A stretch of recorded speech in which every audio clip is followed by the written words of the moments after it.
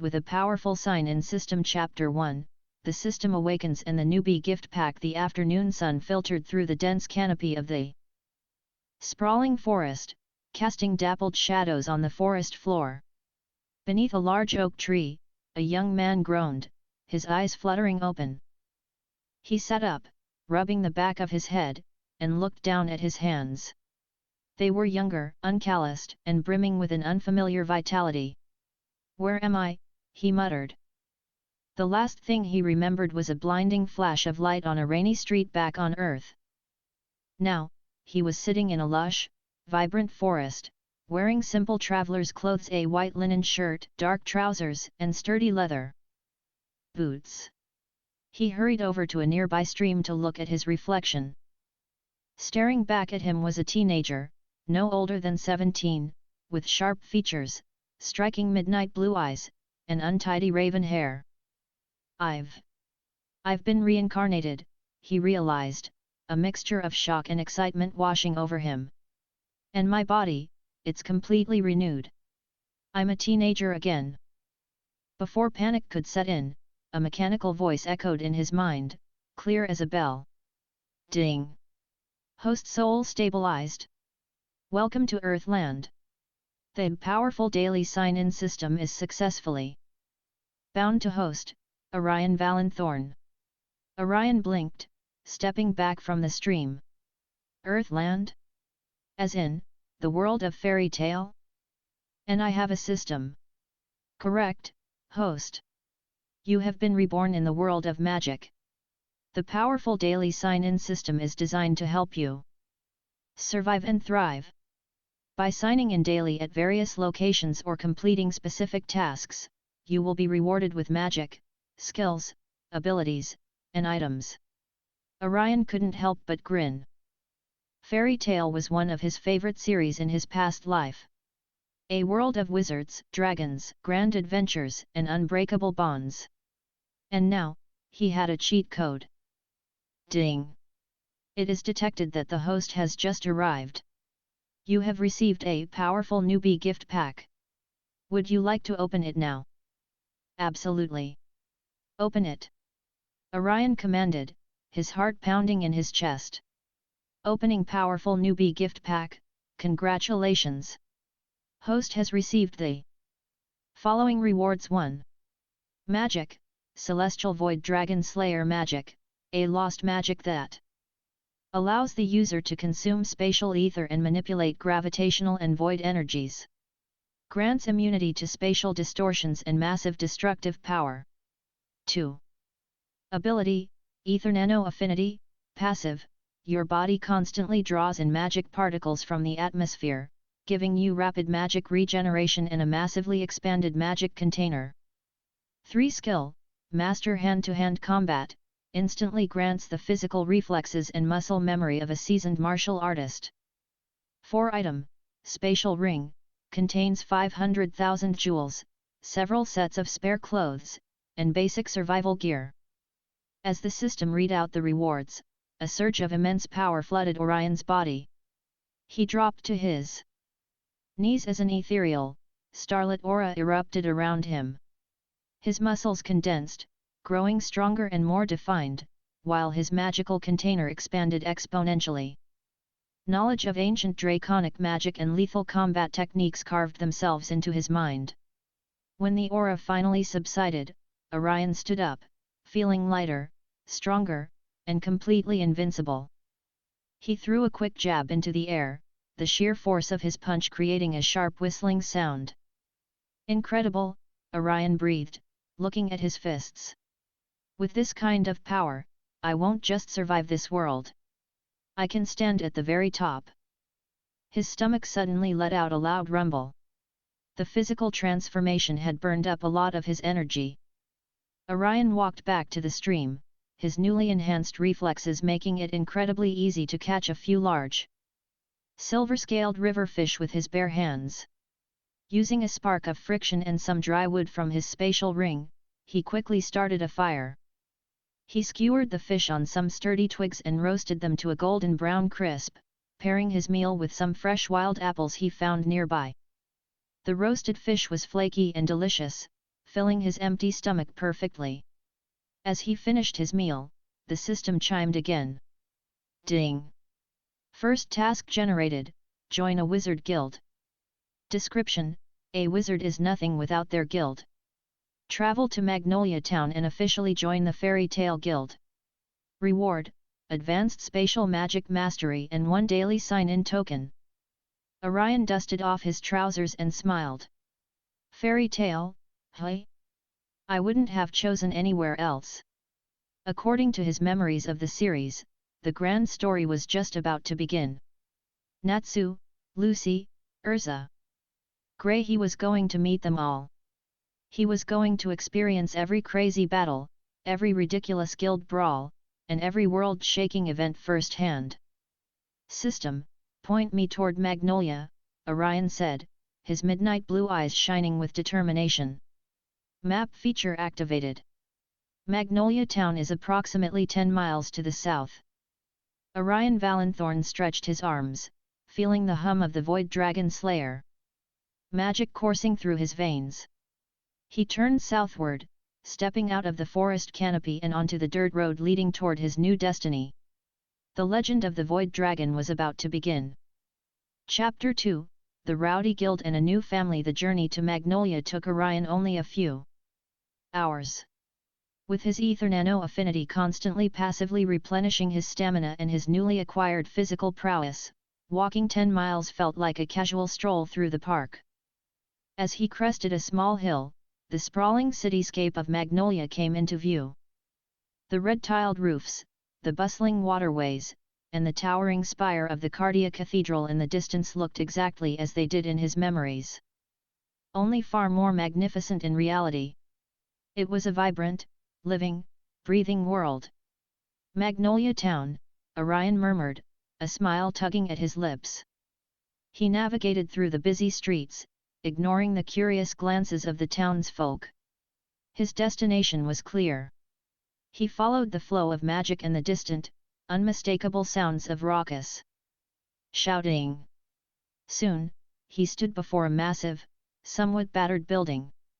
A large wooden sign hung proudly above the entrance, bearing the iconic emblem of a fairy with a tail. Fairy Tale. Orion took a deep breath and pushed the heavy wooden doors open. Crash! The moment the doors swung wide, a wooden tankard flew straight at his face. Thanks to his master hand-to-hand combat reflexes, Orion didn't even flinch. He simply raised his left hand, snatching the speeding tankard out of the air a mere inch from his nose. He looked inside. The guild hall was in absolute chaos. Wizards were throwing punches, blasting minor spells, and smashing furniture over each other's heads. In the center of it all, a dark-haired young man in his underwear grey fool-buster was trading blows with a tall, muscular wizard smoking a cigar. "Hey!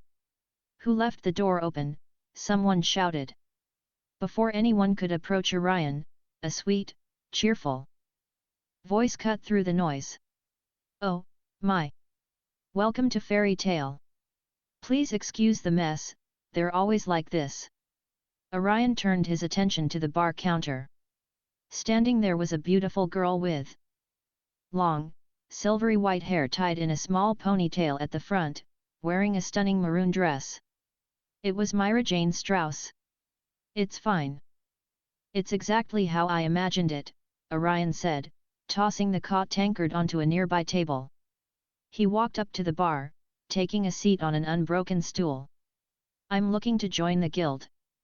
Marajana's smile brightened. "That's wonderful. We always love welcoming new members. I'll get the master." "No need, Myra. I'm right here." Orion looked down to see a tiny, elderly man sitting cross-legged on the counter, holding a massive mug of ale that was almost as big as he was. Makarov Driar, the third guild master of Fairy Tale. Makarov took a long gulp of his ale, wiped his mustache, and peered at Orion. Despite his small stature, Orion could sense the terrifying, dormant magical power residing within the old man. It was like standing next to a sleeping volcano. "So, you want to join my family?" Makarov asked, his voice rough but warm. What's your name, boy, and what kind of magic do you use? My name is Orion Valen Thorne, he replied confidently. And I use spatial and gravity magic. He decided to keep the Avoid Dragon Slayer part a secret for now to avoid too much unwanted attention right off the bat. Makarov raised an eyebrow. Spatial and gravity? That's quite the volatile combination. Rare, too. But here in Fairy Tale, we only care about one thing. Do you have the resolve to treat your guildmates as family? I do, Orion said firmly. Makarov grinned, his eyes crinkling. Then welcome to Fairy Tale, Orion. Myra, get the stamp. Myra Jane cheerfully brought over a magical stamping device. Where would you like your guild? Mark, Orion? And what color? Midnight blue, Orion answered. He pulled down the collar of his shirt on the left side, exposing his collarbone and the top of his left pectoral. Right here over my heart, please. Myra Jane pressed the stamp down. When she pulled it away, a sharp, midnight blue fairy tale emblem was permanently etched into his skin. Ding! Task completed, join a wizard guild. Rewards distributed, advanced spatial magic. Mastery and 1 daily sign-in token. A sudden influx of knowledge flooded Orion's mind. Complex spatial coordinates, teleportation formulas, and dimensional storage techniques became as natural to him as breathing. His control over his magic skyrocketed in an instant. Would you like to use your daily sign-in token at Fairy Tale Guild Hall? Yes, Orion thought. Ding! Sign-in successful. Reward, Iron Will, Mental immunity to illusions, mind control, and extreme magical pressure. Perfect, Orion muttered under his breath. All right, listen up, you brats. Makarov suddenly yelled, his voice magically amplified to rattle the very windows.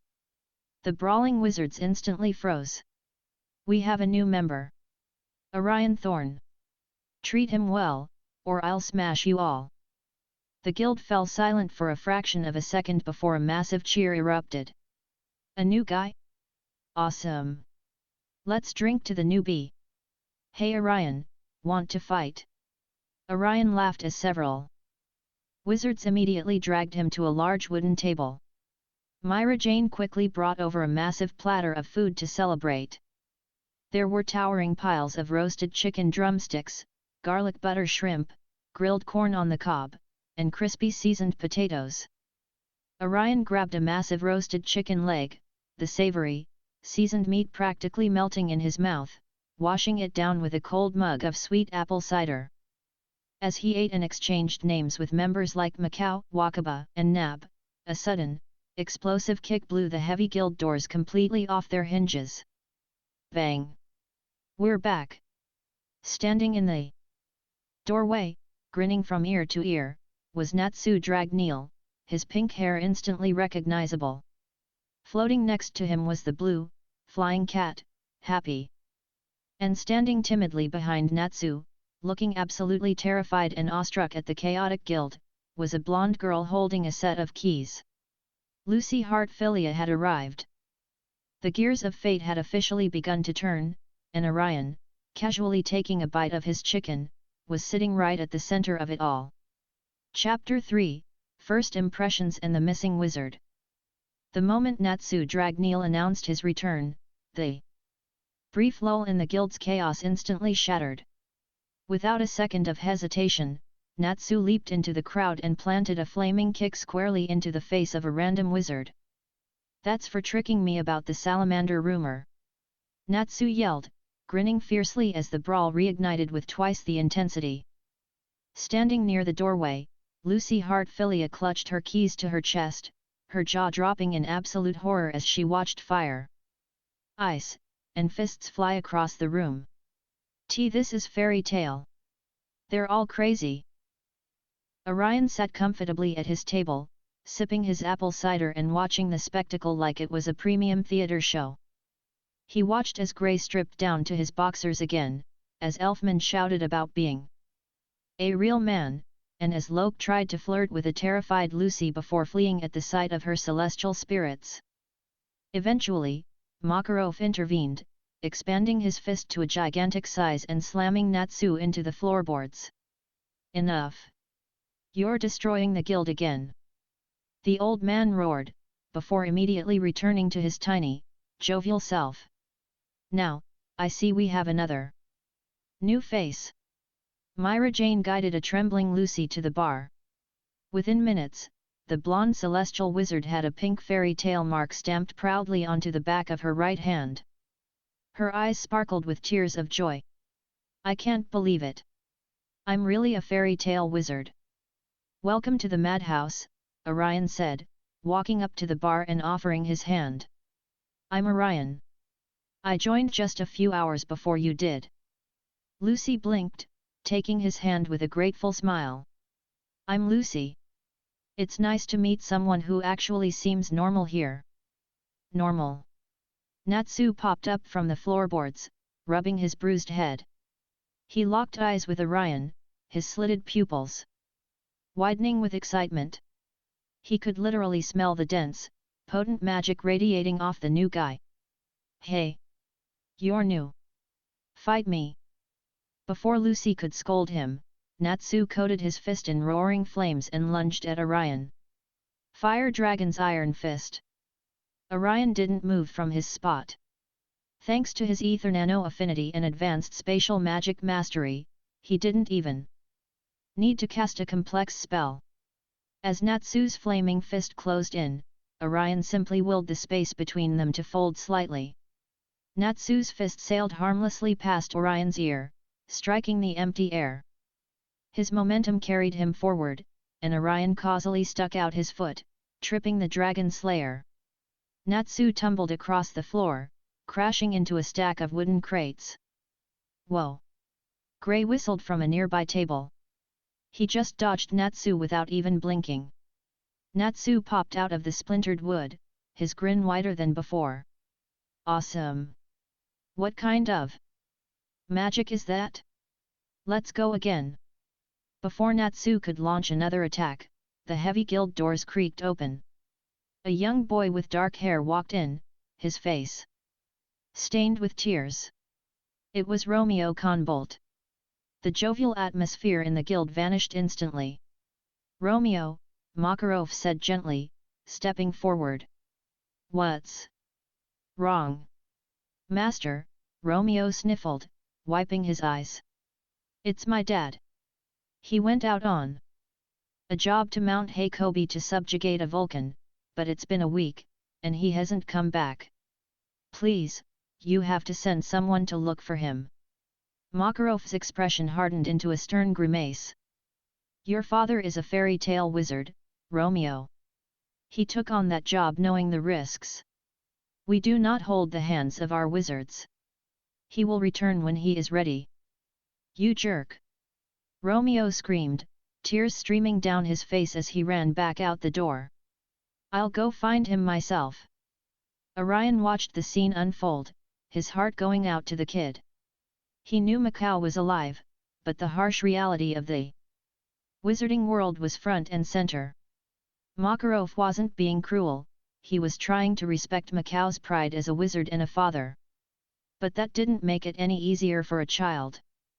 Natsu, who had been uncharacteristically silent, suddenly slammed his fist into the quest board, shattering it into pieces. Without saying a word, he turned and marched out of the guild, happy flying clothes behind him. Lucy watched him go, a look of confusion and concern crossing her face. Ding! System task generated, a father's pride. Description: Macau Conbolt is in grave danger on Mount Hakobi. Accompany Natsu drag Neil and rescue the missing wizard from the Vulcan. Reward: Extreme Cold Resistance, Passive, and 1 daily sign-in token. Orion's eyes lit up. This was the perfect opportunity to test out his new magic in actual combat, and the cold resistance would be incredibly useful. He turned to Lucy. I think Natsu's going after Macau. The old man can't send an official rescue party because of guild rules, but there's no rule saying we can't happen to go on a stroll near Mount Heikobi. You coming? Lucy hesitated for a moment, looking at her new guild mark, before a determined look crossed her face. Yeah. Let's go. Orion smiled. He channeled a sliver of his spatial magic, his midnight blue eyes glowing faintly. Hold on to my shoulder, Lucy. We're going to take a shortcut. Lucy nervously placed her hand on his shoulder. A shortcut.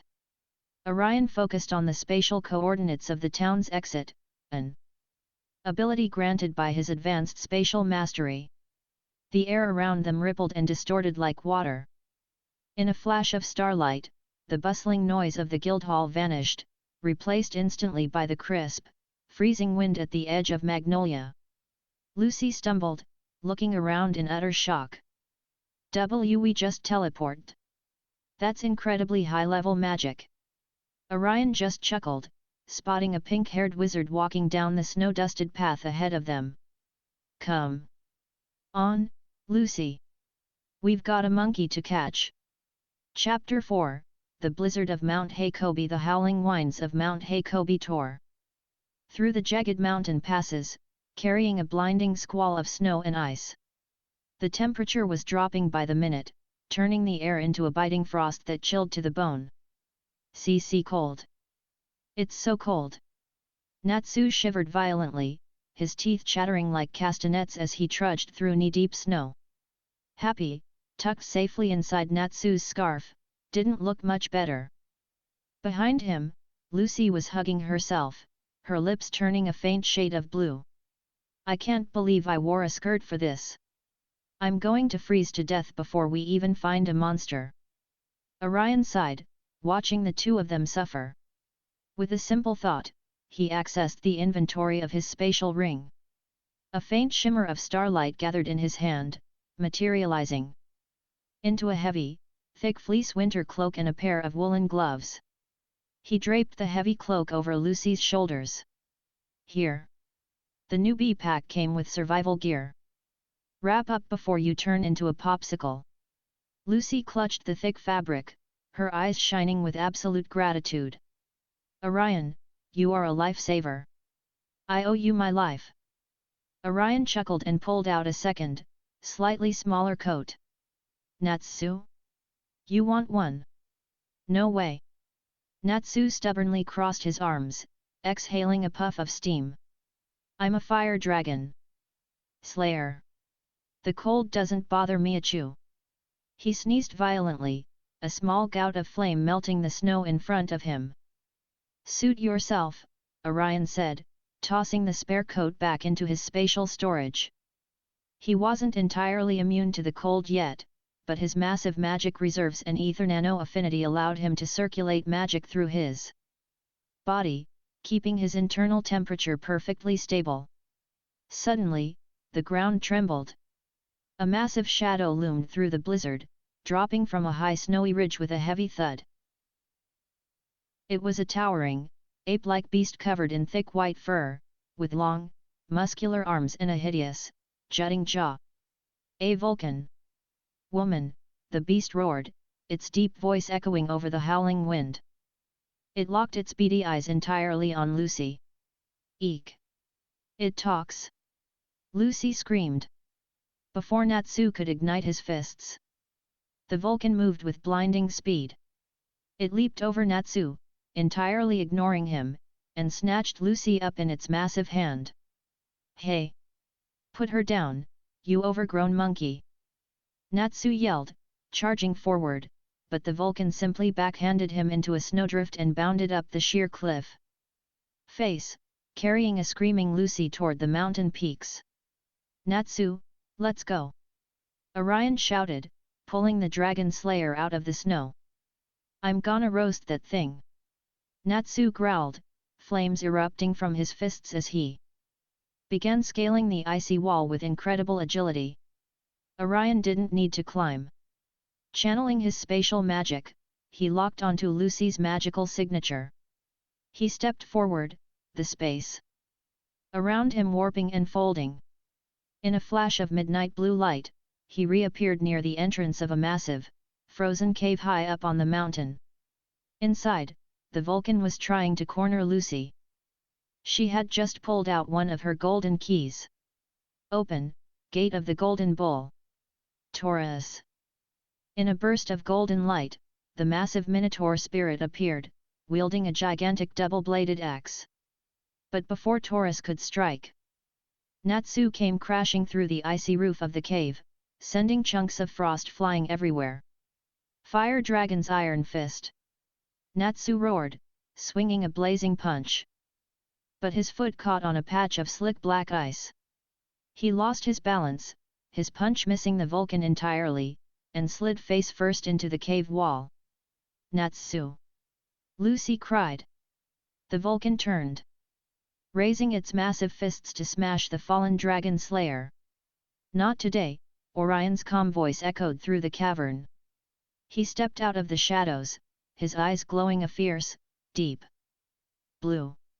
He raised his right hand, tapping into the gravity aspect of his Void Dragon Slayer magic.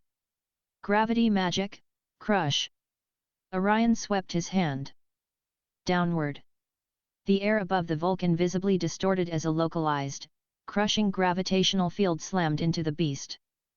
The Vulcan roared in agony as the sheer weight of the spell forced it onto its hands and knees, the icy floor cracking beneath it.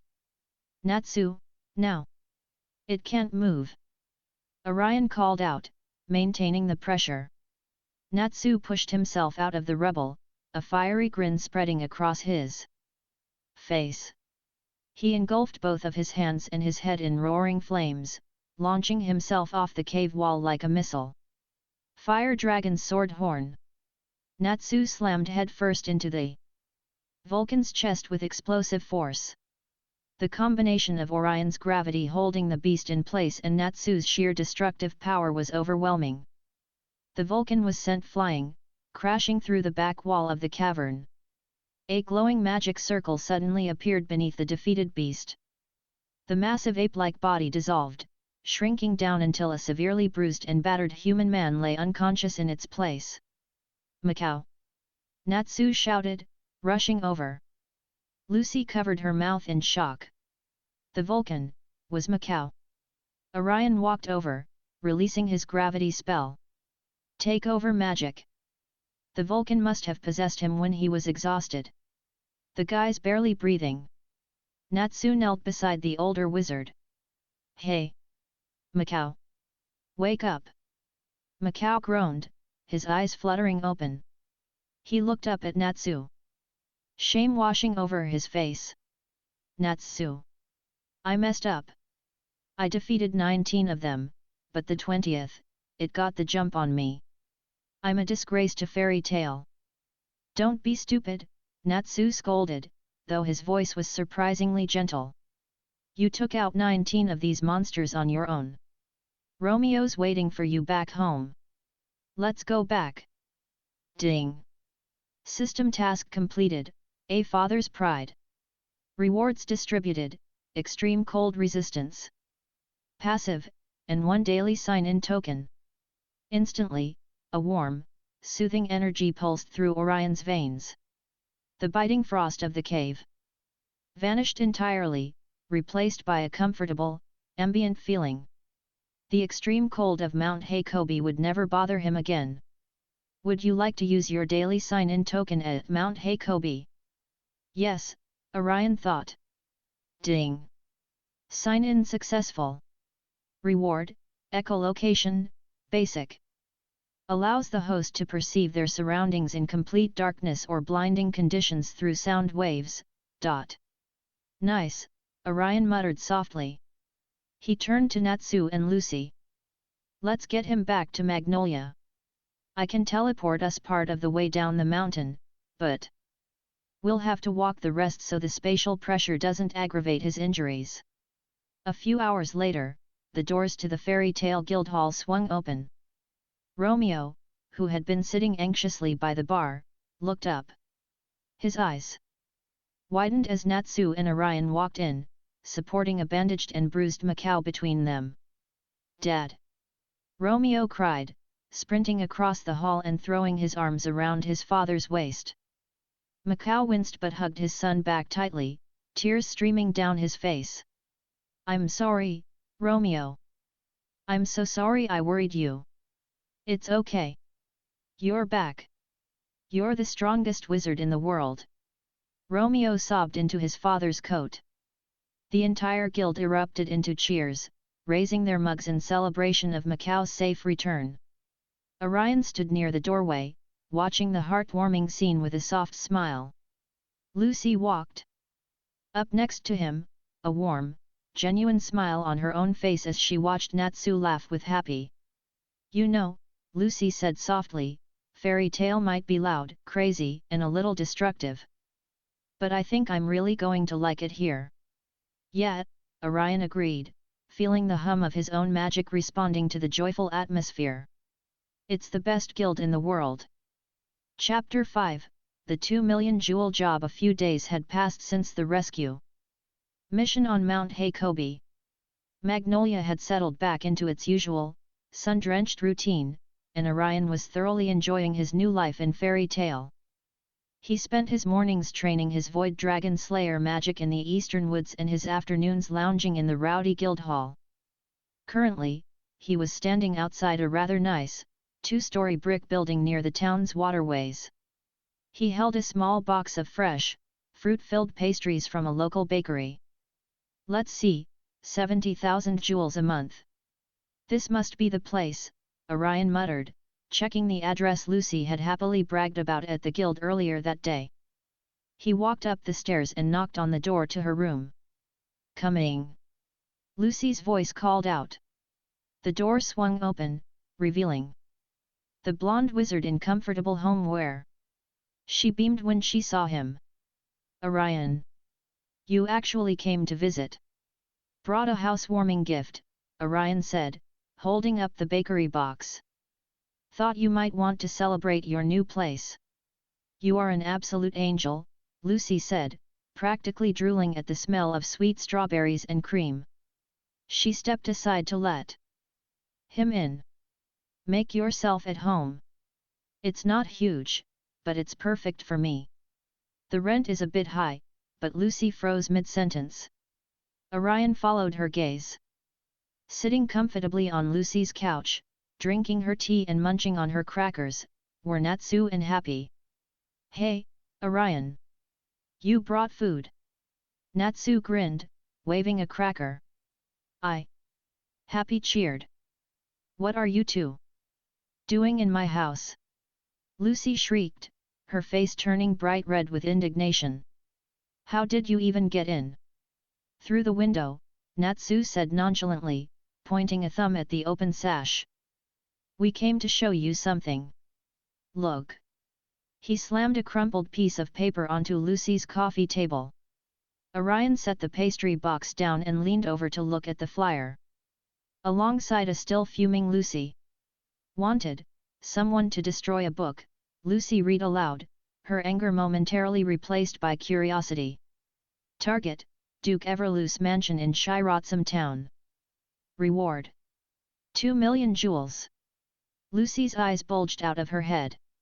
"2 million? Just for destroying a book?" "Yep. We're forming a team," Natsu declared, crossing his arms. "Me, Happy, and you. Lucy. And Orion can come too since he's here." "Why do you need me?" Lucy asked, suspicious but clearly tempted by the massive payout. "You and Orion could easily destroy a book on your own." "Because Duke Everlu is a huge pervert who only hires maids," Happy explained unhelpfully. "Natsu wants you to dress up as a maid and infiltrate the mansion." "I am not doing that!" Lucy yelled. Then, she looked back at the flyer. 2 million jewels, divided by 3, wait, 4, that's 500,000 jewels each. That's almost a whole year of rent. Orion chuckled at her internal struggle. Before he could comment, the familiar mechanical voice echoed in his mind. Ding! System task generated, The Secret of Daybreak. Description: accompany Natsu and Lucy to Shirotsum town. Infiltrate Duke Everlu's mansion, secure the book Daybreak, and ensure its true message is delivered. Reward: basic enchantment magic and 1 daily sign-in token. Orion smirked. Enchantment magic would be incredibly versatile. Count me in, he said smoothly. Sounds like an easy payday, and I've never been to Shirotsum town. Lucy let out a long sigh, her resolve crumbling under the weight of her rent obligations. Fine. But I'm only doing this for the money. The train ride to Shirotsum town was relatively peaceful, aside from Natsu suffering from his crippling motion sickness. Orion used a minor application of his gravity magic to keep Natsu pinned to the seat so he wouldn't thrash around and make himself sicker, which earned a grateful thumbs up from a green-faced Natsu. Once they arrived, they headed straight for the Everlu mansion. It was a massive, gaudy estate surrounded by high stone walls. Lucy had ducked into an alleyway to change, utilizing her magical starlight wardrobe. She emerged wearing a classic black and white maid outfit, complete with a frilly headband. How do I look? She asked, striking a confident pose. Like a maid, Natsu said bluntly. You look great, Lucy. Very convincing, Orion offered, earning a grateful smile. Lucy marched up to the front gates and rang the bell. Moments later, Duke Everlu appeared. He was a short, incredibly ugly man with a massive, blocky head and a terrible mustache. Who rings my bell? The Duke squawked. Hello. Lucy said, putting on her sweetest voice. I heard you were looking to hire a new maid, Duke Everlu. I'm strong, hard-working, and rejected, the Duke screamed, pointing a stubby finger at her. You are far too ugly. My maids must be the epitome of beauty. Get out of my sight. The gates slammed shut. Lucy stood frozen, her eye twitching violently. You ugly? He called me ugly. Suddenly, a group of the Duke's current maids walked past the gate. They were all massive, muscular, and arguably as hideous as the Duke himself. His taste in women is terrifying, Orion noted dryly. Change of plans, Natsu grumbled, cracking his knuckles. We're sneaking in. Later that night, the team stood outside the mansion's high walls. All right, how do we get over? Lucy whispered, looking at the smooth stone. Leave it to me, Orion said. He snapped his fingers. The space around the four of them warped instantly.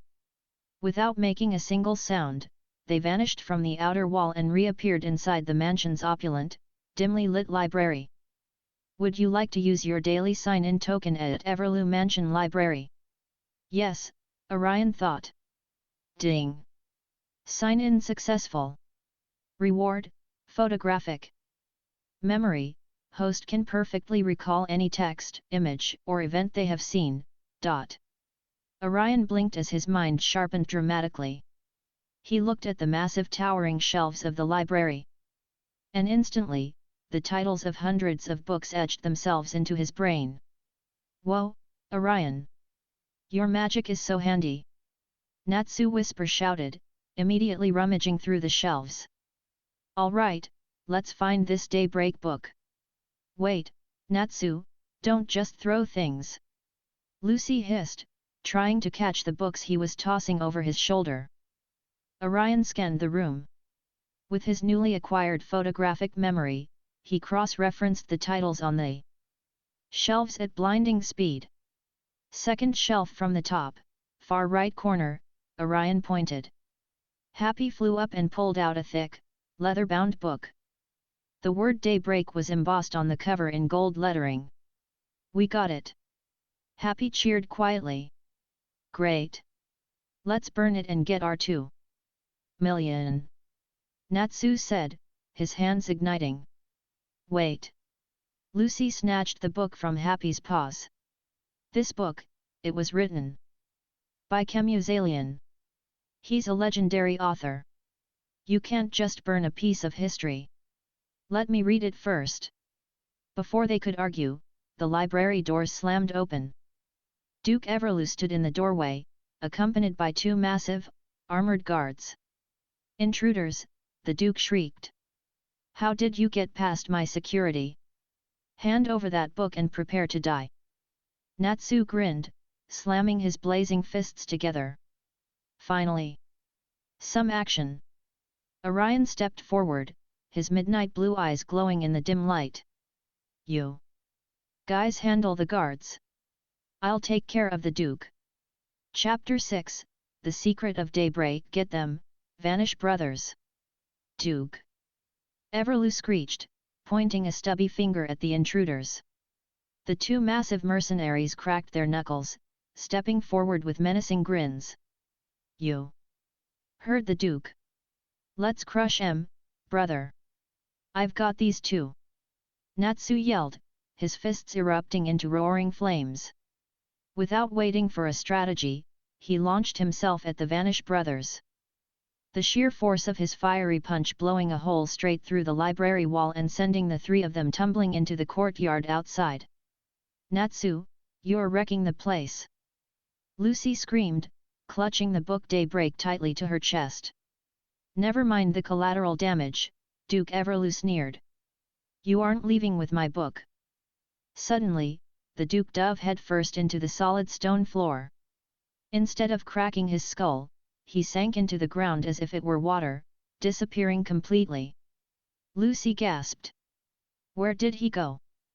Diver magic, Orion said calmly, his midnight blue eyes scanning the room. He swims through solid earth.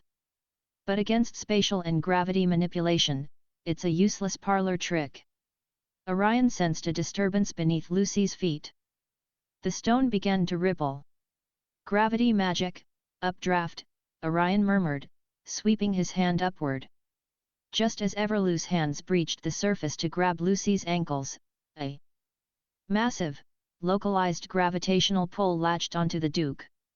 With a comical shriek, Everlew was violently yanked out of the stone floor and suspended upside down in midair, flailing his short limbs. Put me down! Unhand me, you ruffian! Everlew yelled, his face turning purple. Realizing he was trapped, he reached for his belt. Gate of the Maiden, I open thee. Virgo. A golden magic seal materialized on the library floor. From it rose a massive, towering woman in a maid outfit, with an incredibly muscular build and a stern expression. You called, Master, the towering Virgo asked in a deep voice. Crush that boy and get me down. Everlew commanded. Virgo turned her sights on Orion. She leaped forward with astonishing speed for her size, reeling back a massive fist. Orion didn't flinch. He didn't want to hurt the celestial spirit, especially knowing she would soon become one of Lucy's most reliable allies. Instead of counterattacking, he tapped into his spatial magic. As Virgo's fist approached his face, Orion pinched the space in front of him. The air warped into a small, shimmering portal. Virgo's fist went right through the portal, and a second portal instantly opened above Everlew's suspended head. Smack! Virgo's punch connected squarely with her own master's face, knocking the Duke out cold instantly. Oh, Virgo blinked, looking at her hand and then at the unconscious Duke. I suppose that is one way to conclude a battle. Will I be punished? Lucy, who had watched the entire exchange in awe, shook her head rapidly. And no. You didn't mean to. Orion released the gravity spell, letting Everlew drop to the floor with a heavy thud. Outside, a massive pillar of fire erupted into the night sky, followed by Natsu strutting back through the broken wall, dusting off his hands. Man, those guys were a breeze. Is the ugly guy dealt with? Orion handled him in 2 seconds, Lucy sighed, relieved. She looked down at the heavy book in her hands. Now that the danger had passed, she opened it. As she quickly scanned the pages, her expression shifted from curiosity to profound shock, and finally, to a soft, emotional realization. "I knew it," Lucy whispered. "This isn't just a badly written novel. Chemuzalian cast a spell on this book. It's an anagram, a hidden message." Before Orion could respond, the familiar chime echoed in his mind. Ding! System task completed, the secret of daybreak. Rewards distributed, basic enchantment magic and 1 daily sign-in token. A rush of intricate knowledge flooded Orion's mind. Runes, enchanting formulas, and the ability to attach magical properties to items and people seamlessly integrated into his skill set. "Would you like to use your daily sign-in token at Everloo Mansion?" "Yes." Ding! Sign-in successful. Reward, Aura Concealment. Allows the host to completely mask their magical signature, presence, and intent from sensory magic. That will be incredibly useful for dealing with the Magic Council or stealth missions. Orion thought, satisfied. "Let's get out of here," Natsu said, grabbing Everloo's collar and dragging him out so they could hand him over to the local rune knights for his illegal corrupt activities. Time to get paid. A few hours later, the sun was just beginning to rise over Shirotsum town. The team stood in the modest, run-down home of KB Mellon, the client who had posted the massive 2 million jewel reward. KB sat in his armchair, looking down at the book on his table. You didn't destroy it." "We couldn't," Lucy said gently. "Mr. Mellon, your father, Chemuzalian, didn't write a terrible book to shame himself. He wrote this for you." Lucy stepped forward and placed her hand on the cover of Daybreak. The book was enchanted. Once the spell is broken, the letters rearrange themselves. She channeled a small amount of her magic into the cover. The title, Daybreak, shimmered and shifted. The golden letters danced across the leather, forming 2 new words. "Dear KB." KB gasped, tears instantly welling in his eyes. "It's a 300-page letter to you," Lucy smiled softly. "He spent his final years writing it, hoping you would one day find the courage to read it and understand how much he loved you." KB broke down into heavy sobs, clutching the book to his chest. The memory of his estranged father, a man he thought cared only about fame, was suddenly redeemed. Natsu, Lucy, Happy, and Orion quietly slipped out of the house, leaving the man to his long-overdue reunion with his father's words. As they walked back toward the train station, Natsu suddenly groaned, clutching his stomach. "Ah, man! We didn't destroy the book. Which means we don't get the 2 million jewels. I'm starving." "It's fine," Lucy smiled, a completely genuine and content expression on her face. "KB put up his entire life savings, everything he had left, to hire us. He needs that money more than we do. I'll just have to figure out my rent another way." "That's the fairy tale spirit," Orion chuckled, slinging an arm over Natsu's shoulder. "Come on. Breakfast is on me. I hear this town has a place that serves amazing grilled lemon herb chicken and rice bowls." "Chicken!" Natsu and Happy yelled in unison, their disappointment instantly vanishing. "You're the best, Orion." Lucy laughed, the early morning sun warming her face. They hadn't gotten rich, but as she walked alongside her crazy, powerful, and incredibly kind new friends, she realized she had gained something far more valuable. Chapter 7, The Fairy Queens Return. The atmosphere inside the fairy tale Guildhall was unusually tense. For the first time since Orion had joined, there were no flying tankards, no roaring fires, and no half-naked ice wizards trying to pick fights. Instead, everyone sat rigidly at their tables, speaking in hushed, nervous whispers. Even Natsu and Grey, who were usually at each other's throats the moment they locked eyes, were sitting together at a table, their arms slung around each other's shoulders, trembling slightly as they pretended to be the best of friends. "What's going on?" Lucy whispered to Orion, leaning across the table. "Why is everyone acting so weird? Did someone die?" Orion took a sip of his hot green tea, an amused smirk playing on his lips. "Not quite. But from what Macau told me, the person returning today is enough to make even Natsu and Grey behave." "He's right," Loke said, adjusting his glasses as he walked past their table, looking exceptionally pale. "Erza is coming back."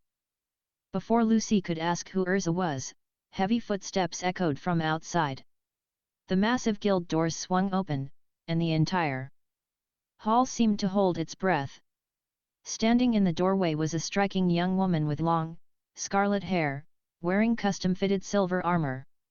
Over her shoulder, she casually carried a massive, monstrous horn that was easily 3 times her size, dropping it onto the floor with a floor-shaking thud. "I have returned," Erza Scarlet announced, her sharp brown eyes sweeping over the silent guild. "I hope you all have been behaving." Welcome back, Erza," the guild members chimed in unison, sweating profusely. Erza began to pace the room, pointing out minor infractions. "Kana, you're drinking. Posture is sloppy. Vegeta, take your dancing outside. Wakaba, get rid of that cigar." Finally, her gaze landed on the table where Natsu and Grey were sitting, sweating bullets and forcing wide, unnatural smiles. "Natsu. Grey," Erza said, her voice softening slightly. "I'm glad to see you two are getting along. Friendship is a beautiful thing." Natsu and Grey squeaked in unison, sounding remarkably like happy. Erza nodded in approval before turning her attention to Makarov, who was sitting on the bar counter. "Master, I have a request. On my way back from my mission, I overheard some troubling rumors regarding the Dark Guild, Eisenwald. They are planning something dangerous, and I need a team to stop them." She looked back at Natsu and Grey. "I want you two to come with me. Your combined strength will be necessary." The entire guild gasped. Natsu and Grey, working together with Erza? It was an unprecedented combination. The strongest team in fairy tale was forming right before their eyes. Erza then noticed Orion sitting calmly next to Lucy. Her eyes narrowed as she sensed the dense, controlled magic radiating from him. "Master, who is this?" "That's Orion," Makarov smiled, taking a sip of his ale. "He's a new recruit, but don't let that fool you. He's got a good head on his shoulders and magic that could rival the best of you." Erza stepped forward, extending a gauntleted hand. "I am Erza Scarlet. Any friend of the guild is a friend of mine.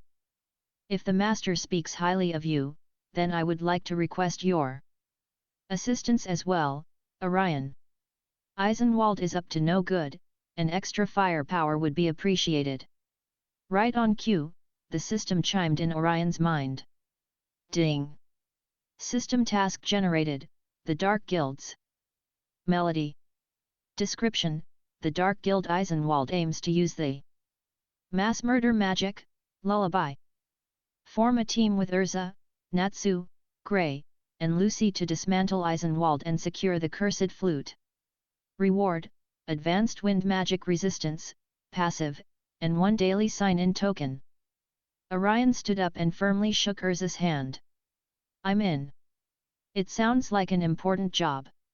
"Excellent," Erza smiled, pleased with his immediate resolve. "Pack your things. We leave for Onibus Station at once." The train ride to Onibus was exactly as chaotic as Orion remembered from the series. Natsu lay practically green on the floor, groaning in agony from his motion sickness. Erza, meanwhile, sat straight-backed, explaining the situation to Grey, Lucy, and Orion. "Eisenwald's guild master is a man named Eriger, also known as the Shinigami," Erza explained, eating a slice of strawberry cake she had brought along. He wields powerful wind magic. The rumors I heard suggested they are searching for a sealed item called lullaby. Lullaby? Lucy echoed, shivering. That doesn't sound very friendly. It's a cursed flute, Orion chimed in, leaning back in his seat. He used his photographic memory to perfectly recall the lore. It's one of the demons from the Book of Zeref. It was transformed into a flute. Anyone who hears its melody has their life force instantly drained. It's mass murder magic. Erza looked at Orion with genuine surprise and respect. You are well informed. Exactly. If Erza plans to play that flute in a crowded area, thousands could die. We have to stop them before that happens. Suddenly, the train screeched to a halt at a station. We're here, Erza announced, standing up. Let's move out. Gray, Lucy, Orion, and Erza quickly stepped off the train onto the platform. Wait, Lucy blinked, looking around. Where's Natsu? They all turned around just in time to see the train's doors slide shut. Inside, Natsu was still lying on the floor, groaning. He weakly pressed a hand against the glass as the train began to slowly pull away from the station. Oh no! We left him behind. Lucy panicked. Erza immediately dropped her heavy luggage. Her eyes widening in horror. I forgot him. I am a failure of a comrade. I must be punished. Calm down, Erza, Orion sighed, shaking his head. He watched the train pick up speed, heading down the tracks. I'll go get him. Orion focused his midnight blue eyes on the retreating train. Tapping into his advanced spatial magic mastery, he calculated the speed and distance. In a flash of starlight, Orion vanished from the platform. Inside the moving train car, Natsu was trying to pull himself up to an open window. Suddenly, a man in a dark coat with spiky black hair walked into the car. It was Kageyama, a member of Eisenwald. Hey? A fairy tale wizard. Kageyama sneered, noticing Natsu's guild mark. He raised his hand, gathering dark shadow magic. You're not supposed to be here. Before Kageyama could launch his attack, the space beside Natsu violently warped.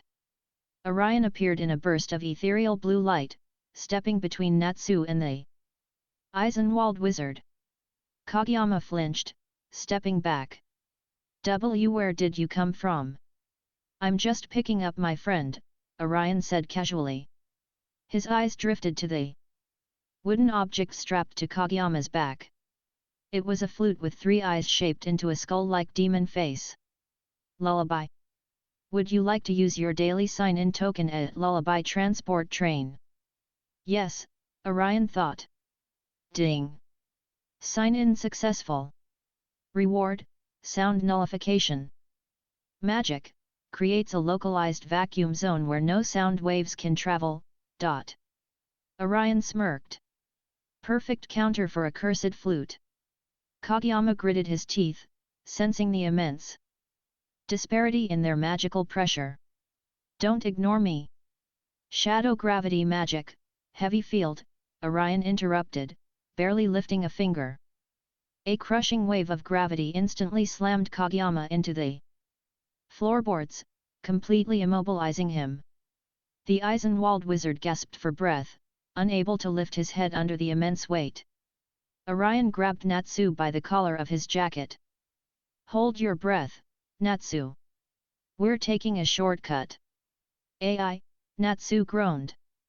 With another flash of starlight, Orion and Natsu vanished from the train, leaving Kageyama pinned to the floor in complete bewilderment. A moment later, they reappeared on the station platform next to Erza, Gray, and Lucy. Orion let Natsu drop gently to the ground, where the Dragon Slayer immediately kissed the solid concrete. Solid ground. I love you. Natsu wept tears of joy. Erza sighed in relief. Excellent work, Orion. Your magic is incredibly convenient. I have some good news, too, Orion said, his eyes narrowing toward the tracks I saw. One of the Eisenwald guys on the train. And he had the lullaby flute with him. They're heading to the next station. Erza's expression hardened, her aura flaring with righteous intensity. Then we don't have a second to lose. We're going to Kunuji Station. Let's hunt them down. Chapter 8, The Shinigami's Trap. Erza. Slow down. We're going to crash. Lucy shrieked, gripping the edge of her seat until her knuckles turned white. We do not have time to be gentle. The lives of innocent people are at stake. Erza yelled back over the roaring engine. She had her hands firmly planted on the steering wheel of the magic four-wheeler they had borrowed from a local merchant. Her magical energy poured into the vehicle's SE plug, pushing the engine far past its intended limits. Beside Lucy, Gray was clinging to the door handle, sweating nervously as they drifted around a sharp mountain bend on two wheels. She's insane. She's going to kill us before Eisenwald even gets the chance. In the far back, Natsu hung out the window, his face a sickening shade of pale green, loudly emptying the contents of his stomach. Happy held onto Natsu's scarf to keep him from flying out. Orion sat comfortably in the middle, looking entirely unbothered. He had cast a localized gravity field over himself, ensuring that no matter how erratically Erza drove, he remained perfectly stable. In his seat. You have to admit, she's an efficient driver, Orion commented calmly, watching the scenery blur past them. You're just as crazy as she is. Lucy cried. Minutes later, the imposing structure of Ashibana Station loomed ahead. A massive crowd of panicking civilians and local rune knights were gathered outside the glass doors, unable to get in. Erza didn't even touch the brakes. Hold on, she commanded. Crash. The magic four-wheeler smashed straight through the front doors of the station, shattering the glass into a million pieces and sending the waiting Eisenwald guards flying like bowling pins. The vehicle screeched to a halt in the center of the main lobby. Erza leaped out of the driver's seat, drawing her sword in a fluid, deadly motion. Fairy Tail is here. Surrender immediately. It's Fairy Tail. Kill them, an Eisenwald wizard shouted from the second-floor balcony. Dozens of Dark Guild members poured out of the hallways, surrounding the team. Oh, thank goodness, solid ground, Natsu groaned, tumbling out of the car. The moment his feet touched the floor, his sickness vanished, replaced by a fiery grin. All right. Who wants to get roasted first? Ice make, Lance. Gray shouted, slamming his fists together. A barrage of sharp ice projectiles shot out, freezing a dozen wizards to the walls. Open, Gate of the Crab. Cancer. Lucy yelled, summoning her celestial spirit, who instantly began giving the dark wizards rapid, humiliating haircuts. That left them incapacitated in shock. Orion stepped out of the vehicle, dusting off his jacket. Several dark wizards charged at him with weapons drawn. Orion didn't bother using magic. He relied on the master hand-to-hand combat skill he had received from his Newbie Pack. He ducked beneath a swinging axe, delivering a precise, devastating palm strike to the attacker's solar plexus. The wizard folded instantly. Without pausing, Orion spun on his heel, catching another wizard's wrist, twisting it, and using the man's own momentum to throw him into three of his comrades. His movements were fluid, effortless, and impossibly fast. Impressive, Erza noted as she sliced through a line of guards. You have excellent form, Orion. Thanks, Orion smiled, roundhouse kicking a wizard across the room. But we have a bigger problem. A chilling, maniacal laugh echoed over the station's PA system. Welcome, Fairy Tail flies. I am Erza, the Shinigami. I see you've brought quite the welcoming party. Erza glared up at the speakers. Erza. Hand over the lullaby. Playing it in a crowded station is an unforgivable crime. A crowded station? Ha! You fools are so narrow-minded, Erza sneered. Ashibana station was never my target. It was just a pit stop. While you were busy fighting my pawns, I hijacked the broadcast system. But more importantly, do you know what event is taking place in Clover Town today, just a few miles down the train tracks? Erza's eyes widened in sheer horror. No, the regular guild masters meeting. Master Makarov is there. Exactly. A gathering of the most powerful and influential old fools in Fiore. With one song, I'll wipe them all out, and Eisenwald will rule the magical world. And to make sure you pests don't interfere, enjoy my parting gift.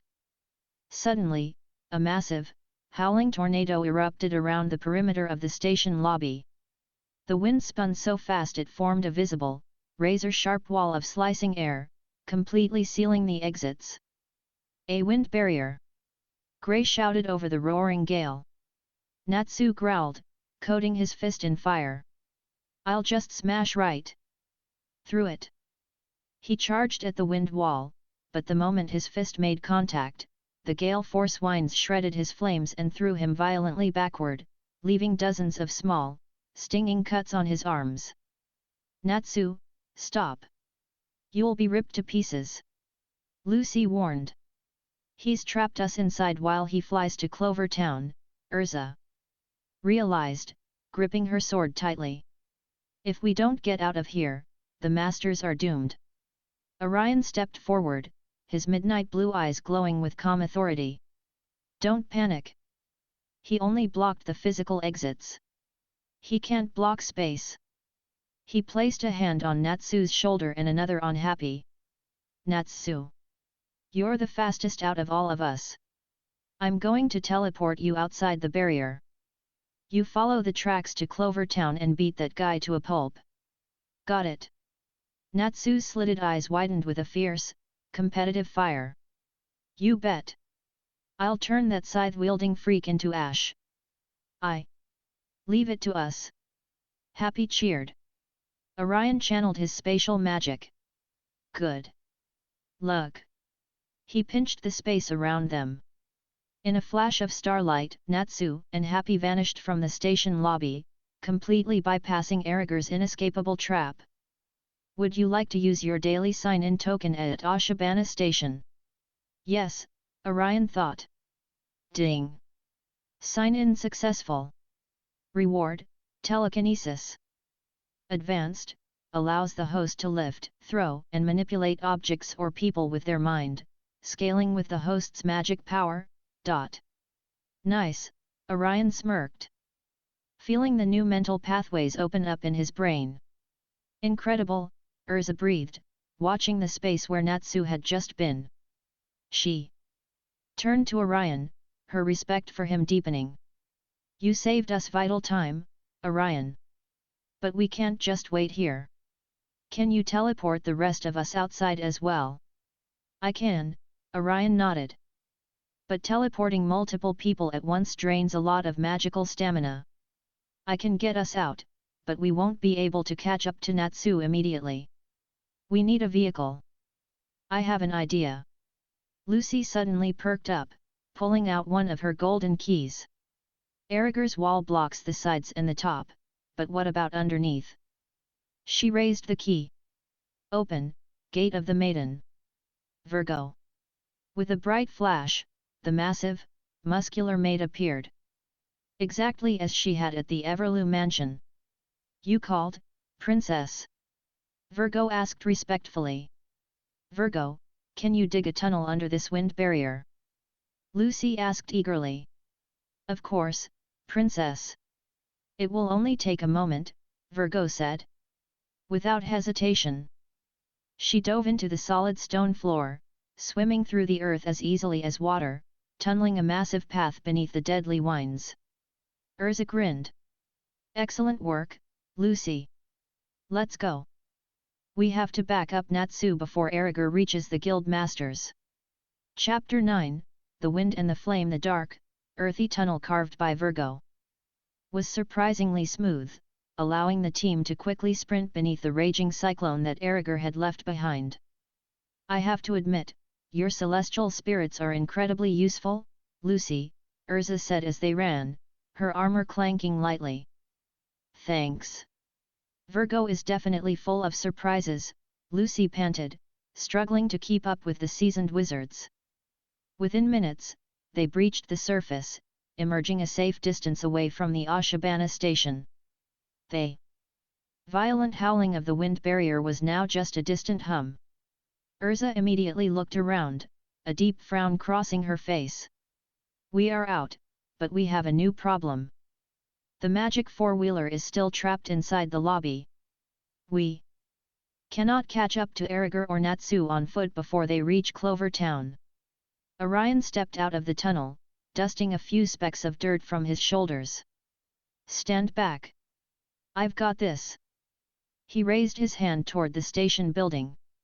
Tapping into his newly acquired telekinesis, he locked onto the heavy metallic frame of the magic four-wheeler trapped behind the wind barrier. His midnight blue eyes glowed faintly as he exerted his will. A loud crash echoed from the station. To the absolute shock of Lucy and Gray, the massive vehicle smashed straight through a second-story reinforced window, completely bypassing the wind barrier, and floated gently through the air before landing perfectly on the dirt road in front of them. You just lifted a 2-ton vehicle with your mind," Gray yelled, his jaw dropping. "Advanced telekinesis," Orion smiled smoothly. "Saves us a lot of walking." "Erza, you're driving." Erza didn't need to be told twice. She leaped into the driver's seat, her eyes blazing with determination. "Get in. We have a Shinigami to catch." Meanwhile, high up on the massive railway bridge leading to Clover Town, Natsu and Happy were locked in a fierce battle with Erza. The Shinigami floated high in the air, his scythe spinning as a torrent of slicing winds surrounded him. "You're persistent, fairy tale trash. But you can't touch me. My storm mail armor shreds anything that comes near it, including your pathetic flames." Natsu launched himself off the train tracks, his fists completely engulfed in roaring fire. Fire Dragon's Iron Fist. He slammed his blazing punch into the swirling wind barrier surrounding Erza. Just as the Dark Wizard had boasted. The violent gale instantly blew out Natsu's flames and repelled him, sending the Dragon Slayer crashing painfully onto the wooden railway ties. "Natsu! Your fire can't get through!" Happy cried from the sidelines. "It's useless," Erza mocked, hovering safely above. "Wind naturally extinguishes fire. You are outmatched by the very laws of nature." Natsu pushed himself up, his slitted eyes burning with a ferocious, feral intensity. "Laws of nature? I don't care about that crap. If my fire isn't hot enough to burn through your wind, then I'll just have to make it hotter." A massive, suffocating wave of heat suddenly erupted from Natsu's body. The flames roaring to life around him weren't just red and orange anymore, they began to burn with a blinding, furious white-hot intensity at their core. Down the track, the magic four-wheeler screeched to a halt. Orion, Erza, Gray, and Lucy jumped out, arriving just in time to witness the climax of the battle. "Look at Natsu's flames," Gray shielded his eyes from the intense heat. "They're massive." Orion watched with a calculated gaze, his photographic memory instantly understanding the physics of the clash. He's using his emotions to fuel his magic. The sheer heat he's generating is expanding the air around him, creating a massive updraft. It's forcefully changing the air pressure and blowing Erza's wind armor away. He's destroying the wind with heat. Erza smiled proudly. "That's our Natsu." Up in the air, Erza's eyes widened in terror as his protective storm mail began to violently unravel, sucked away by the rising heat of Natsu's flames. "Impossible! My wind, it's being pushed away. This is for the old man!" Natsu roared, launching himself into the air like a blazing rocket. He spun his body rapidly, gathering a catastrophic amount of fire around both of his arms. Crimson Lotus, fire. Dragon's Fist. A rapid-fire barrage of explosive, blazing punches slammed directly into Erza's unprotected chest. The sheer concussive force and searing heat sent the Shinigami plummeting out of the sky, crashing onto the railway bridge with a bone-shattering thud. He didn't get back up. He did it. Lucy cheered, jumping into the air. Happy flew over, landing on Natsu's head.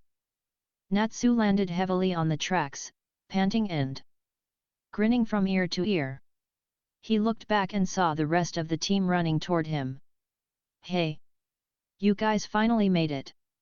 I saved you the trouble of fighting this windbag. Orion walked over, tossing Natsu a canteen of water from his spatial ring. Good job, Natsu. That was some serious heat. Before they could celebrate their victory properly, a battered and bruised figure suddenly crawled out from the shadows beneath a nearby train car. It was Kageyama. He had somehow managed to follow them from Ashibana Station, riding in the cargo hold of the stolen magic vehicle. With desperate speed, Kageyama snatched the three-eyed wooden flute that had fallen from Erza's coat during the battle. The lullaby! Erza shouted, reaching for her sword. You fools! Kageyama coughed, blood trickling down his chin, but his eyes were filled with fanatical devotion. Erza was strong, but he was just a distraction. The true mission is still mine. I will play this flute and send those arrogant guild masters to the grave.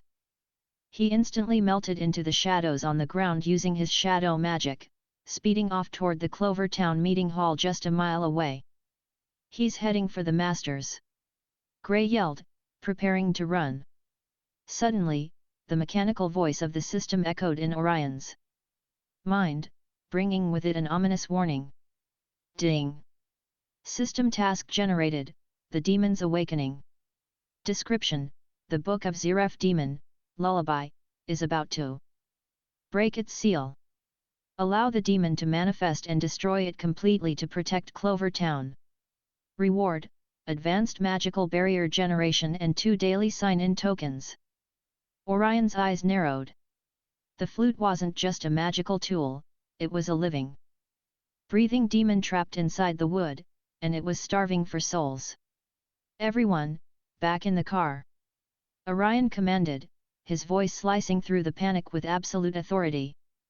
We're going to the guild masters meeting. And prepare yourselves, because that flute isn't just an instrument. It's alive. Chapter 10, The Demon's Lullaby. The magic four-wheeler tore through the cobblestone streets of Clover Town, coming to a screeching halt just outside the grand, multi-story building where the regular guild masters meeting was taking place. Orion, Erza, Natsu, Gray, and Lucy piled out of the vehicle, rushing toward the entrance. Standing in the courtyard, just a few dozen feet from the main doors, was Kageyama. He had the three-eyed wooden flute pressed against his lips, his hands trembling violently. Stop right there! Erza shouted, drawing her sword. But before anyone could make a move, the heavy wooden doors of the meeting hall pushed open. Standing there, looking as relaxed and unbothered as ever, was Makarov Driar, alongside several other prominent guild masters like Bob of Blue Pegasus and Goldmine of Quattro Cerberus. Makarov took one look at the battered, bleeding Eisenwald wizard and let out a soft sigh. You look terrible, boy. Are you the one who's been causing my brats so much trouble? Stay back! Kageyama yelled, his voice cracking. I'll play it. I'll kill you all. Then play it, Makarov said calmly, stepping forward with his hands behind his back. The absolute lack of fear in the old man's eyes made Kageyama freeze. But let me tell you something about the path you're walking. A weak wizard hides behind a dark guild because they fear the light. But true strength isn't about destroying those who are stronger than you.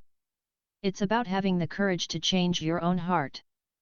Kageyama's hands shook uncontrollably. He looked at the flute, then at the unwavering gaze of the fairy tale master, and finally at Natsu, who had spared his life on the bridge.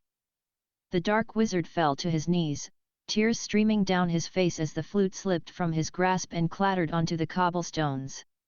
I can't do it. He surrendered. Lucy breathed a massive sigh of relief. Thank goodness. It's over. Not quite, Orion said, his midnight blue eyes locked onto the fallen flute. He stepped in front of Lucy, a faint, ethereal aura beginning to radiate from his body. The pawn gave up, but the master is getting impatient. Suddenly, a sickening, guttural voice echoed not from Kageyama, but from the wooden flute itself. Pathetic. You sniveling, useless human. I give you the power to reap thousands of souls, and you throw it away. Dark, suffocating purple smoke violently erupted from the three eyes of the flute. The smoke billowed into the sky, blotting out the sun and blanketing the courtyard in a terrifying, oppressive magical pressure. The flute is talking. Grey yelled, taking a step back. From the dense cloud of dark magic, a massive, towering monstrosity pulled itself out. It was a gargantuan demon made of twisted, gnarled wood, with 3 glowing red eyes and a massive maw filled with sharp, jagged splinters. It was easily as tall as a small mountain, casting a terrifying shadow over all of Clover Town. I am Lullaby, a demon of the Great Zeref. If this coward won't feed me, then I'll just have to eat all of your souls myself, the massive demon roared, its voice shaking the very earth. The other guild masters watched in shock, but Makarov simply crossed his arms. Well, that's a nuisance. Master, please stand back, Erza commanded, stepping forward, her armor shifting into a lighter, more agile set. Equipped with twin swords. We will handle this. A giant wooden monster.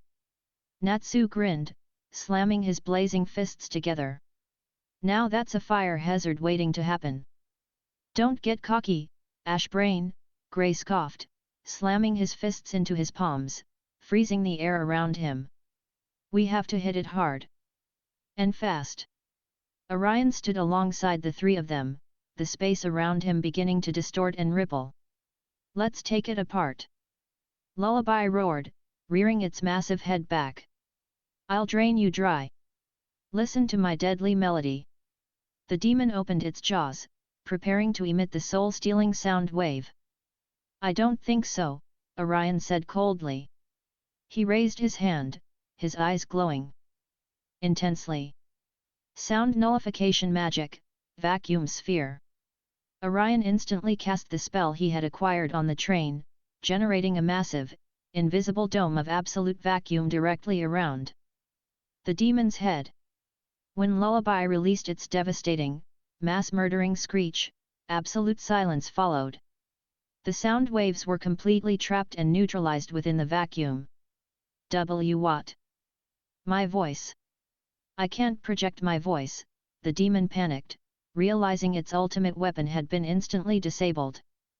Now's our chance. Let's go. Erza shouted.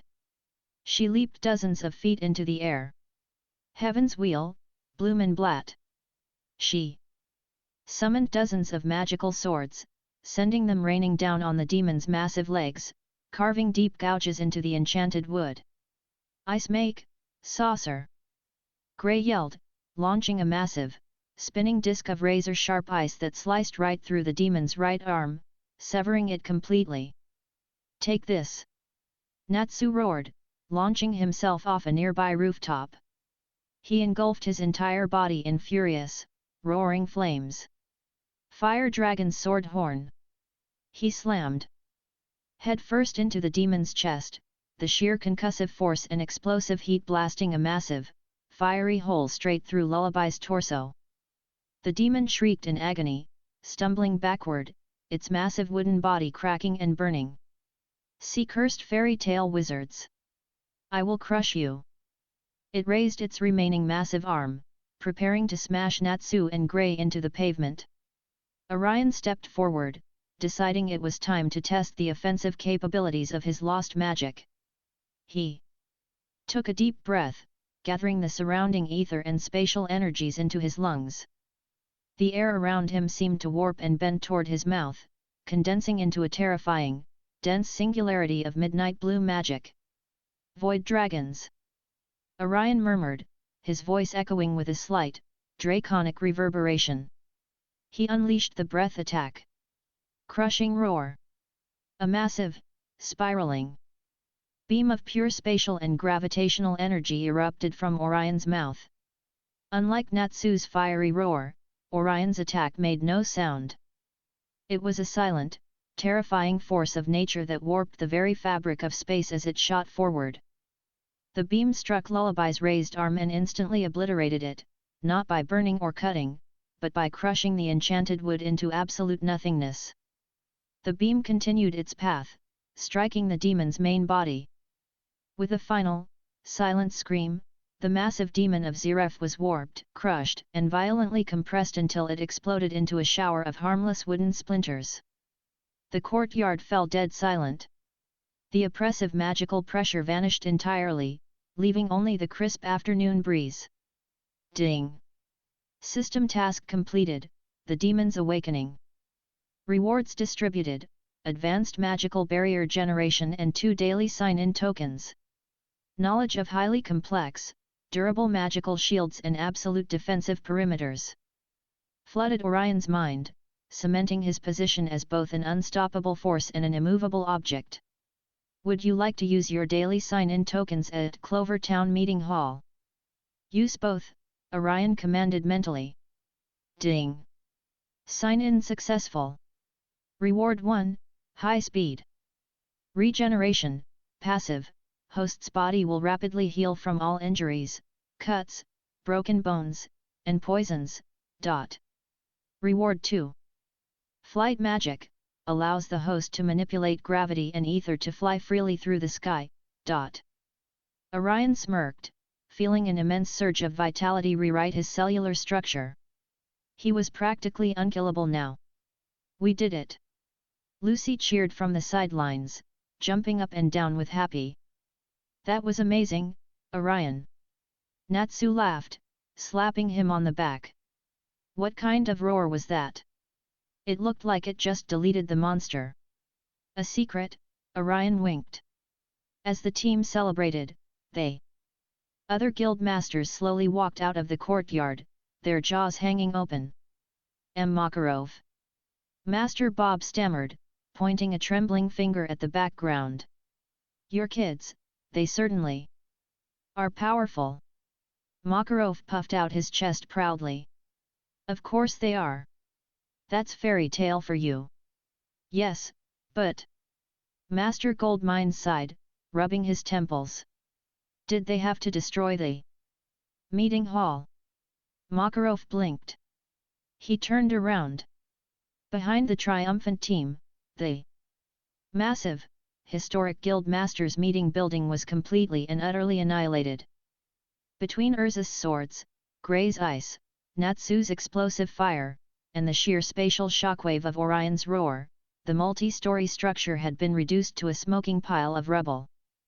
Makarov's proud smile instantly vanished, his face draining of all color. The repair bills, the Magic Council's wrath, it flashed before his eyes.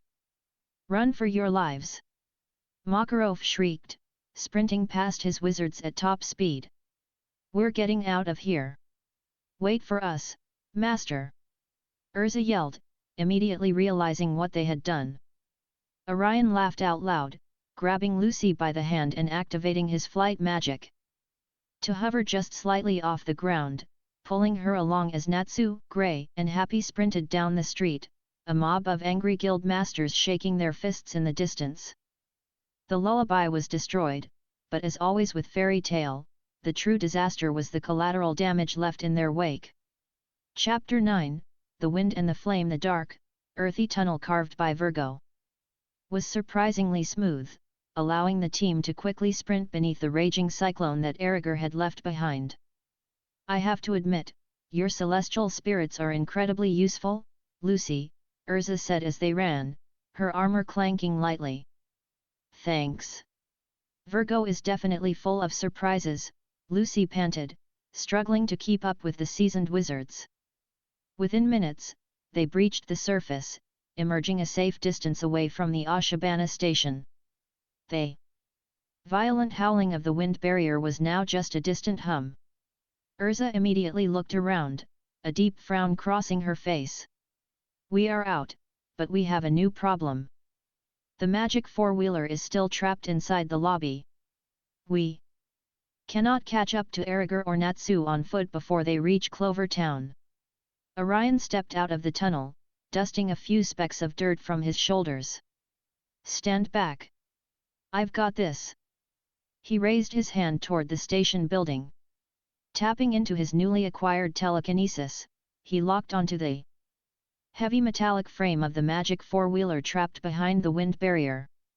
His midnight blue eyes glowed faintly as he exerted his will. A loud crash echoed from the station. To the absolute shock of Lucy and Gray, the massive vehicle smashed straight through a second-story reinforced window, completely bypassing the wind barrier, and floated gently through the air before landing perfectly on the dirt road in front of them. You just lifted a 2-ton vehicle with your mind. Gray yelled, his jaw dropping. Advanced telekinesis, Orion smiled smoothly. Saves us a lot of walking. Erza, you're driving. Erza didn't need to be told twice. She leaped into the driver's seat, her eyes blazing with determination. Get in. We have a Shinigami to catch. Meanwhile, high up on the massive railway bridge leading to Clover Town, Natsu and Happy were locked in a fierce battle with Erza. The Shinigami floated high in the air, his scythe spinning as a torrent of slicing winds surrounded him. You're persistent, fairy tale trash. But you can't touch me. My storm mail armor shreds anything that comes near it, including your pathetic flames. Natsu launched himself off the train tracks, his fists completely engulfed in roaring fire. Fire Dragon's Iron Fist. He slammed his blazing punch into the swirling wind barrier surrounding Erza. Just as the dark wizard had boasted. The violent gale instantly blew out Natsu's flames and repelled him, sending the Dragon Slayer crashing painfully onto the wooden railway ties. Natsu! Your fire can't get through! Happy cried from the sidelines. It's useless, Erza mocked, hovering safely above. Wind naturally extinguishes fire. You are outmatched by the very laws of nature. Natsu pushed himself up, his slitted eyes burning with a ferocious, feral intensity. Laws of nature? I don't care about that crap. If my fire isn't hot enough to burn through your wind, then I'll just have to make it hotter. A massive, suffocating wave of heat suddenly erupted from Natsu's body. The flames roaring to life around him weren't just red and orange anymore, they began to burn with a blinding, furious white-hot intensity at their core. Down the track, the magic four-wheeler screeched to a halt. Orion, Erza, Gray, and Lucy jumped out, arriving just in time to witness the climax of the battle. Look at Natsu's flames, Gray shielded his eyes from the intense heat. They're massive. Orion watched with a calculated gaze, his photographic memory instantly understanding the physics of the clash. He's using his emotions to fuel his magic. The sheer heat he's generating is expanding the air around him, creating a massive updraft. It's forcefully changing the air pressure and blowing Erza's wind armor away. He's destroying the wind with heat. Erza smiled proudly. That's our Natsu. Up in the air, Erza's eyes widened in terror as his protective storm mail began to violently unravel, sucked away by the rising heat of Natsu's flames. Impossible! My wind, it's being pushed away. This is for the old man. Natsu roared, launching himself into the air like a blazing rocket. He spun his body rapidly, gathering a catastrophic amount of fire around both of his arms. Crimson Lotus, fire. Dragon's Fist.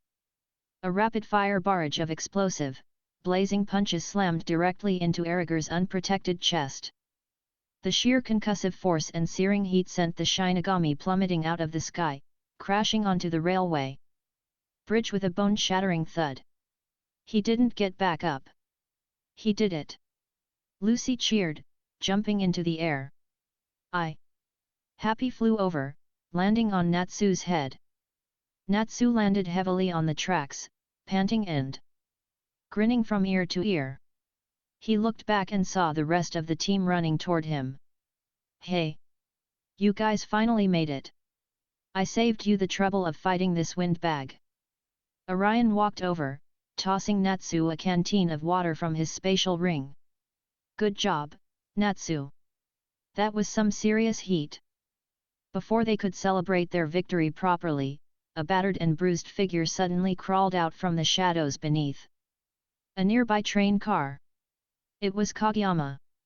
He had somehow managed to follow them from Ashibana Station, riding in the cargo hold of the stolen magic vehicle. With desperate speed, Kageyama snatched the three-eyed wooden flute that had fallen from Erza's coat during the battle. The lullaby! Erza shouted, reaching for her sword. You fools! Kageyama coughed, blood trickling down his chin, but his eyes were filled with fanatical devotion. Erza was strong, but he was just a distraction. The true mission is still mine. I will play this flute and send those arrogant guild masters to the grave. He instantly melted into the shadows on the ground using his shadow magic, speeding off toward the Clover Town meeting hall just a mile away. He's heading for the masters. Gray yelled, preparing to run. Suddenly, the mechanical voice of the system echoed in Orion's mind, bringing with it an ominous warning. Ding! System task generated, the Demon's Awakening. Description: the Book of Zeref Demon, Lullaby, is about to break its seal. Allow the demon to manifest and destroy it completely to protect Clover Town. Reward: advanced magical barrier generation and 2 daily sign-in tokens. Orion's eyes narrowed.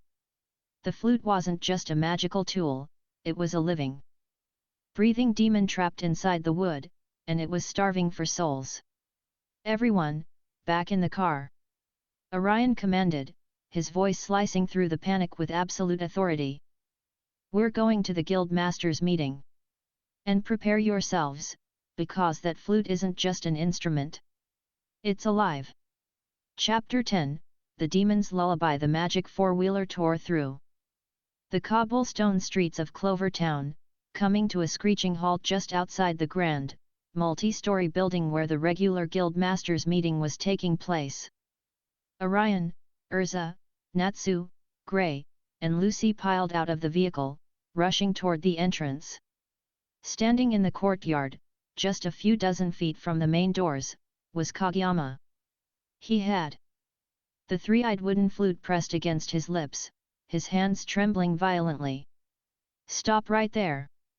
Erza shouted, drawing her sword.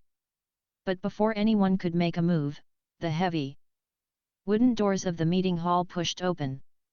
Standing there, looking as relaxed and unbothered as ever, was Makarov Driar, alongside several other prominent guild masters like Bob of Blue Pegasus and Goldmine of Quattro Cerberus. Makarov took one look at the battered, bleeding Eisenwald wizard and let out a soft sigh. You look terrible, boy. Are you the one who's been causing my brats so much trouble? Stay back! Kageyama yelled, his voice cracking. I'll play it. I'll kill you all. Then play it, Makarov said calmly, stepping forward with his hands behind his back. The absolute lack of fear in the old man's eyes made Kageyama freeze.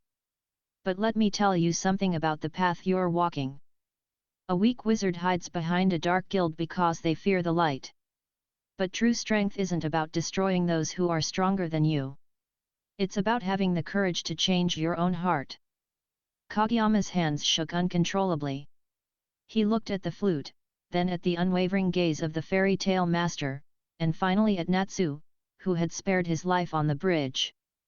The dark wizard fell to his knees, tears streaming down his face as the flute slipped from his grasp and clattered onto the cobblestones. I can't do it. He surrendered. Lucy breathed a massive sigh of relief. Thank goodness. It's over. Not quite, Orion said, his midnight blue eyes locked onto the fallen flute. He stepped in front of Lucy, a faint, ethereal aura beginning to radiate from his body. The pawn gave up, but the master is getting impatient. Suddenly, a sickening, guttural voice echoed not from Kageyama, but from the wooden flute itself. Pathetic. You sniveling, useless human. I give you the power to reap thousands of souls, and you throw it away. Dark, suffocating purple smoke violently erupted from the three eyes of the flute. The smoke billowed into the sky, blotting out the sun and blanketing the courtyard in a terrifying, oppressive magical pressure. The flute is talking. Gray yelled, taking a step back.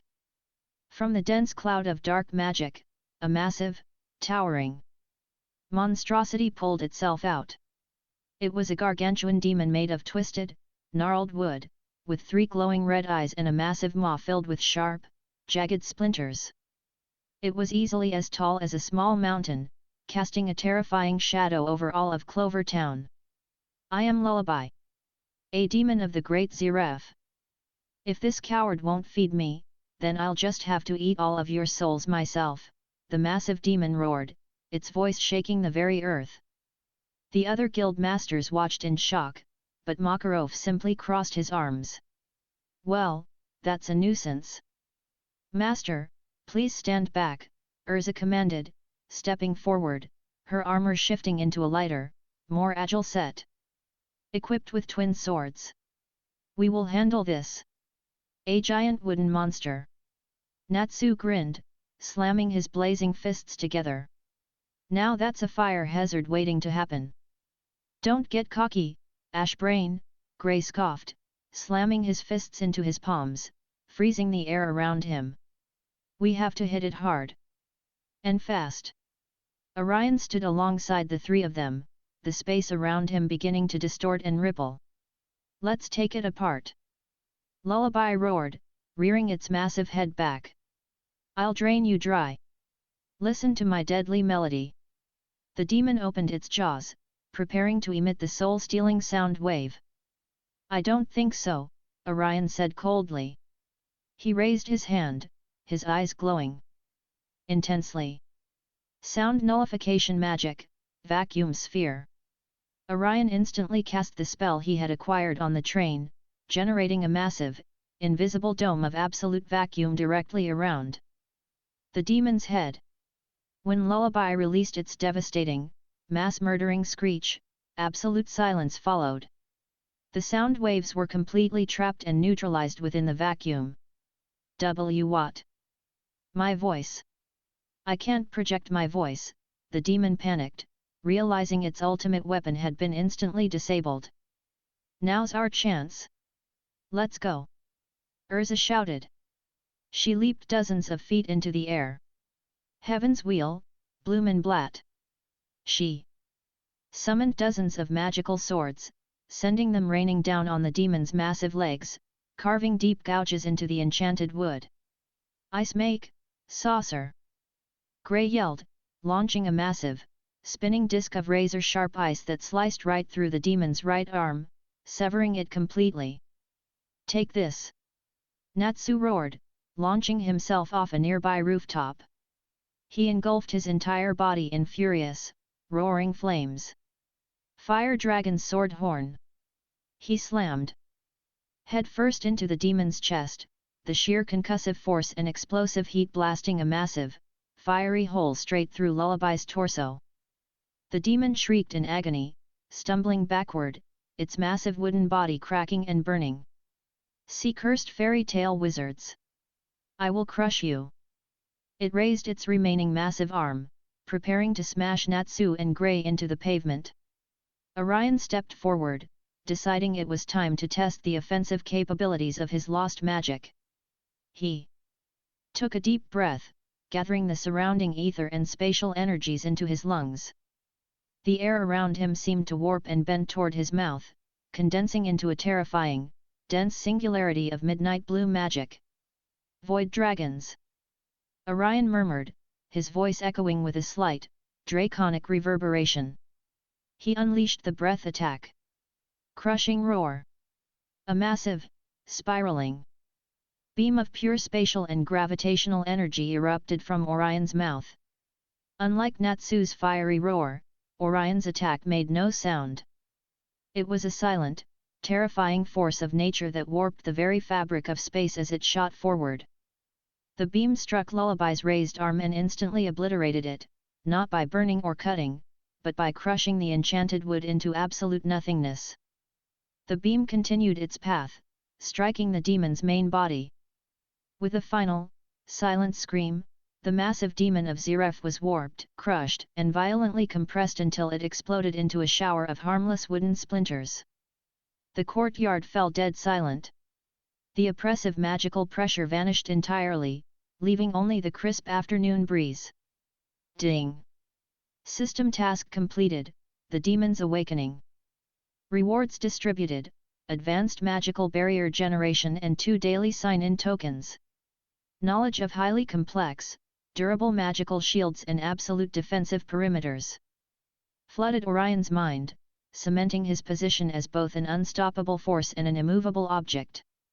Would you like to use your daily sign-in tokens at Clover Town Meeting Hall? Use both, Orion commanded mentally. Ding! Sign-in successful. Reward 1, High Speed. Regeneration, passive. Host's body will rapidly heal from all injuries, cuts, broken bones, and poisons. Reward 2. Flight magic, allows the host to manipulate gravity and ether to fly freely through the sky. Orion smirked, feeling an immense surge of vitality rewrite his cellular structure. He was practically unkillable now. We did it! Lucy cheered from the sidelines, jumping up and down with happy.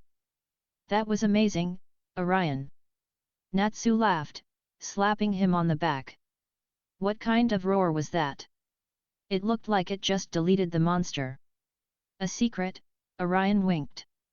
As the team celebrated, other guild masters slowly walked out of the courtyard, their jaws hanging open. Makarov.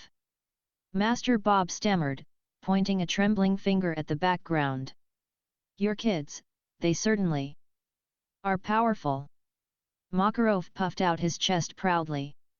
Of course they are. That's fairy tale for you. Yes, but... Master Goldmine sighed, rubbing his temples. Did they have to destroy the meeting hall? Makarov blinked. He turned around. Behind the triumphant team, the massive, historic guild masters meeting building was completely and utterly annihilated. Between Erza's swords, Grey's ice, Natsu's explosive fire, and the sheer spatial shockwave of Orion's roar, the multi-story structure had been reduced to a smoking pile of rubble. Makarov's proud smile instantly vanished, his face draining of all color.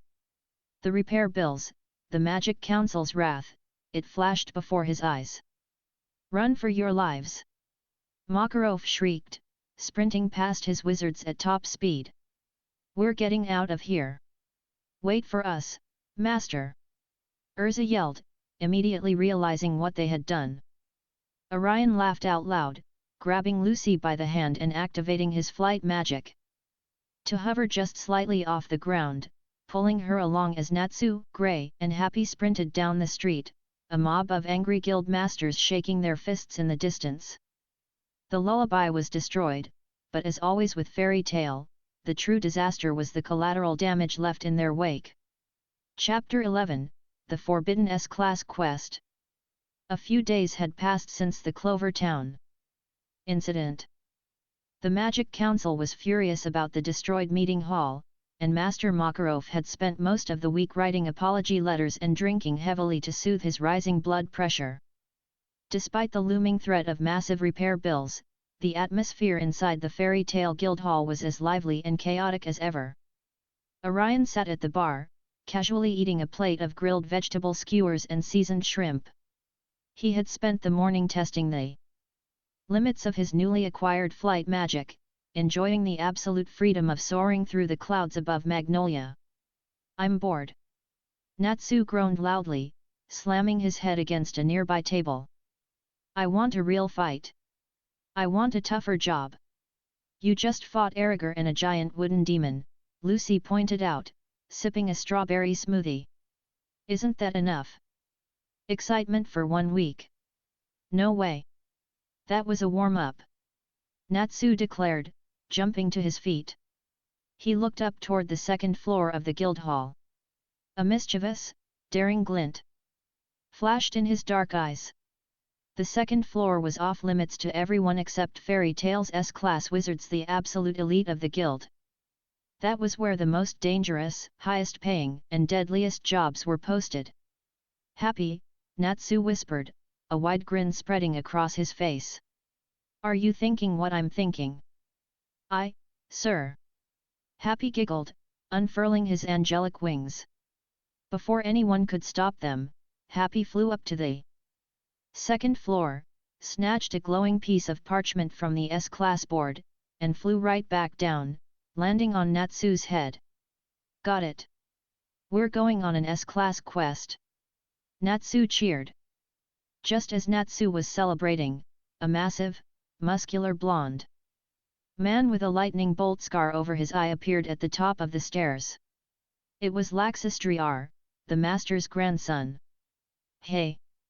That's an S-class request," Laxus said, his voice dripping with condescension. "You think you can handle that, Natsu? You'll just get yourself killed." "Shut up, Laxus. I'm going to prove I'm strong enough to be S-class." Natsu yelled back, gripping the flyer tightly. He grabbed Lucy's wrist and began dragging her toward the door. "Come on, Lucy. You're coming too." "Wait, what? Why me?" Lucy shrieked, digging her heels into the floorboards. "Because the reward is 7 million jewels and a golden celestial spirit key." Happy supplied unhelpfully. Lucy instantly stopped struggling, her eyes turning into bright, glowing jewel symbols. "7 million, and a golden key? Well, I suppose one little quest couldn't hurt." Orion watched the scene unfold with a faint smile. He knew exactly what was on that flyer. Galuna Island. The cursed island where the villagers supposedly turned into demons under the purple moon. Right on cue, the familiar mechanical voice echoed in his mind. Ding! System task generated, the moon's curse. Description: accompany Natsu and Lucy on the forbidden S-class quest to Galuna Island. Lift the curse of the purple moon and prevent the resurrection of the disaster demon, Delira. Reward: advanced illusion magic and 1 daily sign-in token. Orion finished his shrimp and wiped his mouth. He stood up, his midnight blue eyes locking onto the fleeing trio. An S-class quest was no joke, and while he knew Natsu had ridiculous potential, Orion wasn't about to let his new friends wander into a deadly trap alone. Plus, advanced illusion magic would make him incredibly versatile. "Hold up," Orion called out, using his flight magic to effortlessly glide over the chaotic brawl in the center of the hall, landing smoothly in front of the guild doors, blocking their path. "Orion! Are you gonna try and stop us?" Natsu challenged, his fists igniting with a faint flame. "Because I'll fight you right now." "Stop you?" "No," Orion smirked, casually opening the guild doors for them. "I'm coming with you. If you guys run off and get yourselves killed, who's going to buy me lunch? Besides, 7 million jewels is a lot of money." Lucy sighed in absolute relief. "Oh, thank goodness. With Orion here, we might actually survive this." "Awesome! Let's go!" Natsu cheered, bolting out the door. A few hours later, the makeshift team arrived at the port city of Harjan. The sun was beginning to set, casting a golden hue over the ocean. "All right, we just need to find a boat to take us to Galuna Island," Natsu said, marching down the docks. However, the moment any sailor heard the name Galuna Island, they immediately slammed their doors. Ran away in terror, or flat out refused, no matter how much money was offered. "It's cursed, I tell you." "Cursed," an old sailor yelled, waving a lantern at them. "Anyone who goes near that island is cursed by the devil." "This is going great," Lucy grumbled, crossing her arms. "Natsu! Lucy! Orion!" a stern voice suddenly called out. The group turned to see Gray walking down the docks. Wearing nothing but his pants, an annoyed scowl on his face. "Master Makarov found out you stole the flyer. He sent me to bring you back. Do you have any idea how much trouble you're in? Returning a stolen S-class quest is grounds for expulsion." "I'm not going back," Natsu growled. "I'm completing this job." "You're an idiot!" Gray yelled, preparing to cast his ice magic. "I'm dragging you back by force if I have to." "Gray, listen," Orion stepped forward, his voice calm but layered with absolute authority. "We're already here. If you drag us back, the people on that island will still be suffering from whatever curse is on them. Fairy tale wizards don't turn their backs on people who need help, do they?" Gray hesitated, his magical stance faltering slightly. "That's not the point. It's against the rules." "Then come with us," Orion offered smoothly. "Keep an eye on Natsu. Make sure he doesn't do anything stupid. If we complete the job and save the island, the old man can't be too mad." Gray looked at Natsu's determined face, then at Orion's unwavering gaze. He let out a long, defeated sigh. "Fine. But I'm only coming to make sure you idiots don't die. And when we get back, you're explaining this to Erza. Deal?" Orion smiled. "Excuse me," a trembling voice spoke up. A small man with a thick mustache and a captain's hat was standing near a modest sailboat. "Did you say, you want to break the curse of Galuna Island?" "Yeah. Can you take us?" Natsu asked eagerly. The man, named Bobo, looked at them with desperate, tear-filled eyes. "I will. Please, you have to save my home." The journey started smoothly, but by midnight, the ocean turned violently hostile. Dark, churning clouds blotted out the stars, and massive waves crashed against Bobo's small boat. "This is the perimeter of Galuna Island," Bobo shouted over the roaring wind, clinging to the helm. "The ocean currents here are erratic." "I think I'm gonna die," Natsu groaned, hanging over the side of the boat, his motion sickness hitting him full force. Suddenly, a massive, unnatural tidal wave, easily 100 feet tall, rose from the dark waters, completely dwarfing their small vessel. "We're going to be crushed!" Lucy screamed, hugging Happy. "Hold on to something!" Gray yelled, bracing himself. Orion didn't panic. He activated his flight magic, levitating slightly off the deck. He tapped into his Void Dragon Slayer magic, specifically its gravitational manipulation. "Gravity magic, repulsion field," Orion stated calmly. He threw both hands forward.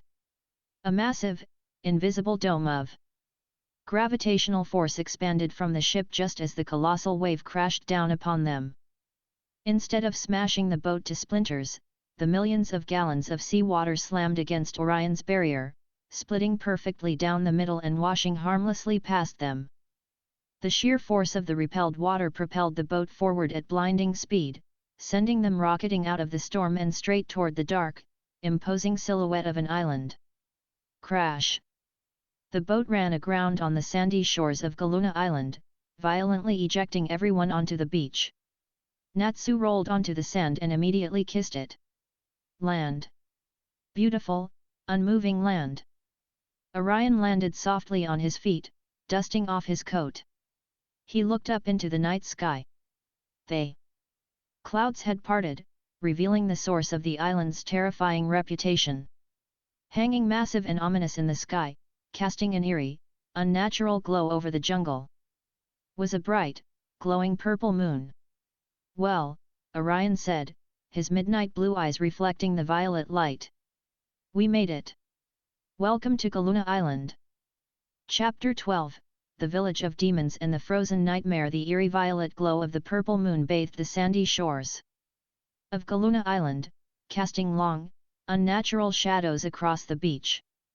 Natsu, Lucy, Gray, Happy, and Orion stood in silence for a moment, taking in the unsettling atmosphere.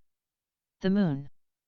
It really is purple," Lucy whispered, shivering despite the mild tropical breeze. "It feels like it's looking right at us."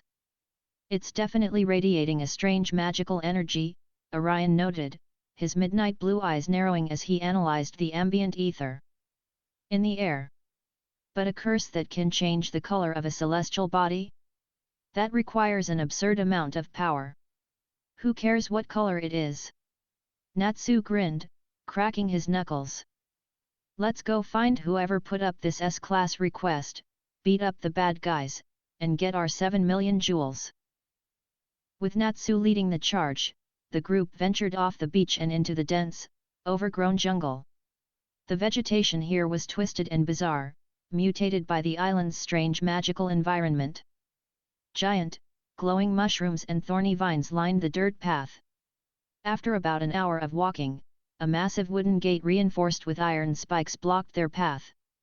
Watchtowers flanked the entrance, though they appeared empty. "Hello? Is anyone home?"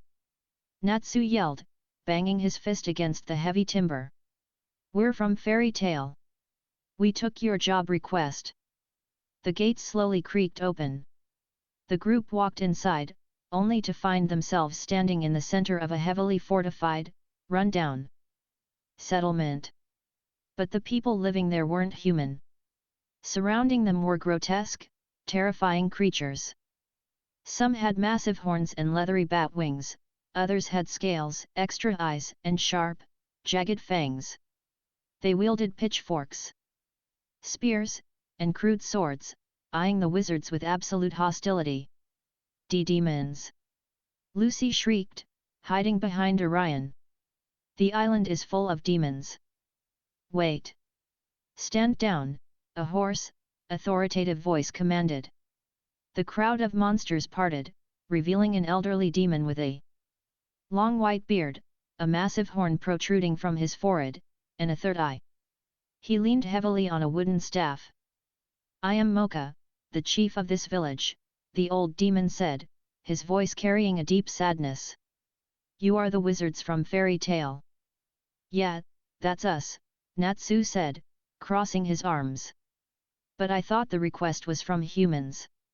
What's the deal with you guys?"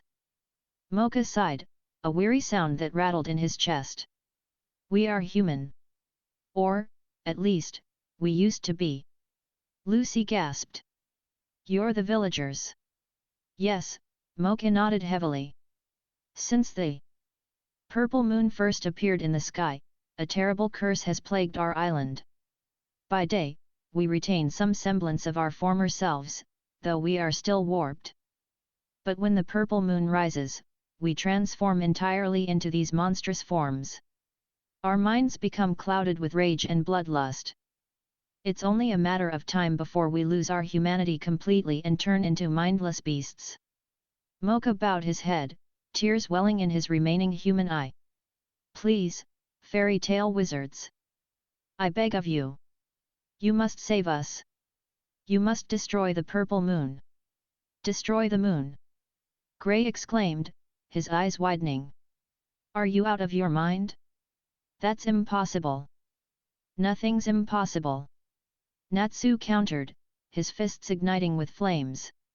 "If the moon is the problem, then I'll just smash it into pieces. Leave it to me, old man."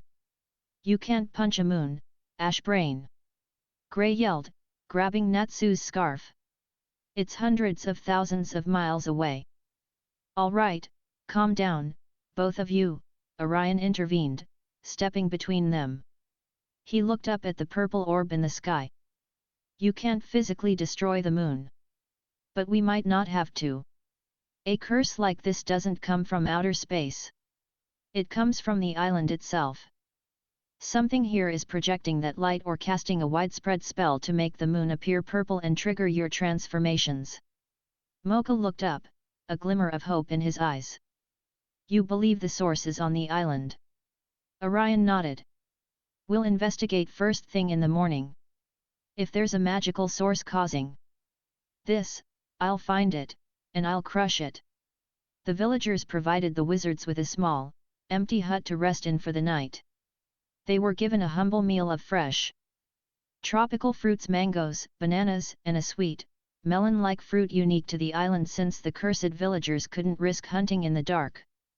As soon as the sun rose the next morning, the purple hue vanished from the sky, replaced by the normal, bright daylight. The villagers' demonic features lessened slightly, though they still retained horns and patches of scales. The team ventured deep into the center of the island, cutting their way through the thick jungle. So, where do we even start looking? Lucy asked, swatting a massive, brightly colored bug away from her face. The center of the island, Orion replied smoothly, leading the way. If you want to cast an island-wide spell, you place the focal point in the geometric center for maximum coverage.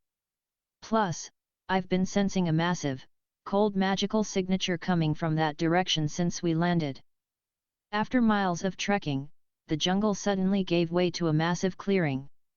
In the center stood an ancient, towering ziggurat, temple built from weathered stone, overgrown with vines and moss.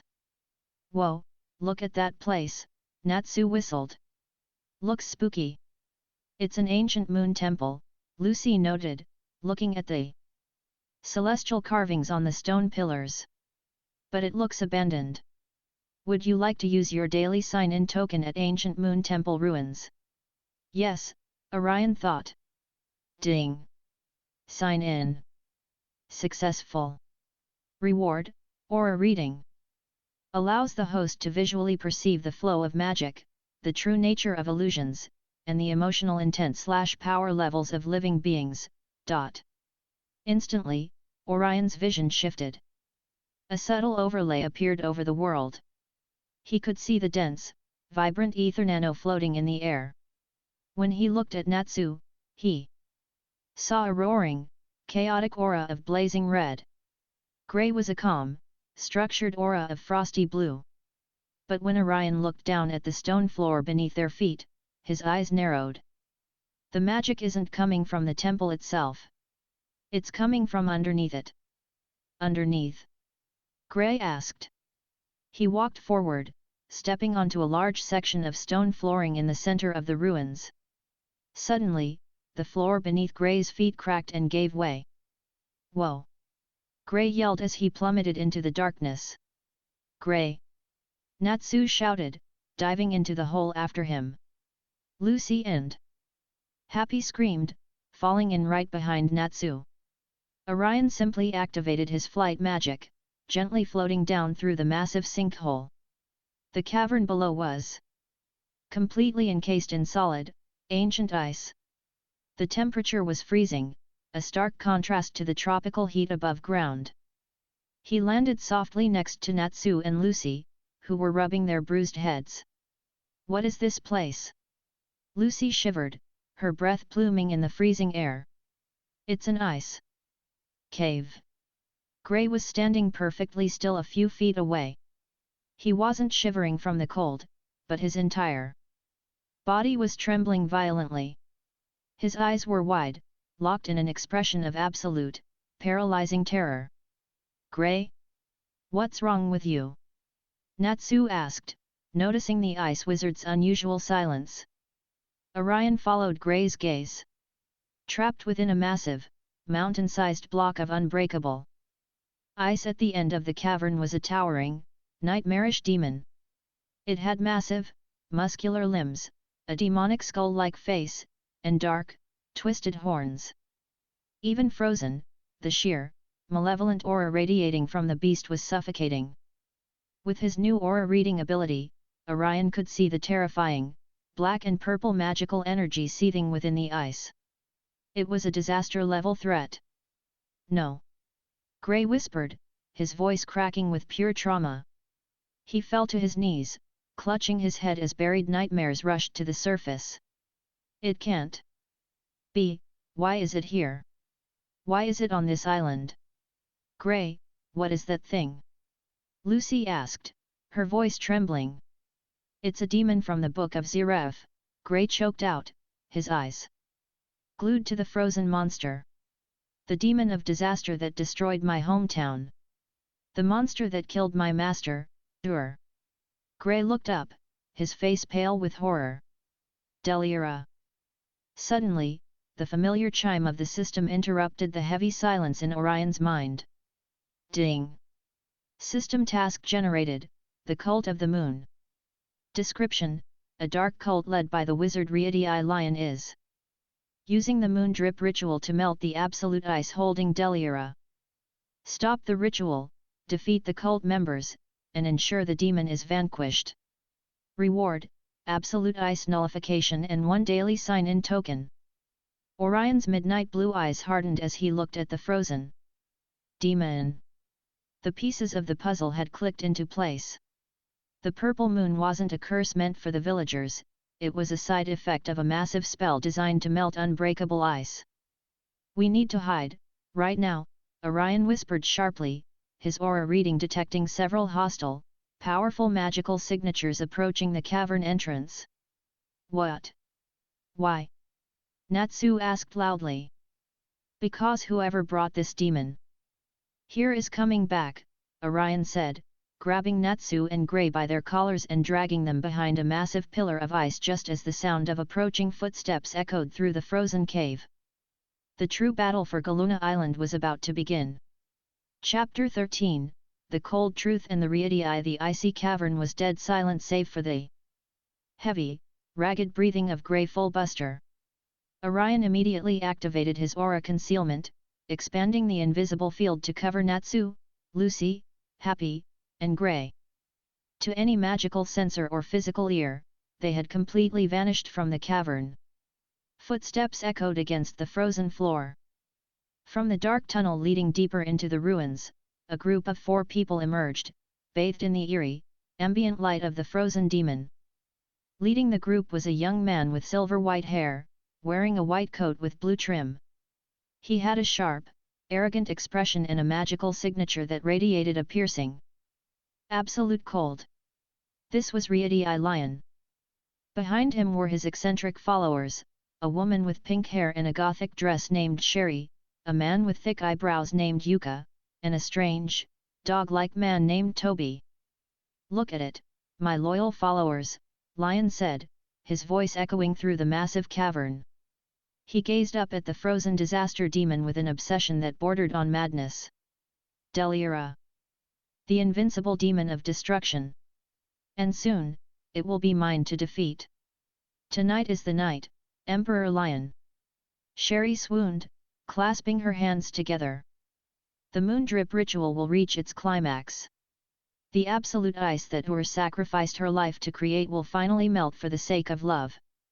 Yet, we're gonna melt it. Melt it. Toby barked, pumping his fists. Behind the pillar of ice, Gray's eyes widened in absolute shock and fury. He violently shrugged off Orion's grip, stepping right through the invisible boundary of the aura concealment. Lion! Gray roared, his voice filled with raw, unadulterated rage. The cult members jumped in surprise, turning to face the intruder. Lion's eyes narrowed, a cold, mocking smirk spreading across his face. Well, well. If it isn't Gray, Lion chuckled, not looking the least bit threatened. I wondered if you would ever track me down. It's been a long time, my foolish junior disciple. Junior disciple. Lucy whispered, peeking out from behind the pillar with Natsu and Orion.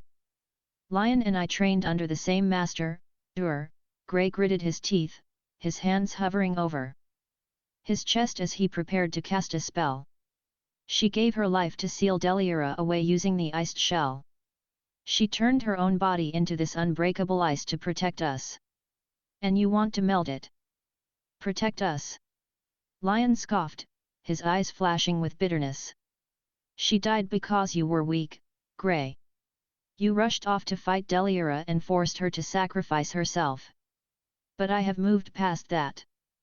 I will melt this ice, and I will defeat Deliura with my own 2 hands. By destroying the monster that killed our master, I will prove that I have finally surpassed her. You're insane! Grey yelled, slamming his fists into his palms. A glowing blue magic circle appeared before him. Ice make, lance. A barrage of deadly ice spears shot out toward Lion. Lion didn't even flinch. He simply raised one hand. Ice make, eagle. Dozens of beautifully crafted, razor-sharp ice eagles burst from his palm, flying forward and shattering Grey's lances into a million pieces before continuing their assault toward Grey. Grey crossed his arms to defend himself, but before the eagles could hit him, a massive wall of fire erupted in front of him, melting the ice birds into harmless steam. Natsu stepped forward, his fists blazing with heat. I don't know who this Ura lady is, but if he's Grey's enemy, he's my enemy too. Fairy tale wizards, Yuka sneered, stepping forward and generating a vibrating, magical dome around his hands. Emperor Lion. Allow us to dispose of this trash. Do not interfere, Yuka, Lion commanded coldly. Grey is my prey. Orion stepped out from the shadows, his hands casually tucked into his pockets. With his aura reading active, he quickly assessed the power levels of the room. Lion was strong, definitely bordering on S-class, but the other 3 were easily manageable. More importantly, Orion could see the dense, violet magic gathering in the ceiling of the cavern. The purple moon, Orion spoke up, his calm voice cutting through the tension. You're using an ancient spell called Moon Drip. It gathers the corrupted light of the moon and focuses it into a concentrated beam to melt magical ice. That's what's cursing the villagers on the island. The ambient magic from your ritual is warping their bodies. Lion raised an eyebrow, genuinely impressed. You're a perceptive one. Yes, the villagers are an unfortunate casualty of the moon drip's residual magic. But their suffering is a small price to pay for my ambition. Once Deliura is dead, the ritual will stop. And the curse will fade. You're not killing anything. Natsu yelled, charging forward. Fire Dragon's Iron Fist. Natsu, wait! Grey shouted, but it was too late. As Natsu lunged at Lion, Yuka stepped into his path, thrusting his hands forward. Wave magic, repulse. A violent, vibrating shockwave erupted from Yuka's hands, designed to completely nullify magic and blast the user away. Natsu was caught off guard, the shockwave hitting him squarely in the chest and sending him tumbling backward across the ice. My wave magic cancels out all other magic, Yuka boasted proudly. Your fire can't touch us. Is that so? Orion murmured. Before Yuka could react, the space immediately above his head violently distorted. Orion didn't use a projectile, he simply applied his advanced telekinesis directly to the environment. A massive, multi-ton stalactite of ancient ice tore itself free from the cavern ceiling and plummeted downward at blinding speed. Yuka barely had time to look up before the massive block of ice smashed into the floor, violently pinning him by his coat and knocking the wind out of his lungs. Yuka! Sherry gasped. She pulled out a wooden marionette. Doll attack magic. Gravity magic, heavy field, Orion interrupted lazily. A localized, crushing gravitational force instantly slammed into Sherry and Toby, forcing them to their hands and knees against the freezing floor. They gritted their teeth, completely immobilized by the invisible weight. Lion's eyes widened in shock. He had never seen magic cast so effortlessly and without a single incantation or magic circle. What are you? I'm the guy who wants to go home and collect 7 million jewels, Orion said, his midnight blue eyes locking onto Lion. Turn off the ritual. Lion. You're outmatched. Lion gritted his teeth. He knew he couldn't fight this mysterious wizard and grey at the same time. Suddenly, a massive rumbling shook the entire cavern. The ceiling above Deliura began to glow with an intense, blinding violet light. The sun is setting. Lion shouted, a maniacal grin returning to his face. The purple moon is rising. The final moon drip is beginning. A colossal pillar of purple moonlight pierced through the ruins above, crashing down directly onto the peak of the mountain-sized ice block. Holding Deliura. The cavern instantly filled with a suffocating, evil miasma as the ice began to rapidly steam and hiss. Stop it! Grey roared, charging forward. Ice Make, Snow Dragon! Lion countered. Unleashing a massive, twisting dragon of solid ice that crashed into Grey, sweeping him away. I won't let you interfere! Lion yelled. He slammed both hands onto the cavern floor. Ice Make, Labyrinth! The entire cavern violently shook as massive, thick walls of solid ice erupted from the floor, rapidly expanding and shifting. The walls shot up toward the ceiling, violently separating the cavern into dozens of isolated corridors. Whoa! Natsu yelled as a wall of ice shot up between him and Lucy. Orion floated upward to avoid the rising walls, but the shifting ice labyrinth completely separated him from Natsu, Grey, and Lucy. Grey. Natsu. Lucy. Happy. Orion called out, his voice echoing off the frozen walls. I'm okay. Lucy's voice echoed back from somewhere in the maze. I'm gonna melt all this ice. Natsu roared from another direction. Lion's voice echoed through the labyrinth, magically amplified. Welcome to my maze, fairy tale. You will never reach the center before Deliura is completely thawed. And if you try to break through, my followers will hunt you down. Orion landed softly on the ice floor, sighing heavily. The aura reading allowed him to see through the icy walls, pinpointing the magical signatures of his friends and the enemies. Yuka, Toby, and Sherry had been freed by the labyrinths shifting walls and were already moving to intercept Natsu and Lucy. Grey and Lion were locked in a standoff near the center of the cavern, right beneath the descending violet light of the moon drip. System update: the moon drip ritual has accelerated. Host must defeat the cult members and prevent Deliura's rampage. Orion rolled his shoulders, feeling the hum of his Void Dragon Slayer magic coursing through his veins. All right, Orion muttered, stepping into the dark, icy corridor. Let's clear this maze. Chapter 14, The Labyrinth of Shadows. The icy maze was a suffocating, disorienting nightmare of frozen walls and echoing whispers. Orion moved through the corridors with ease, his aura reading constantly highlighting the heat signatures and magical flows of everyone in the cavern. Lucy, Orion murmured into the silence, his voice projecting through the walls using a subtle manipulation of air currents. Stay close to the western corridor. Yuka is flanking your left. Use your spirits to create a barrier, don't engage him head-on. Understood. Lucy's voice came back, clearly relieved to have guidance. Orion pivoted, his boots sliding silently across the ice. He could see Sherry and Toby closing in on Natsu's location. Sherry was currently setting up a complex web of puppet strings, while Toby was sniffing out the scent. Natsu, Orion called out. 2 hostiles, 3 o'clock. Sherry is using puppet magic, aim for the dolls, not the user. Got it, Orion. Natsu's roar of fire erupted in the distance, followed by the clatter of wood shattering. Orion didn't stop. He was heading for the center.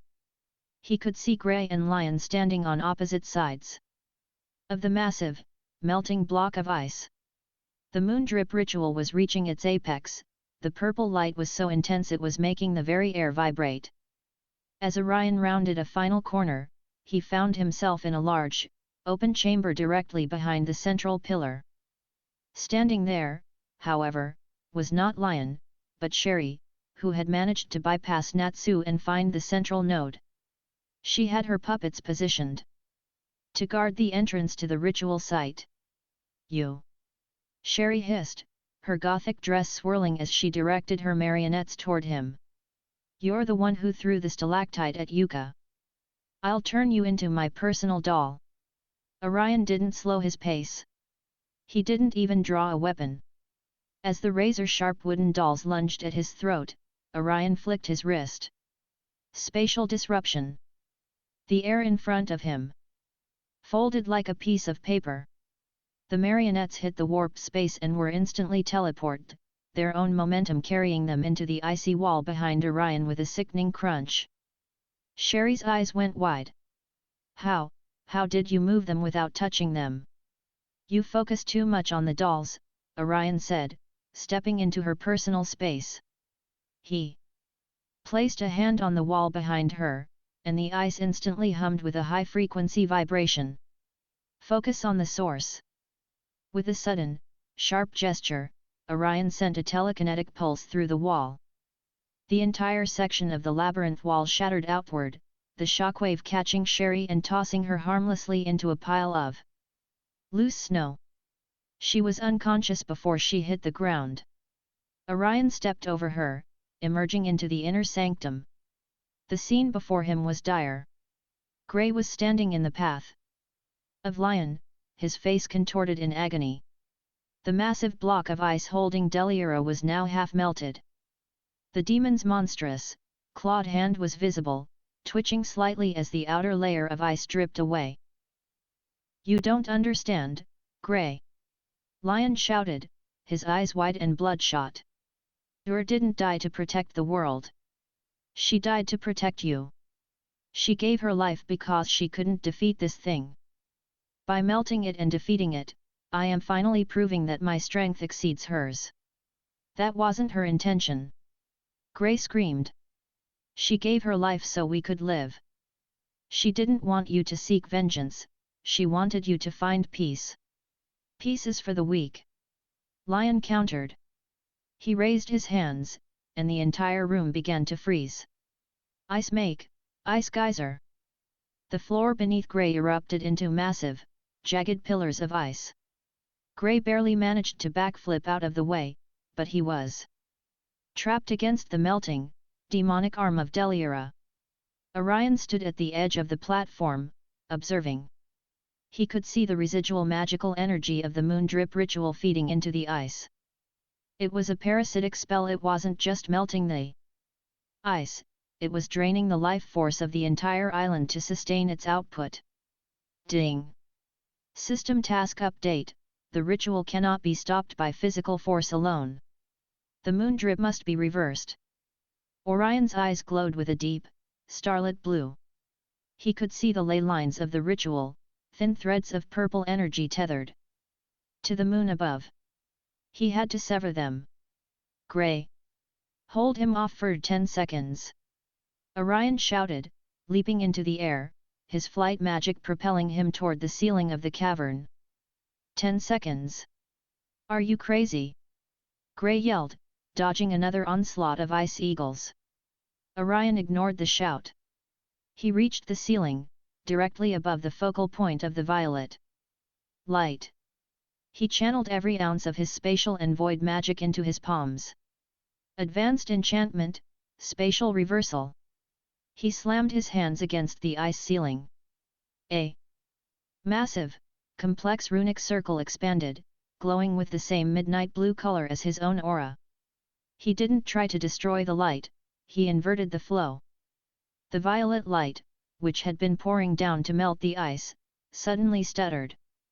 For a heart-wrenching second, it pulsed, and then, with a sound like a thunderclap, the beam began to retreat upward. The effect on the cavern was instantaneous. The melting ice around Deliura began to refreeze. The liquid water hissed and turned into solid, jagged frost. The demon's hand, which had been nearly free, was instantly encased in a thick, new layer of permafrost. No! Lion shrieked, looking up in horror as his ritual was undone. My work! My masterpiece! The purple moon in the sky above began to dim, its color shifting back toward a natural white. It's over, Lion. Orion landed softly on the ice, his face pale from the massive magical exertion. He leaned against the wall, catching his breath. The ritual is broken. The moon is returning to normal. Deliura will never wake up. Lion fell to his knees, his hands trembling. The obsession that had driven him for years had been snuffed out in an instant. Gray walked slowly toward his former fellow student, his expression a mix of sorrow and pity. It's done, Lion. It's finally over. Suddenly, the cavern shook again. But this time, it wasn't the ritual. The ice beneath their feet began to fracture. A dark, black smoke started leaking out of the demon's frozen body, and a new, even more powerful magical signature began to manifest at the cavern's entrance. A man in a sleek, dark suit, with a cold, calculating smile, stepped out from the shadows of the maze. A commendable effort, fairy tale, the man said, his voice smooth and dangerous. But you've only delayed the inevitable. And I believe it's time I introduced myself. My name is Zalti, and I have a great interest in the contents of that block of ice. Orion's eyes narrowed. His aura reading didn't just show magic, it showed a terrifying, ancient, and hollow darkness. This man wasn't a cultist. He was something else entirely. Zalti, Orion muttered, his hand instinctively moving to his side. You're no cult member. Who are you? The man smiled, and for a fleeting second, the shadows in the room seemed to bow toward him. I am simply a collector of history.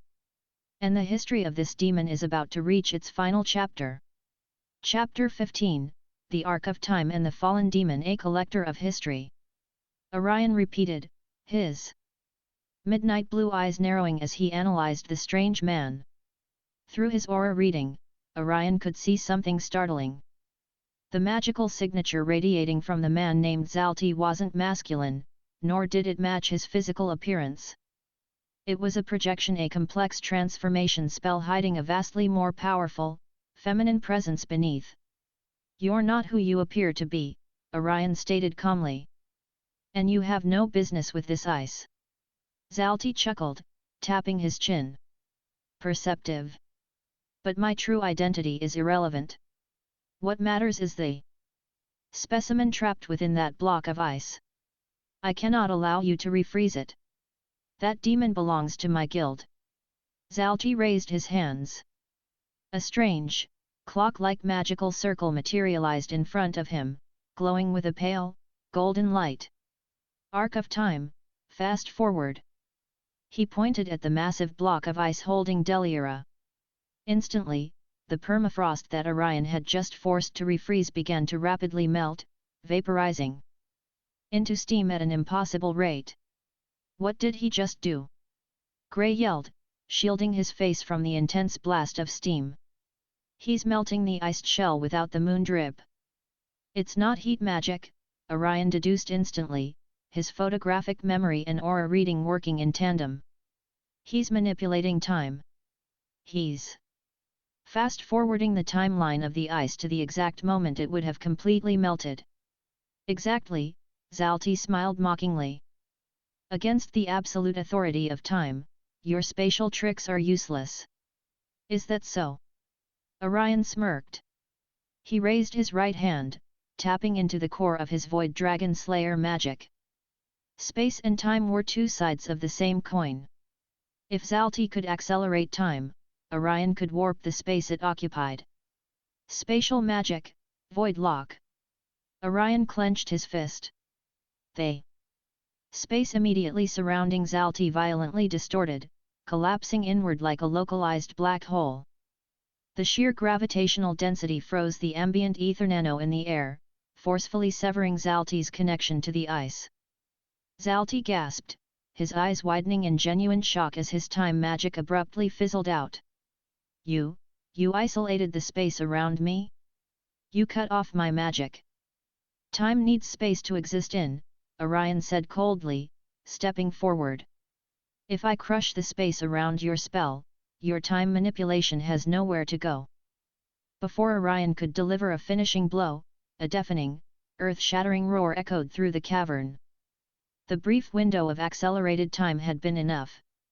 The final layer of the iced shell cracked and shattered into a million glittering shards. The disaster demon, Deliura, was completely free. Its massive, skeletal frame broke through the remaining steam. Its eyes glowed with a sickening red light, and it raised its gargantuan arms, preparing to smash the tiny humans beneath it. Deliura! Lion screamed, his eyes wide with a manic mix of terror and excitement. He prepared to cast his ice magic. I will defeat you. No. Get out of the way, Lion! Grey yelled.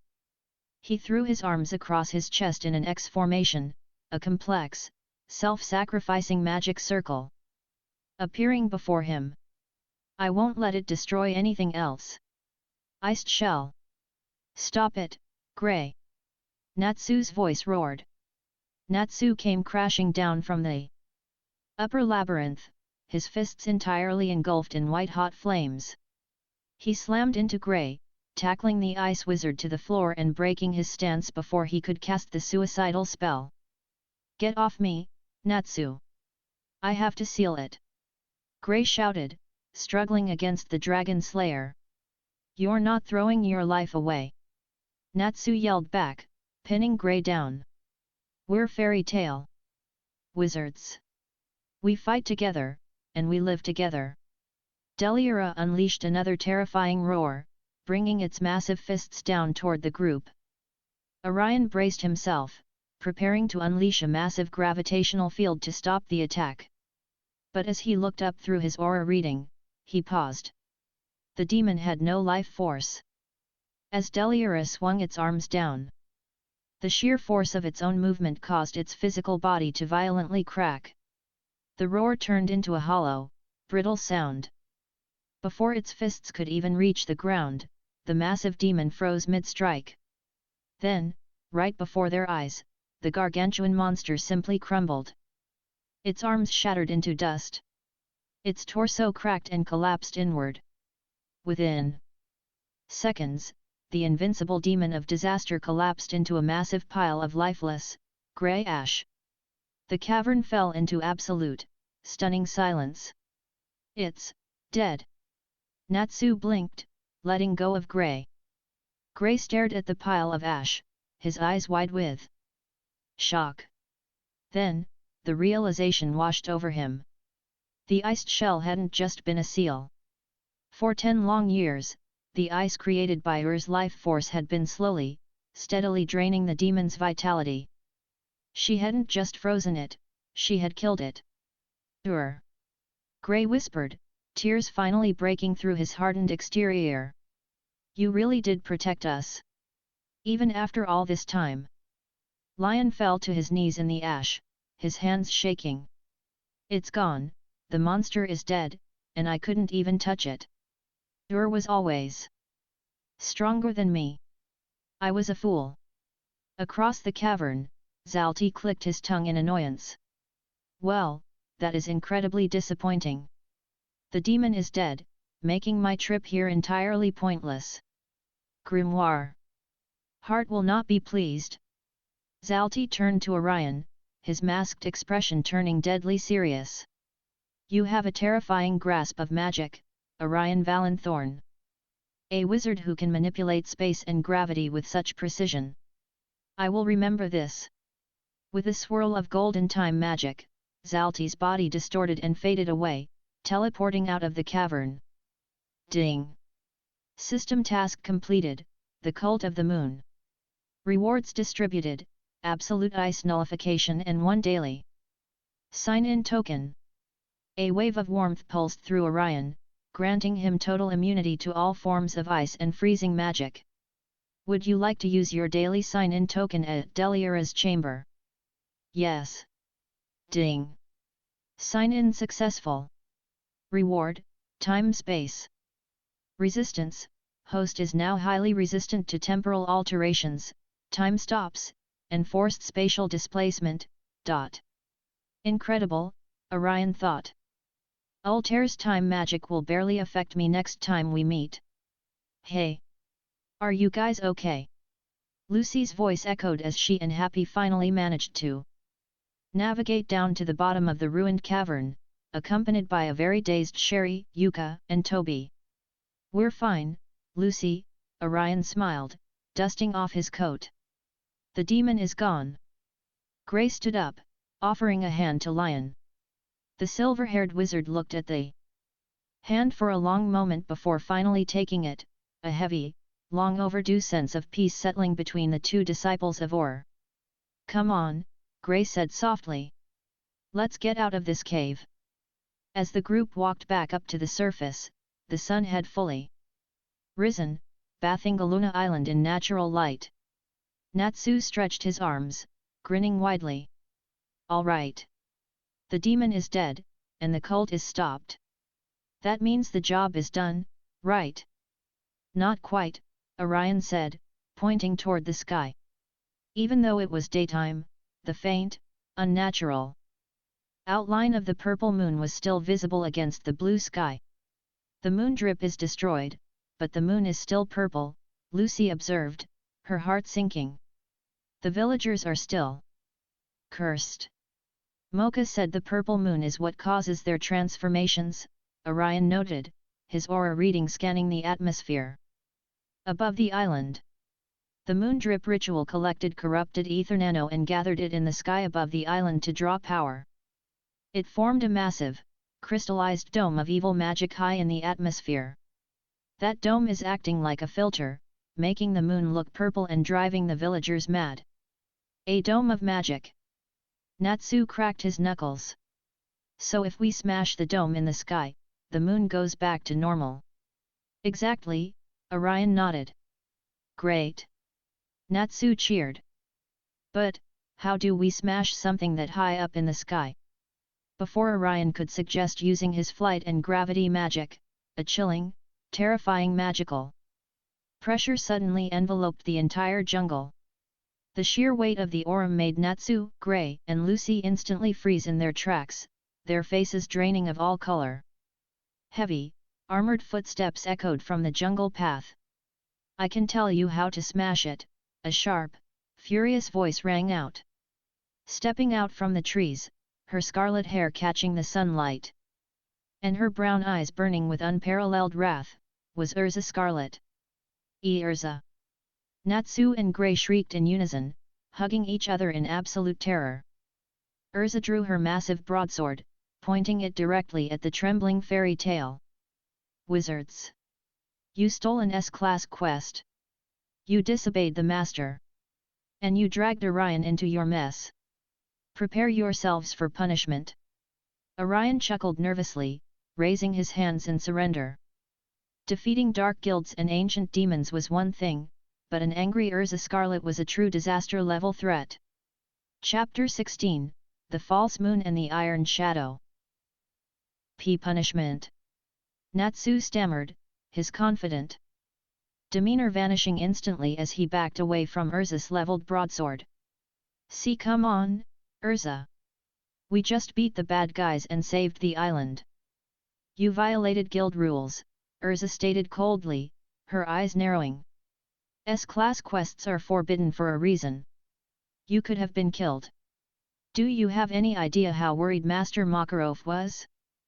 He sent me to drag you back by force if necessary.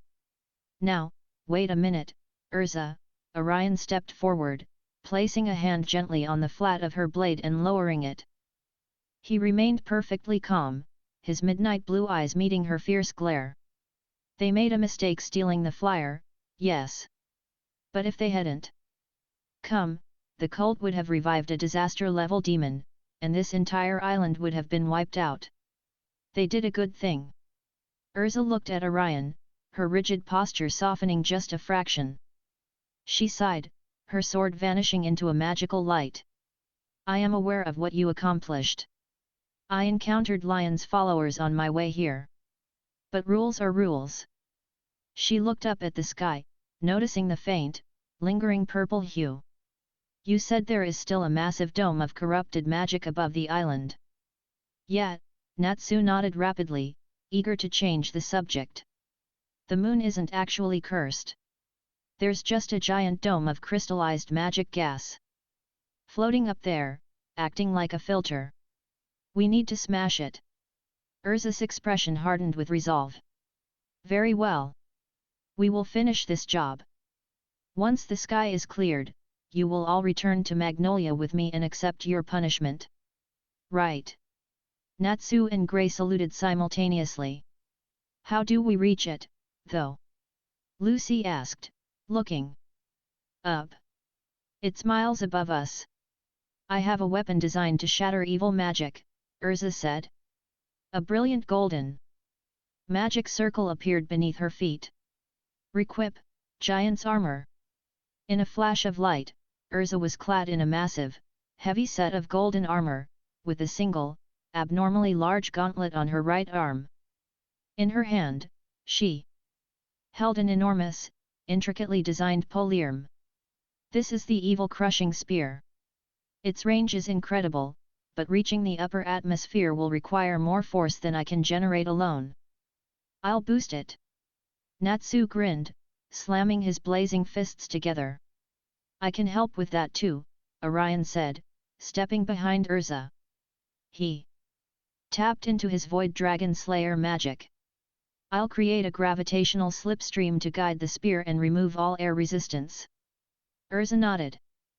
She pulled her right arm back, her massive gauntlet groaning under the strain as she channeled her magic into the spear. Ready, now! With a mighty shout, Erza hurled the massive spear toward the sky. The moment it left her hand, Orion thrust both of his hands forward. Gravity magic, railgun acceleration. A swirling tunnel of distorted space formed around the ascending spear, completely eliminating gravity and friction while exponentially multiplying its velocity. Fire Dragon's Sword Horn. Natsu roared, launching himself into the air and slamming his blazing body against the base of the spear, propelling it with a massive, explosive burst of thrust. The combined attack was breathtaking. The evil crushing spear rocketed into the sky like a shooting star of gold, blue, and roaring red. High above the island, a deafening crack echoed like thunder. The spear pierced the invisible dome of crystallized magic. For a second, nothing happened. Then, the sky seemed to shatter like glass. Massive, dissipating shards of purple magic rained down, dissolving into harmless light before they even reached the jungle. The unnatural violet tint vanished entirely, replaced by the clear, pure blue of the afternoon sky. We did it! Lucy cheered. Ding! System task completed, the moon's curse. Rewards distributed, advanced illusion magic and 1 daily sign-in token.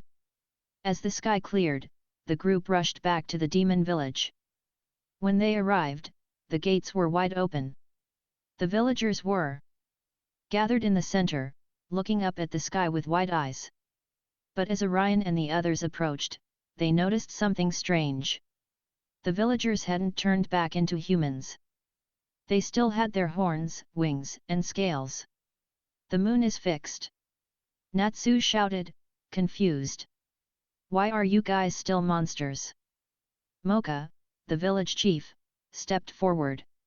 He looked at his clawed hands, a sudden realization washing over his face. Tears began to stream from his eyes. The curse, it wasn't transforming us. It was altering our memories. What do you mean?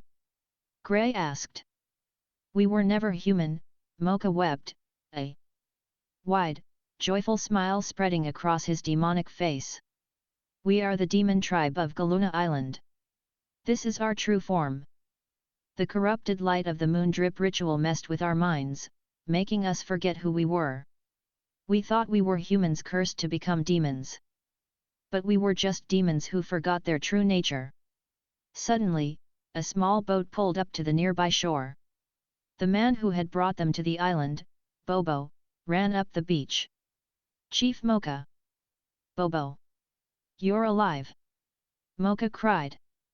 Bobo's human disguise melted away, revealing his true demonic form, complete with wings and a tail.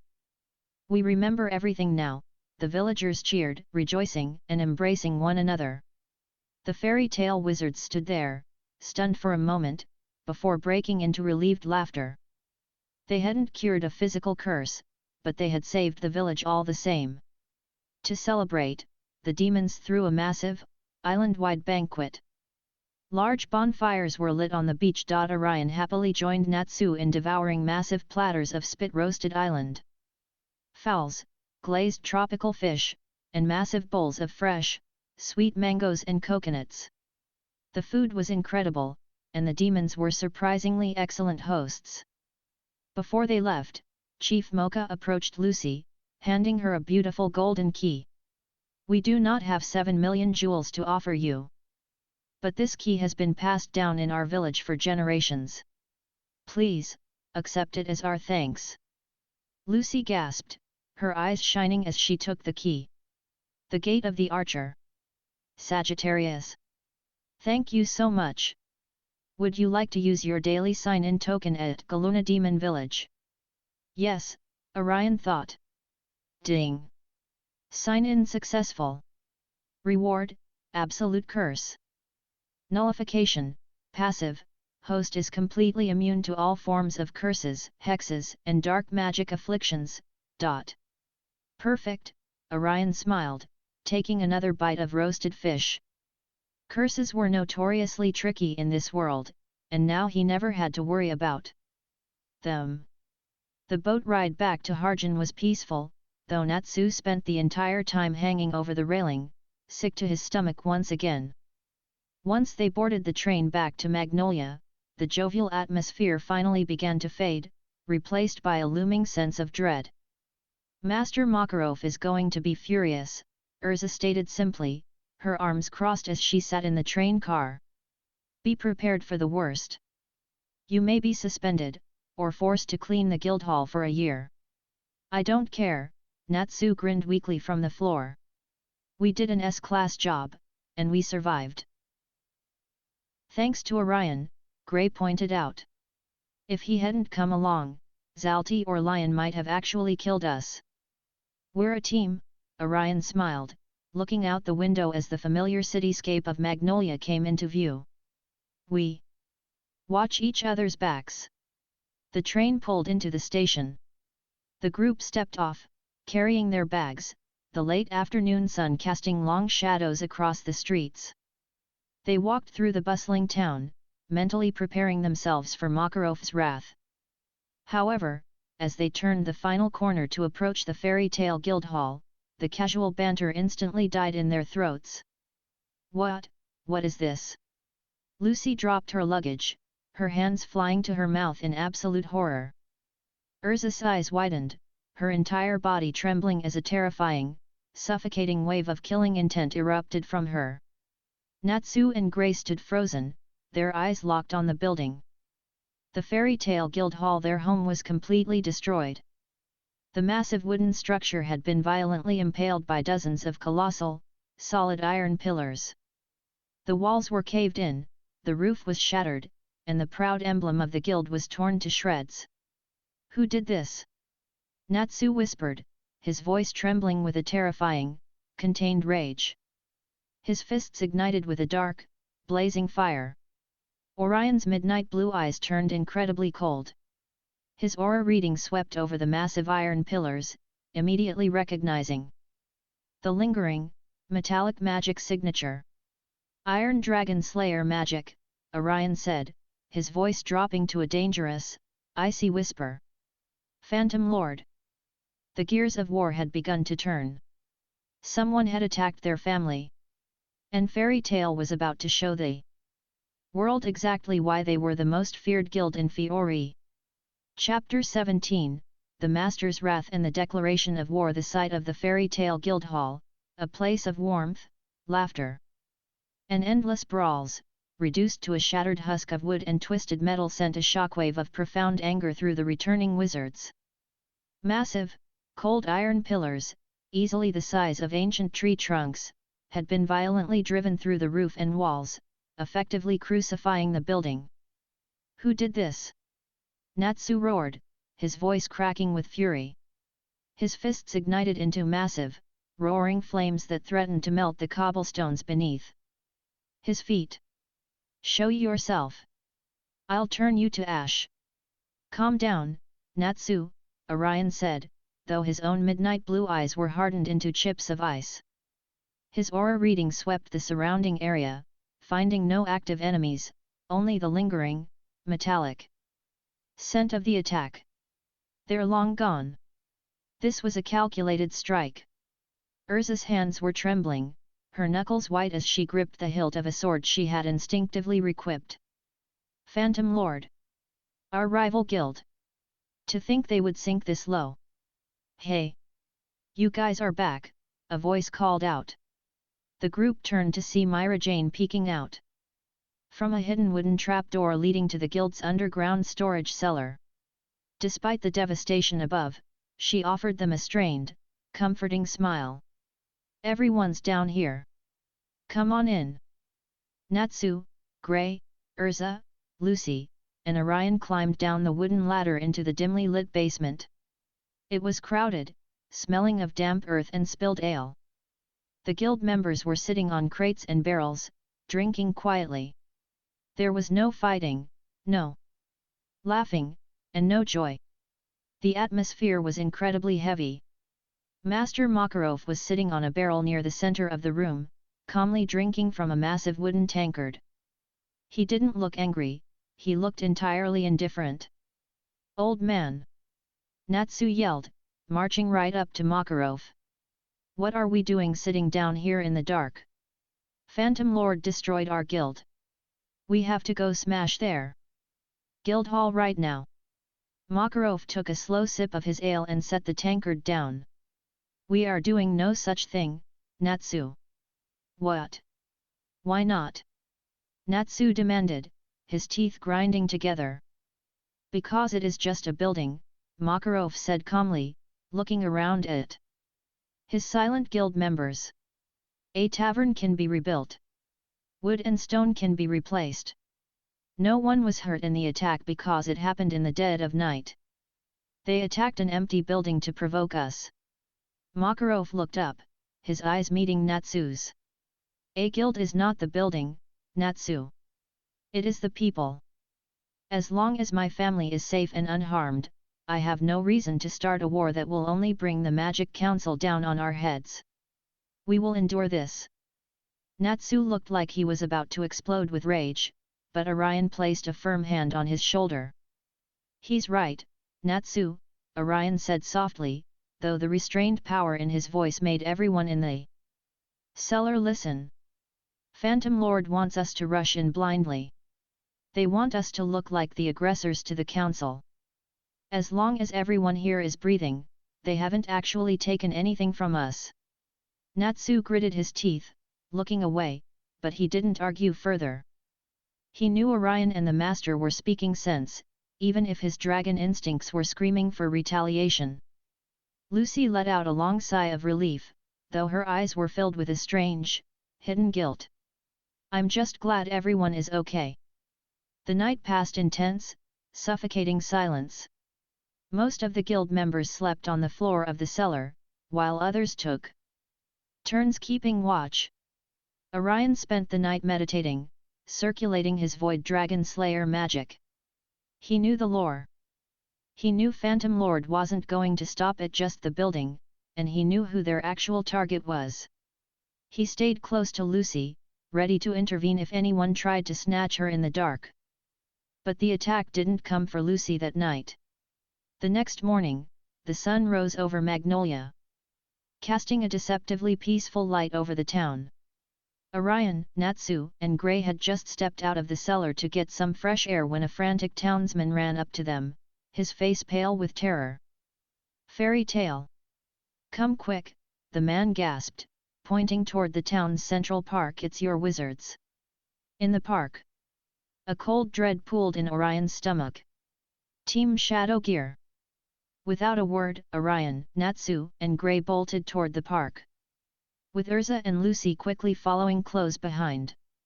When they burst through the trees into the central clearing, the horrific sight completely paralyzed them.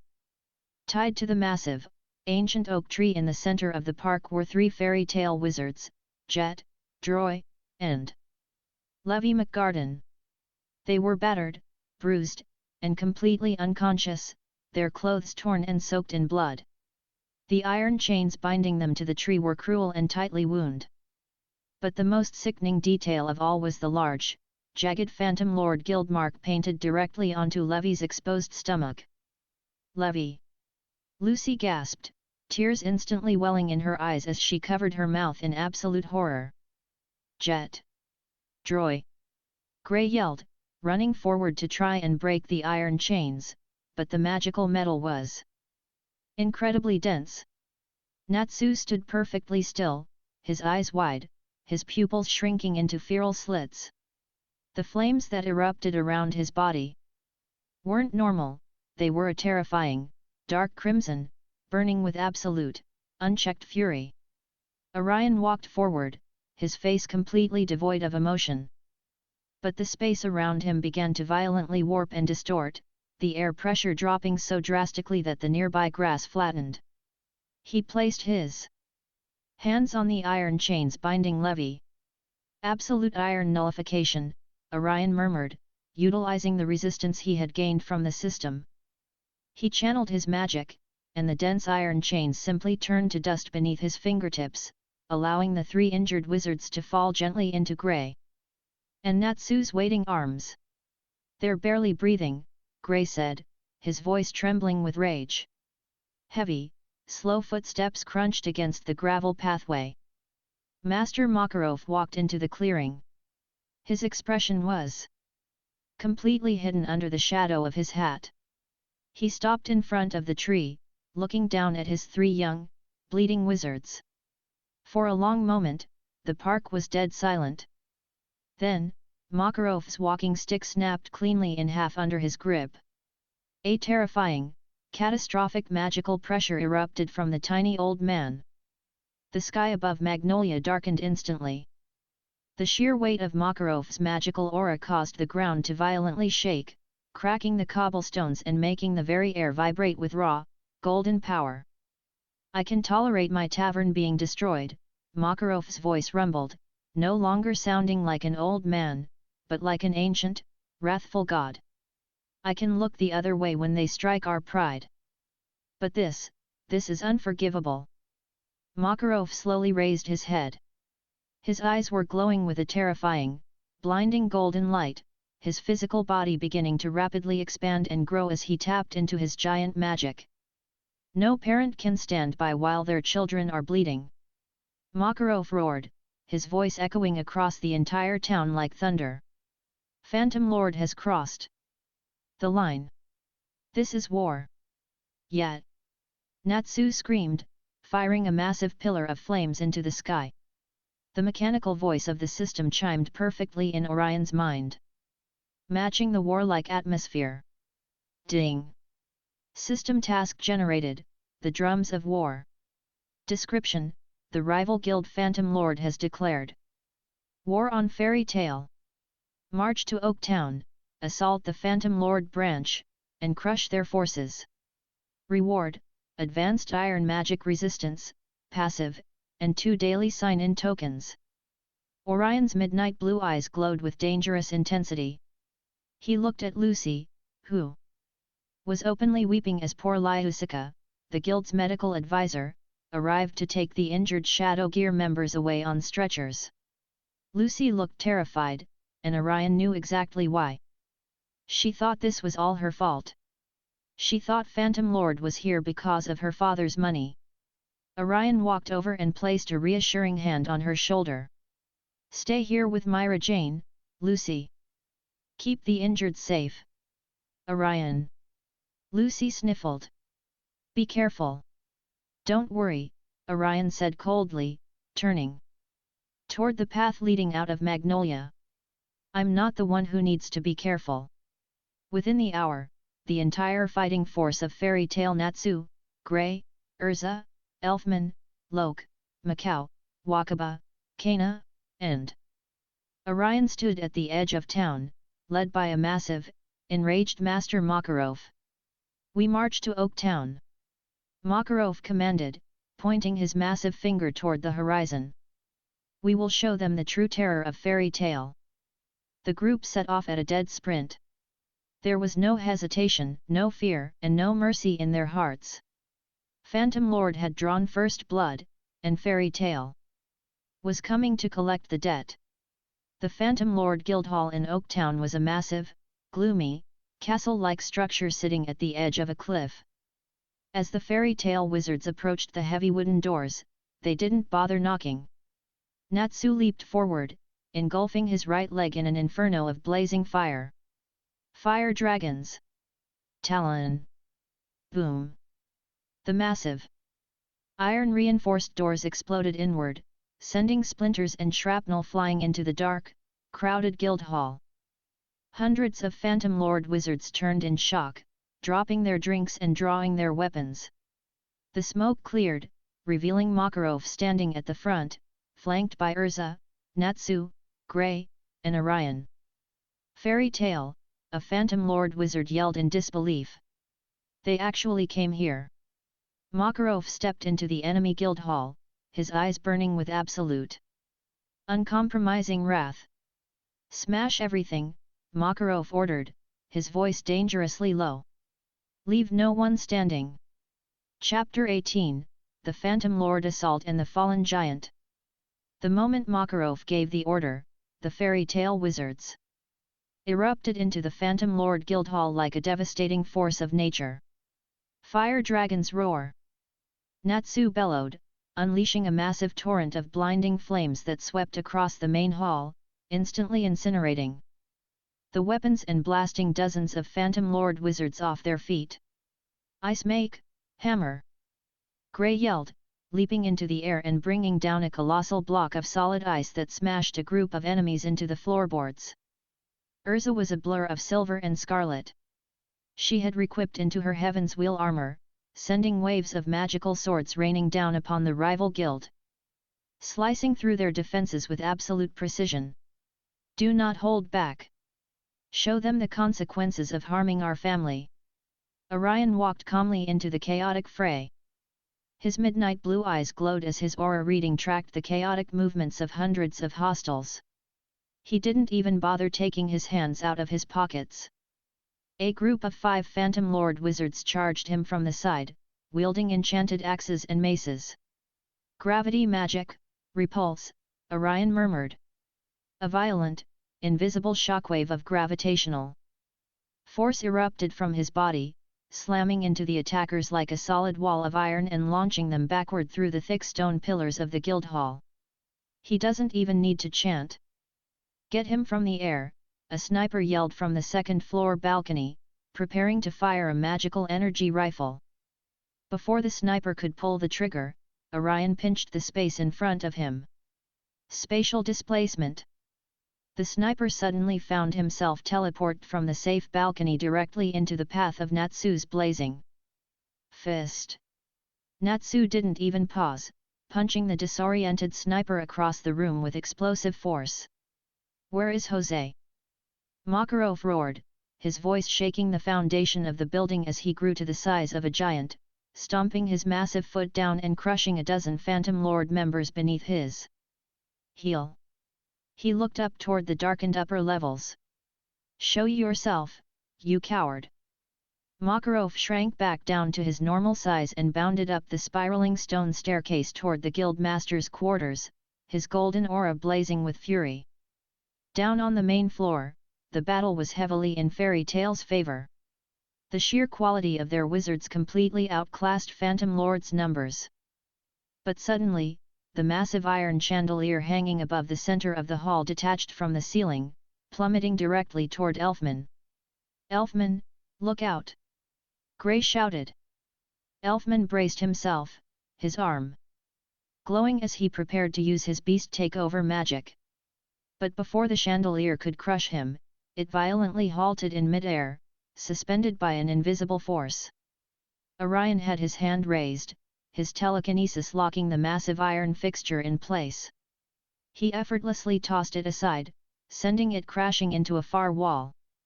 However, from the shadows of the ceiling, a heavy, metallic object came dropping down, completely bypassing Orion's telekinetic grip. Crash!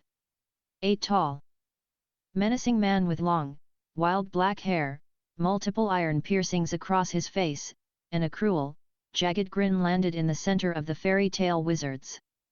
The floor cracked under his sheer weight.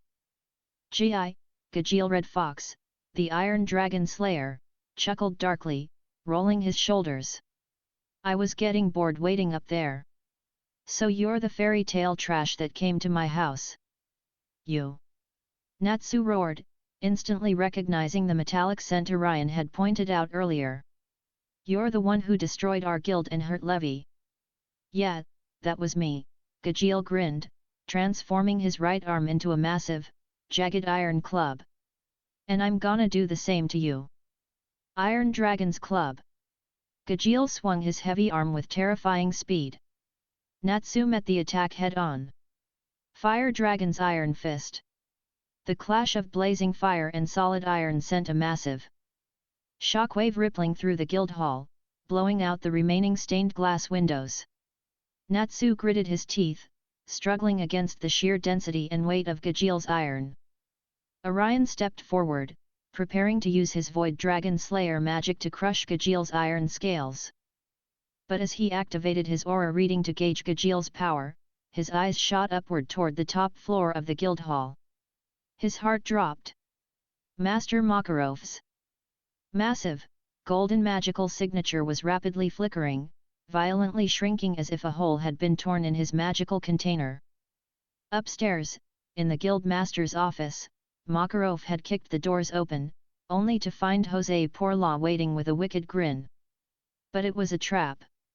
Before Makarov could strike, a towering, weeping man with a blindfold had slipped out of the shadows directly behind him. It was Arya of the Element 4. How sorrowful! Arya wept. Airspace, Metsu. Arya placed his massive hands directly over Makarov's chest. The terrible, draining magic instantly bypassed Makarov's defenses, forcibly ripping his magical power from his body and scattering it into the wind. Makarov's eyes went wide, his golden aura violently sputtering out. The old man gasped for air, his heart failing under the sudden, catastrophic loss of his magic. He collapsed heavily onto the stone floor. Completely defenseless. Master! Orion shouted from the bottom floor, his voice slicing through the noise of the battle. The master is down. His magic is completely gone. Erza froze, her eyes widening in absolute horror. She stretched her senses upward and felt the terrible truth. Makarov's overwhelming presence had vanished. No! Erza gasped. The invincible pillar of their guild had fallen. Jose Porla's magically amplified, mocking laughter echoed through the entire building.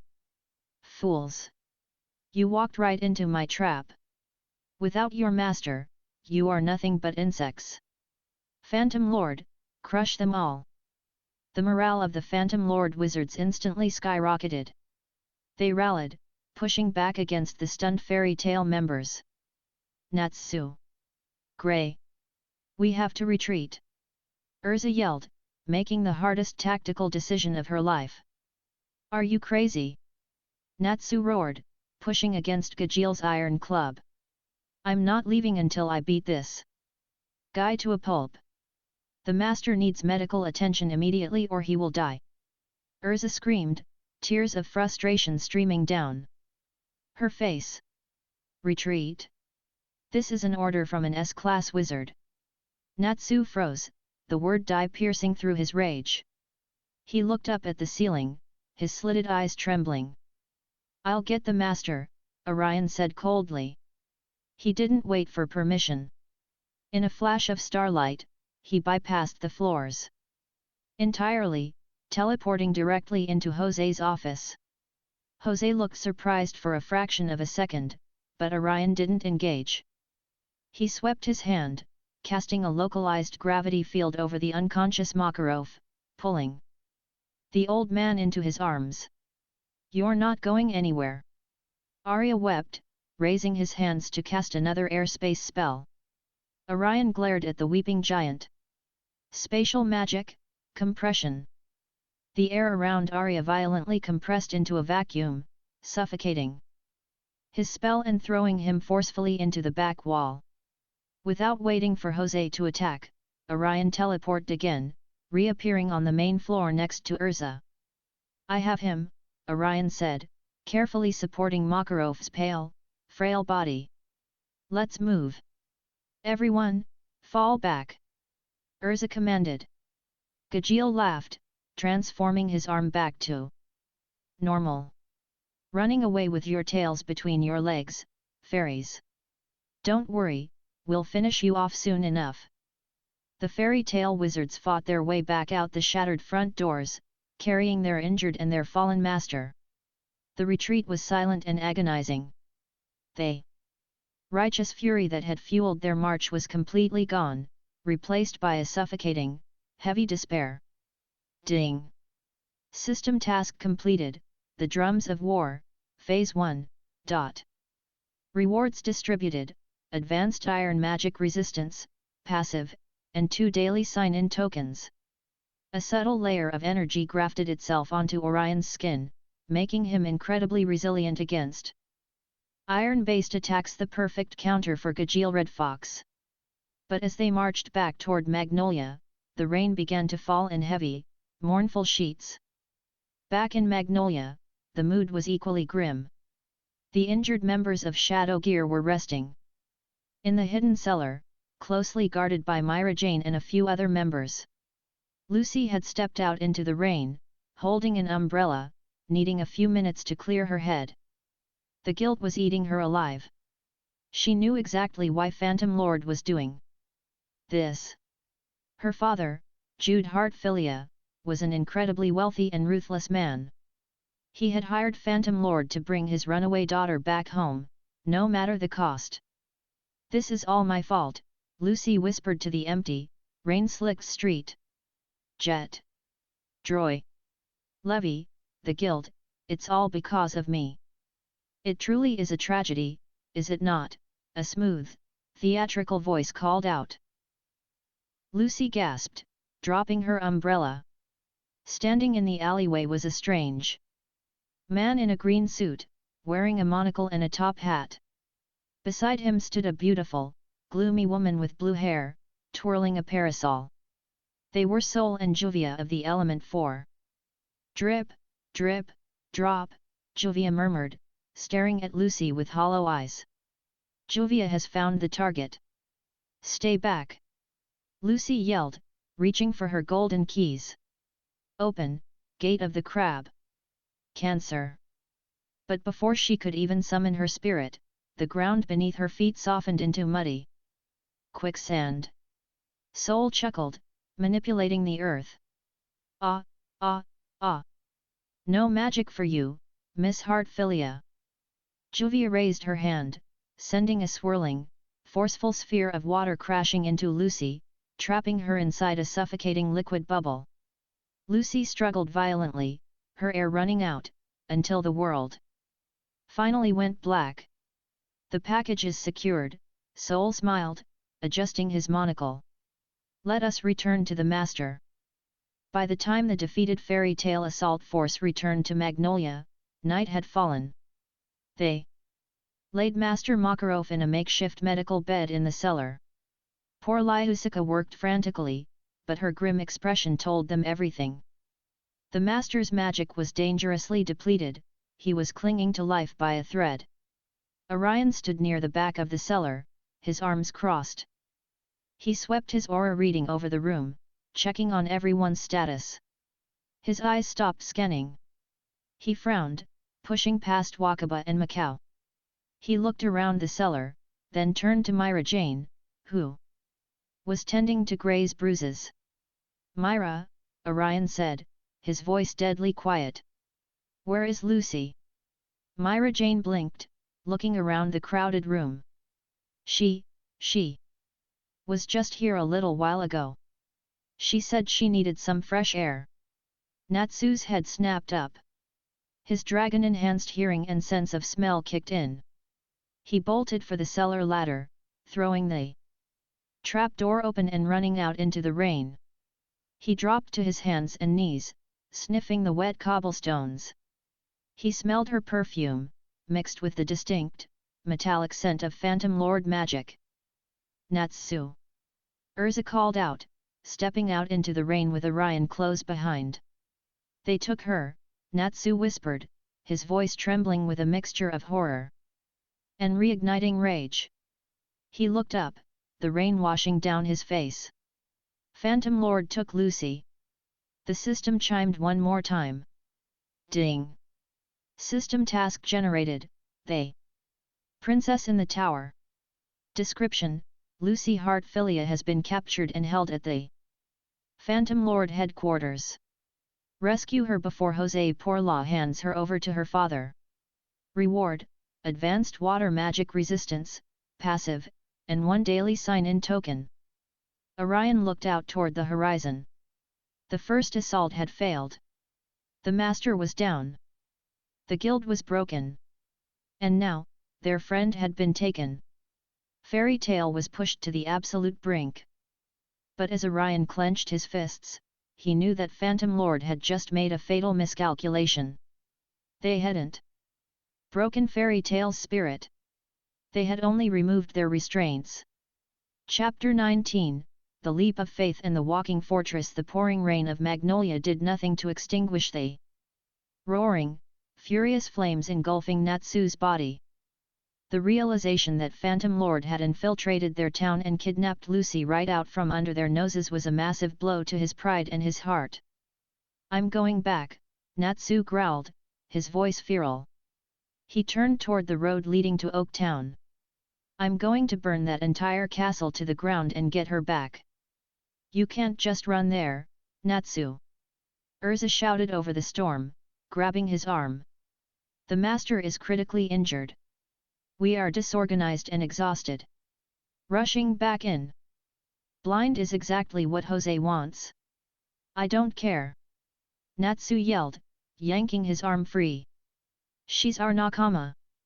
I'm not leaving her in that creep's hands for a single second." "Natsu is right about one thing," Orion said calmly, stepping forward into the rain.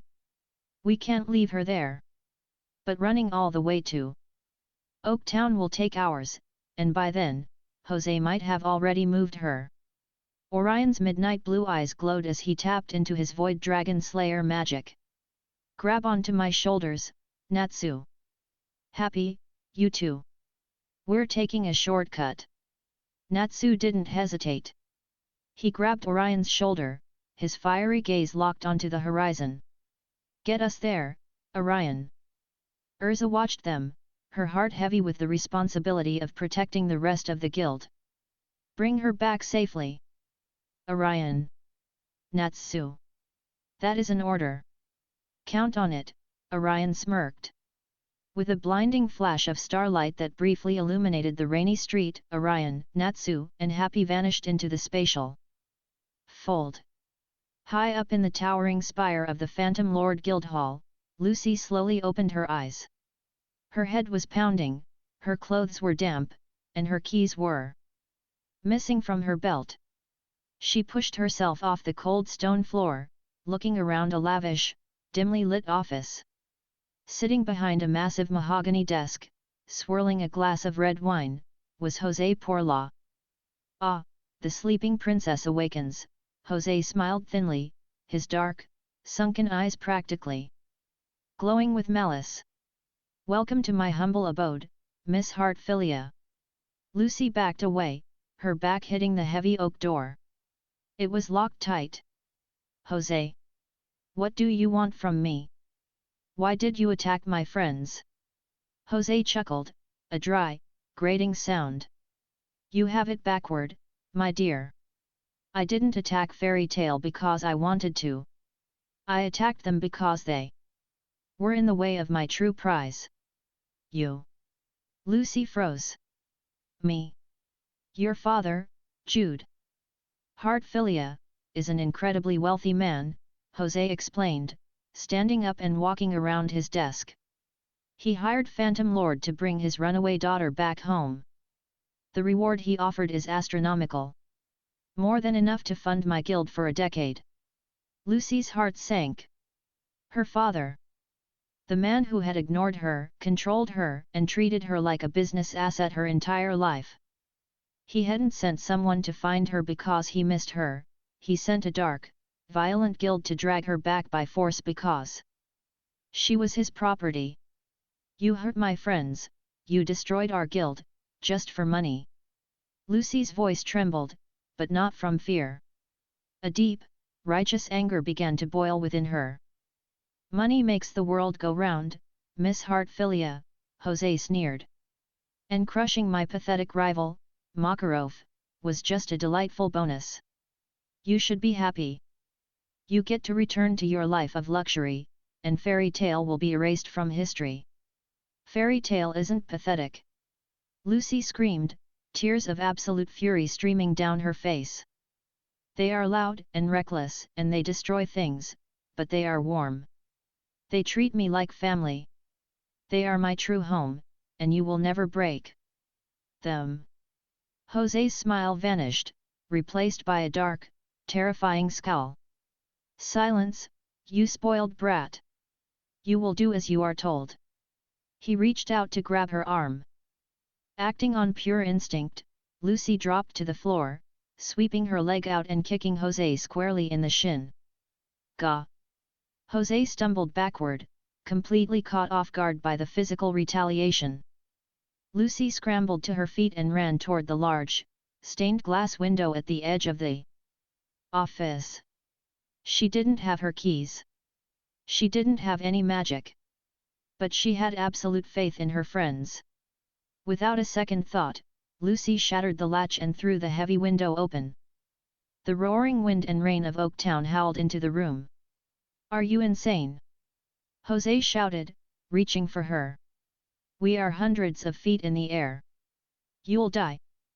Lucy looked back at him, her brown eyes blazing with a defiant, unbreakable spirit. I'd rather fall than go back to that house. Natsu. Orion. I know you're coming. Lucy closed her eyes and leaped out of the towering window, plummeting into the dark, stormy abyss. The wind rushed past her ears in a deafening roar. The ground was approaching at a terrifying speed. For a terrifying second, she wondered if she had made a mistake. Suddenly, the air directly beneath her violently distorted. A shimmering, starlight portal tore open in the middle of the sky. I gotcha, a familiar, fiery voice roared. Natsu blasted out of the portal, propelled by a burst of flames from his feet. He caught Lucy perfectly in mid-air, wrapping his arms securely around her waist. Happy, who had flown out right beside him, instantly hooked his paws into Natsu's jacket and activated his max speed, slowing their descent and gently lowering them to the rocky ground below the tower. Orion materialized next to them, casually stepping out of the spatial rift with his hands in his pockets. Natsu. Happy. Orion. Lucy wept, burying her face into Natsu's scarf. You actually caught me. Of course we did. Natsu grinned, his slitted eyes softening. You're our friend, Lucy. We'd never let you fall. Nice jump, Orion smirked, looking up at the shattered window of the tower where a furious Jose was glaring down at them. But we shouldn't linger. I doubt Jose is going to let his paycheck walk away that easily. Ding! System task completed, the princess in the tower. Rewards distributed, advanced water magic resistance, passive, and 1 daily sign-in token. Orion felt a cool, soothing energy wash over him, rendering him completely immune to Juvia's suffocating water attacks or any other liquid-based magic. Would you like to use your daily sign-in token at Phantom Lord headquarters? Use it, Orion commanded. Ding! Sign-in successful. Reward, structural analysis. Allows the host to instantly perceive the weak points, load-bearing pillars, and magical power sources of any building or construct. Orion's eyes flashed as he looked at the massive Phantom Lord Guildhall. Intricate blueprints and glowing stress points instantly mapped themselves into his brain. He noticed something incredibly strange.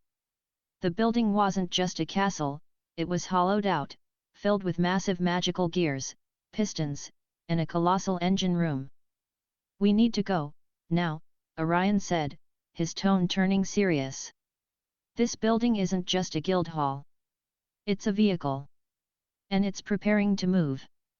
Before Natsu could ask what he meant, Orion grabbed them both and initiated another spatial jump, teleporting them all the way back to the outskirts of Magnolia. Back in the hidden cellar beneath the ruined fairy tale guild hall, the atmosphere was a mix of immense relief and profound sorrow. Lucy had explained everything to the guild. She bowed her head, tears falling onto the wooden floorboards. I'm so sorry. Jet, Droy, Levy, the master, they were all hurt because of me. Phantom Lord is only doing this because my father hired them to bring me back. If I just leave.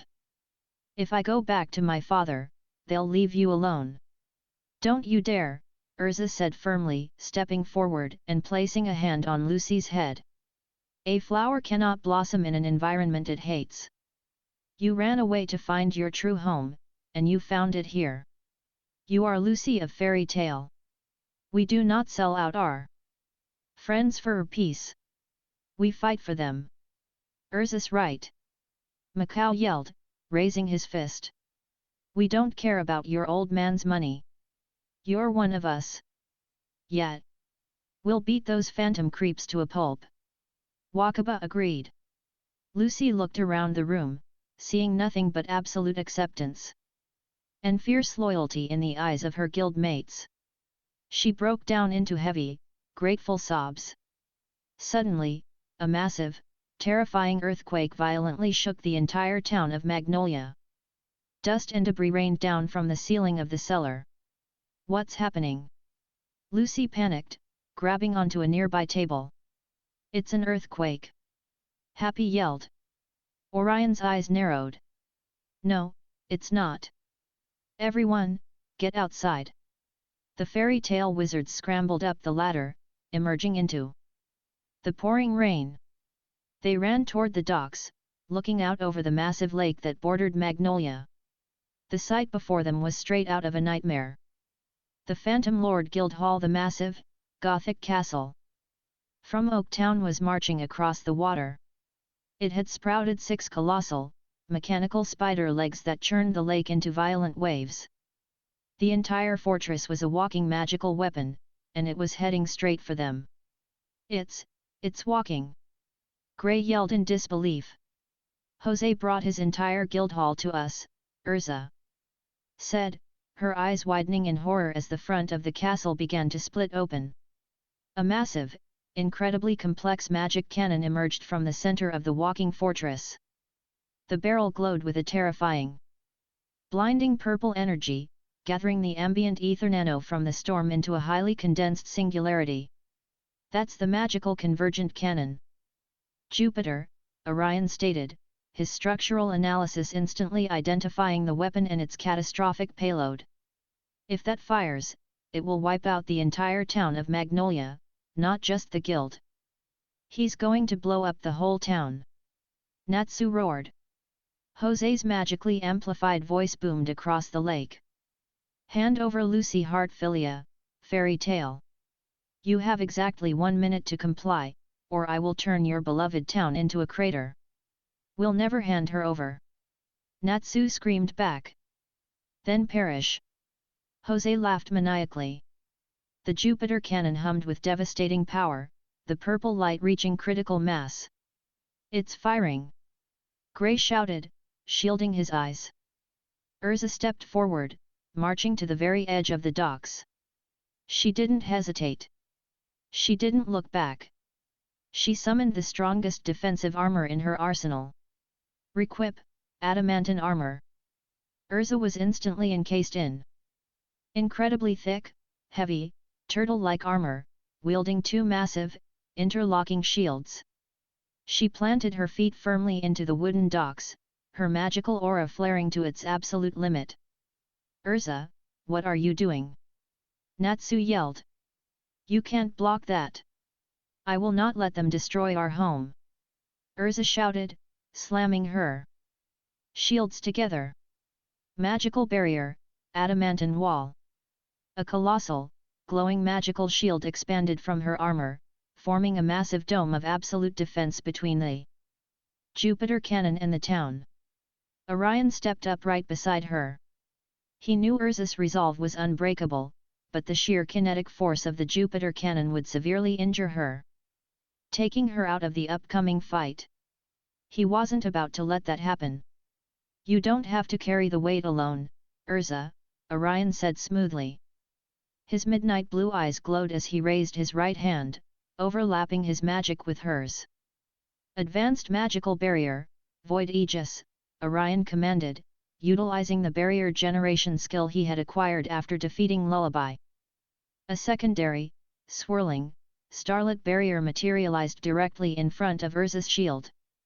The Jupiter cannon fired.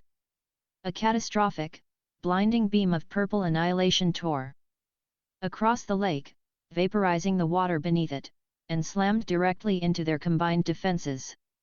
The impact was earth-shattering. The shockwave blew the fairy tale wizards off their feet, ripping the roofs off nearby houses and tearing trees out by their roots. But as the smoke and steam cleared, the town of Magnolia still stood. Erza and Orion stood side by side at the edge of the docks. Erza's adamantine shields were smoking, and she was panting heavily, but she was completely uninjured. Orion's Void Aegis had absorbed the brunt of the destructive energy, warping the excess force harmlessly into the spatial void. Incredible! Erza breathed, looking at Orion with profound awe and gratitude. Jose's furious voice echoed across the water. You blocked Jupiter. No matter. The cannon will take 15 minutes to recharge. I will simply fire it again, and again, until you are all dust. Natsu smashed his blazing fists together, his eyes locked onto the walking fortress. We have 15 minutes? That's more than enough time. Right, Gray smirked, freezing the rain around him. Let's board that piece of junk and smash it from the inside.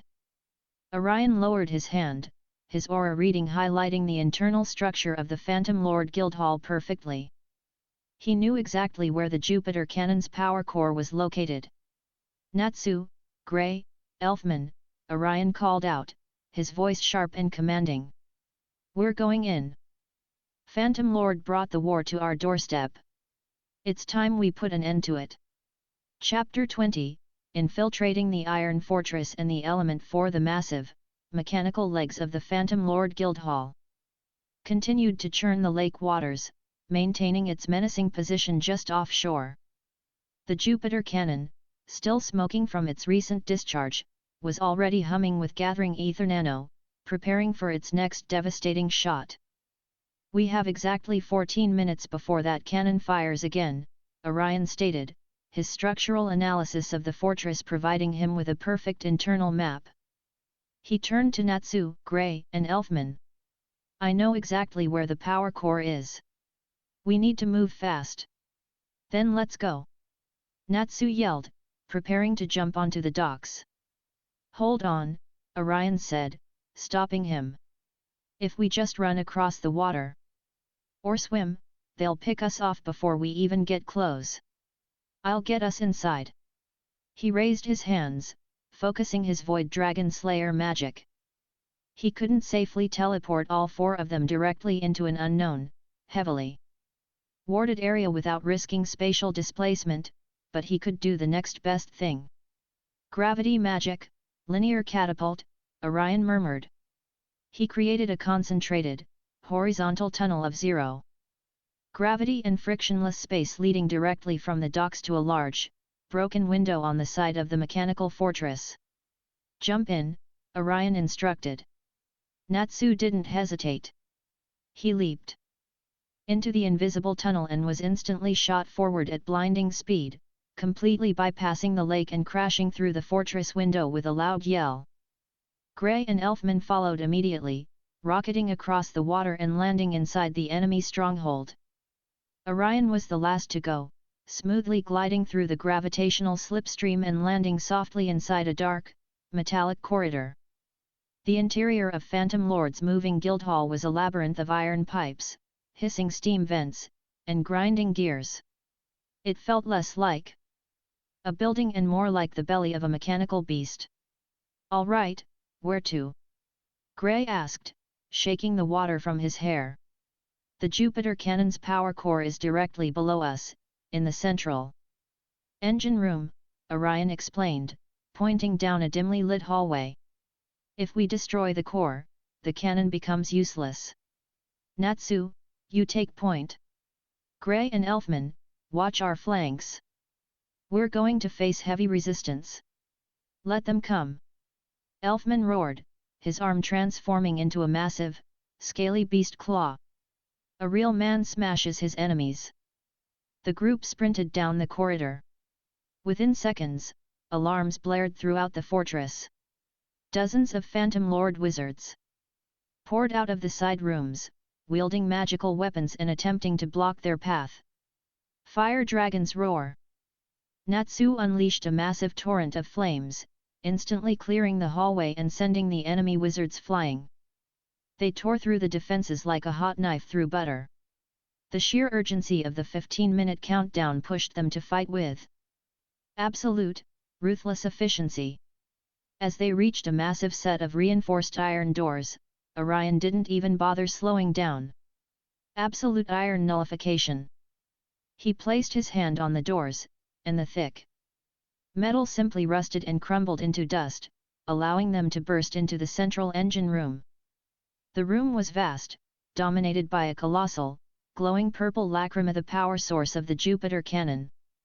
Standing in front of the lacrima, guarding it, was a familiar figure. It was the weeping giant, Arya of the Element 4.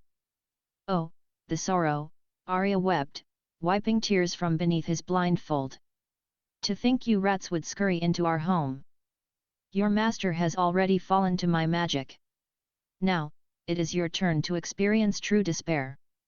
You're the one who attacked the old man." Natsu roared, his eyes narrowing with pure hatred. He lunged forward, his fists blazing. "I'll make you pay." "Natsu, wait.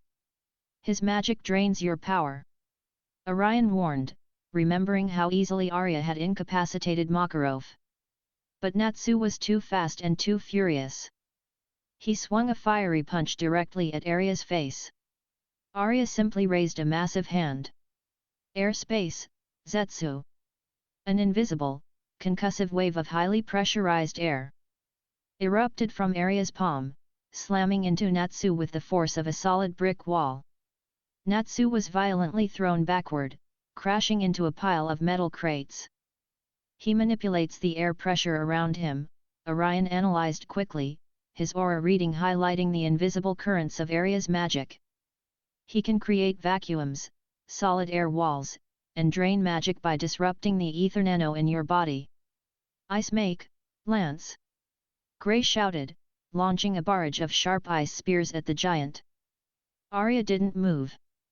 The ice spears hit an invisible barrier of compressed air inches from his body and shattered harmlessly. "How tragic! Your attacks cannot reach me.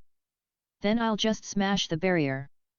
Elfman yelled, leaping into the air and bringing his beast arm down with massive force. Arya sighed. "Airspace, Metsu." He aimed his hand at Elfman. Orion's eyes widened as he saw the same magic draining spell that had taken down Makarov forming. "Not this time," Orion said coldly. In a fraction of a second, Orion utilized his advanced telekinesis to forcefully yank Elfman mid-air, pulling him safely out of the path of Arya's spell.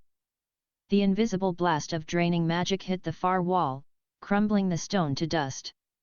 "You dodged it," Arya noted, a hint of surprise in his voice. He turned his blindfolded face toward Orion. "You are the one who interfered in the master's office. How sorrowful, your spatial tricks will not save you here." "I don't need tricks," Orion stated, his midnight blue eyes glowing intensely. "Your magic relies on manipulating the air, right?" Orion stepped forward, raising his right hand. He tapped into his Void Dragon Slayer magic. He wasn't just a spatial mage, he commanded gravity and the absolute void. "Let's see how well you control the air when there isn't any." Orion clenched his fist. Vacuum singularity. The space surrounding Arya violently collapsed inward. It wasn't just a manipulation of pressure, Orion completely eradicated the physical air molecules in a localized sphere around the giant. Arya gasped, his hands flying to his throat. His magic, which relied entirely on the presence of air to function, was instantly nullified. He couldn't breathe, he couldn't cast, and he couldn't speak. He stumbled backward, his massive frame trembling as he suffocated in the absolute vacuum. "Natsu! Now!" Orion shouted, maintaining the vacuum sphere just long enough. Natsu recovered, launching himself off the crates like a blazing missile. Fire! Dragons! Sword horn! Natsu slammed headfirst into Arya's chest with explosive, concussive force. The giant was sent flying across the room, crashing heavily into the steel wall and sliding to the floor, completely unconscious. "He's down!" Gray cheered. "The cannon!" Elfman pointed to the massive purple lacrima, which was pulsing rapidly, preparing to fire. "We only have 2 minutes left." "I've got it," Natsu grinned. He reeled his fist back, engulfing it in a massive, roaring inferno. "Take this!" Fire Dragon's iron fist. Natsu punched the massive lacrima with everything he had. The crystal shattered into a million pieces, the highly condensed magical energy dissipating harmlessly into the air. Throughout the fortress, the humming vibration of the Jupiter cannon died instantly. Ding! System task update, the Jupiter cannon has been destroyed. However, the Phantom Lord Fortress is still operational. Continue the assault and defeat the remaining Element 4 members. Orion let out a breath, the glow in his eyes fading. That's one problem solved. But Jose won't just give up. Suddenly, the entire fortress violently lurched. The grinding of gears echoed through the walls, and the mechanical structure began to shift and transform. "What the hell is going on now?" Gray yelled, struggling to keep his balance as the floor tilted. Orion's structural analysis updated instantly. "The building is changing shape. Jose is engaging a secondary system." The massive, walking guildhall stood up taller on its mechanical legs. The walls shifted, arms extended from the sides, and a massive, crude face formed near the top. The castle had transformed into a colossal, humanoid mechanical giant. And from the center of the giant's chest, a massive magical circle began to glow, glowing with a dark, ominous energy. "He's preparing to cast Abyss Break," Orion realized, his voice completely serious. "It's forbidden magic. It draws on the power of the 4 elements fire, water, earth, and wind. If that spell completes, it won't just destroy Magnolia, it will wipe out the entire region." 4 elements? Gray muttered, his eyes widening. "The element 4. They're acting as the power sources for the spell." "Exactly," Orion nodded. "Arya is down, which means the spell is unstable, but it can still fire if the other 3 provide enough power. We have to take out the rest of the element 4 to stop the cast." "Leave it to me!" Natsu yelled, punching his fists together. "I'll find M and roast M." "We need to split up," Orion instructed. Grey, Elfman, Natsu. Pick a direction and find the element 4. Stop them at all costs. What about you, Orion? Natsu asked. Orion's gaze drifted upward, toward the highest tower of the mechanical giant. I'm going straight to the top. I'm going to have a little chat with Jose Porla. Chapter 21, The Beast's Awakening and the Rain Woman. The interior of the massive, walking Phantom Lord Guildhall was a labyrinth of shaking metal and grinding gears. With every colossal step the mechanical giant took, the entire building violently shuddered. For most, it was a minor inconvenience. But for Natsu Dragneel, it was absolute torture. Ugh! I think I'm gonna die. Natsu groaned, collapsing onto the iron floor grate. His face was a sickly shade of green, his motion sickness hitting him with full, crippling force now that Orion wasn't there to stabilize the gravity around him. Pathetic, a smug voice echoed through the dimly lit corridor. Stepping out from the shadows was a man wearing a samurai-style outfit, his hair split perfectly down the middle, half black, half white. He carried a katana at his hip and sneered down at the incapacitated dragon slayer. I am Todomaru of the Element 4, the man declared, unsheathing his blade, which immediately ignited with a strange, blue flame. I control the element of fire. I was hoping for a grand duel with the famous salamander, but it seems you can't even stand up. How disappointing! Todomaru raised his blazing sword, preparing to strike. I'll put you out of your misery. Blue fire. Before the flames could reach Natsu, a massive wall of solid ice erupted from the floor, completely blocking the attack. Ice make, shield! Grey yelled, sliding into the corridor with Elfman right behind him. You guys! Natsu cheered weakly from the floor. Todomaru scoffed, jumping back. Ice magic? Fools! You cannot freeze my fire. I control all flames. Todomaru thrust his hand out, attempting to seize control of Natsu's residual heat. Not if I smash you first! Elfman roared, leaping over Grey's ice shield. His right arm violently expanded, covered in dark, heavy scales and razor-sharp claws. Beast arm, black reptile. Elfman brought his massive, scaled fist down with shattering force. Todomaru tried to block with his katana, but the sheer physical power of Elfman's takeover magic snapped the blade in two, and sent the fire wizard crashing headfirst into the iron wall, knocking him completely unconscious. That's 2 down. Grey smirked. He looked down at Natsu. You stay here and try not to throw up. Elfman and I will handle the rest. Don't tell me what to do, Ice Princess. Natsu mumbled, trying and failing to stand up as the fortress took another step. Grey and Elfman split up, running down separate corridors to cover more ground. The clock was ticking. If Abyss Break fired, Magnolia would be wiped off the map. Elfman sprinted down a descending staircase, bursting into a large, cavernous room filled with loose dirt and rubble, a strange sight inside an iron fortress. Ah, the middle child of the Strauss family, a theatrical, mocking voice echoed from the walls. The dirt on the floor swirled and gathered, forming into the shape of Soul, the green-suited, monocle-wearing Earth Wizard of the Element 4. You're the one who kidnapped Lucy. Elfman growled, raising his fists. I'll crush you. Such violence, Soul tutted, wagging a finger. But physical strength is so crude. Let us test your mental fortitude instead. Tell me, Elfman, how is your dear sister, Lysina? Elfman froze. His entire body went rigid, his pupils shrinking as a suffocating wave of trauma washed over him. Shut up!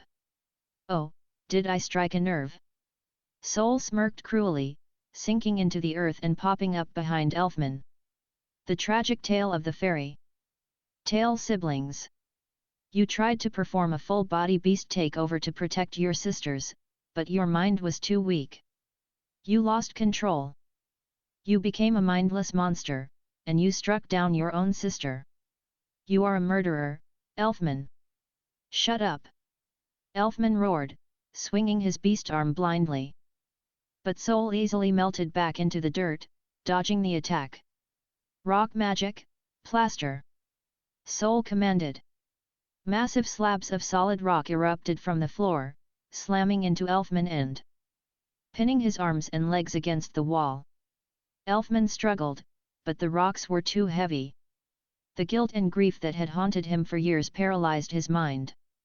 He remembered Marajana's tears. He remembered the blood on his hands. He was terrified of his own magic. He was terrified of losing control again. You are weak, Soul sneered, raising a massive boulder above Elfman's head. You couldn't protect your sister then, and you cannot protect your guild now. Die with your regrets. As the boulder descended, a flash of Orion's calm, unwavering face crossed Elfman's mind, followed by Natsu's reckless bravery, and Erza's unyielding shield. Fairy tale doesn't turn its back on its family. I won't let anyone else get hurt. Elfman screamed, tears of absolute resolve streaming down his face. The magical ether nano in the room began to violently vibrate. I am a man of fairy tale. And a real man protects his family. A blinding, terrifying pillar of magical energy erupted from Elfman's body, shattering the rocks holding him. Soul stepped back, his monocle cracking from the sheer magical pressure. What is this? Beast Soul, full body takeover! Elfman roared. His human form vanished, replaced by a towering, muscular behemoth with dark, armored scales, massive curved horns, and claws that could shred steel. But unlike the fateful day in the past, Elfman's eyes weren't blank with feral rage. They were clear and focused. He had conquered his inner demon. Impossible! Soul shrieked, launching dozens of boulders at the beast. Elfman didn't even flinch. He shattered the boulders with a single swipe of his massive claws. In one blindingly fast motion, he crossed the room, grabbed Soul by his green suit, and slammed him into the ceiling with earth-shattering force, before violently throwing him into the floor. Soul lay motionless in a crater of his own making. Elfman panted heavily, slowly reverting back to his human form. He looked at his trembling hands, a tear of pure relief falling from his eye. Myra! I did it! I controlled it! Meanwhile, on the upper external balconies of the walking fortress, the rain was pouring in heavy, relentless sheets. Gray ran out onto the slick metal walkway, looking for a way up to the command center. As he stopped to catch his breath, he noticed a woman standing at the edge of the balcony, holding a pink parasol. It was Juvia of the Element 4. Drip, drip, drop, Juvia murmured, slowly turning around. The rain follows Juvia everywhere. It is a curse of sorrow. You are Grey Fullbuster of Fairy Tale. Juvia has been tasked with your elimination. You're the water user, Grey said, falling into his martial arts stance, his hands glowing with icy blue magic. Make it quick. I don't have time to play in the rain. Juvia raised her hand, her eyes dead and hollow. Water Slicer. A barrage of highly pressurized, razor-sharp blades of water shot toward Grey. Ice make, shield. Grey countered, creating a thick barrier of ice that effortlessly caught and froze the water blades. Grey pushed forward, leaping into the air. Ice make, lance. He hurled a volley of ice spears directly at her. Juvia didn't dodge. The ice spears pierced her body, but instead of drawing blood, her physical form simply turned into liquid water, reforming a second later completely unharmed. Physical attacks and magic cannot harm Juvia's body, she said in a monotone voice. Juvia is made of water. But as Juvia looked up to prepare her next attack, her eyes locked onto Grey. Her hollow, gloomy expression suddenly vanished. Gray stood in the rain, his dark hair plastered to his forehead, his sharp, handsome features set in a look of determined bravery. Without a shirt on, his toned physique was fully displayed. Juvia's heart did a violent, unexpected backflip. A bright red blush spread across her pale cheeks. The gloomy, depressive aura surrounding her completely shattered, replaced by floating, imaginary pink hearts. Oh my, Juvia thought, her hands flying to her hot cheeks. He is so handsome. What is this feeling? Is this love at first sight? Hey! What's wrong with you? Gray asked, confused by her sudden stillness. Are we fighting or not? Juvia. Juvia cannot fight you, she stammered, covering her face with her parasol and turning away in extreme embarrassment. Juvia surrenders. Wait, what? Gray shouted, completely bewildered. You're just giving up. Suddenly, Juvia remembered her mission. She was a Phantom Lord Wizard. If she surrendered, Jose would kill her. But if she defeated Gray, she could take him prisoner and keep him all to herself. No. Juvia must fight. She yelled, spinning back around with renewed, obsessive determination. Water lock. A massive sphere of dense, suffocating water materialized around Gray, trapping him inside. Gray struggled, his air supply instantly cut off. Juvia is sorry, my darling. Juvia swooned, watching him float in the bubble. But once you are unconscious, Juvia will take very good care of you. Gray gritted his teeth. He wasn't about to be defeated by a crazy water lady. He placed his hands together inside the sphere. His magic wasn't just about creating ice, it was about absolute cold. The water inside the sphere began to rapidly freeze. In seconds, the entire water lock turned into a solid block of ice, which Gray then shattered from the inside out, dropping to the floor and gasping for air. You froze Juvia's unbreakable water. Juvia gasped in shock, but her blush only deepened. He is so strong. Juvia loves him even more. I told you, Gray smirked, wiping the water from his chin. I don't have time to play. He slammed his hands onto the metal deck. Ice magic. Freeze. A massive, sweeping wave of absolute zero temperature erupted from Gray's hands, freezing the entire balcony, the falling rain, and Juvia's water body. Solid. Juvia was trapped in a block of ice, her eyes wide with a mixture of defeat and absolute adoration before she passed out. With Juvia defeated, the massive magical circle glowing on the chest of the mechanical giant violently flickered and died. The abyss break spell had been completely cancelled. High above the chaos, in the luxurious, dimly lit guild master's office at the very peak of the fortress, the heavy oak doors were gently pushed open. Orion Valen Thorne stepped into the room, his boots making no sound on the plush carpet. Jose Porla was standing by the shattered window, staring out at the failing abyss break circle with an expression of absolute, unhinged fury. Your little giant has lost its spark, Jose, Orion said smoothly, slipping his hands into his pockets. The element 4 is down. The cannon is destroyed. It's over. Jose turned around slowly, his dark eyes burning with a terrifying, malevolent darkness. The ambient magic in the room felt like a suffocating weight. He wasn't just a guild master, he was one of the 10 wizard saints, the strongest mages on the entire continent. Over. Jose whispered, his voice vibrating with raw, terrifying power. Dark, ghostly phantoms began to materialize in the air around him, shrieking in agony. You arrogant little pest! You think defeating my pawns means you have won? I am a wizard. Saint. I will tear your soul from your body and personally grind fairy tale into dust. Orion didn't flinch. His midnight blue eyes began to glow with starlit intensity, and the space around him hummed with gravitational force. A wizard saint. Orion smirked, a dangerous, draconic aura flaring to life. Good. I was looking for a decent warm-up. Chapter 22, The Wizard Saint and the Clash of Dragons. The atmosphere inside the guild master's office was suffocating. The sheer density of José Porla's magical power was enough to make the air feel like thick, toxic syrup. You dare mock the title of Wizard Saint?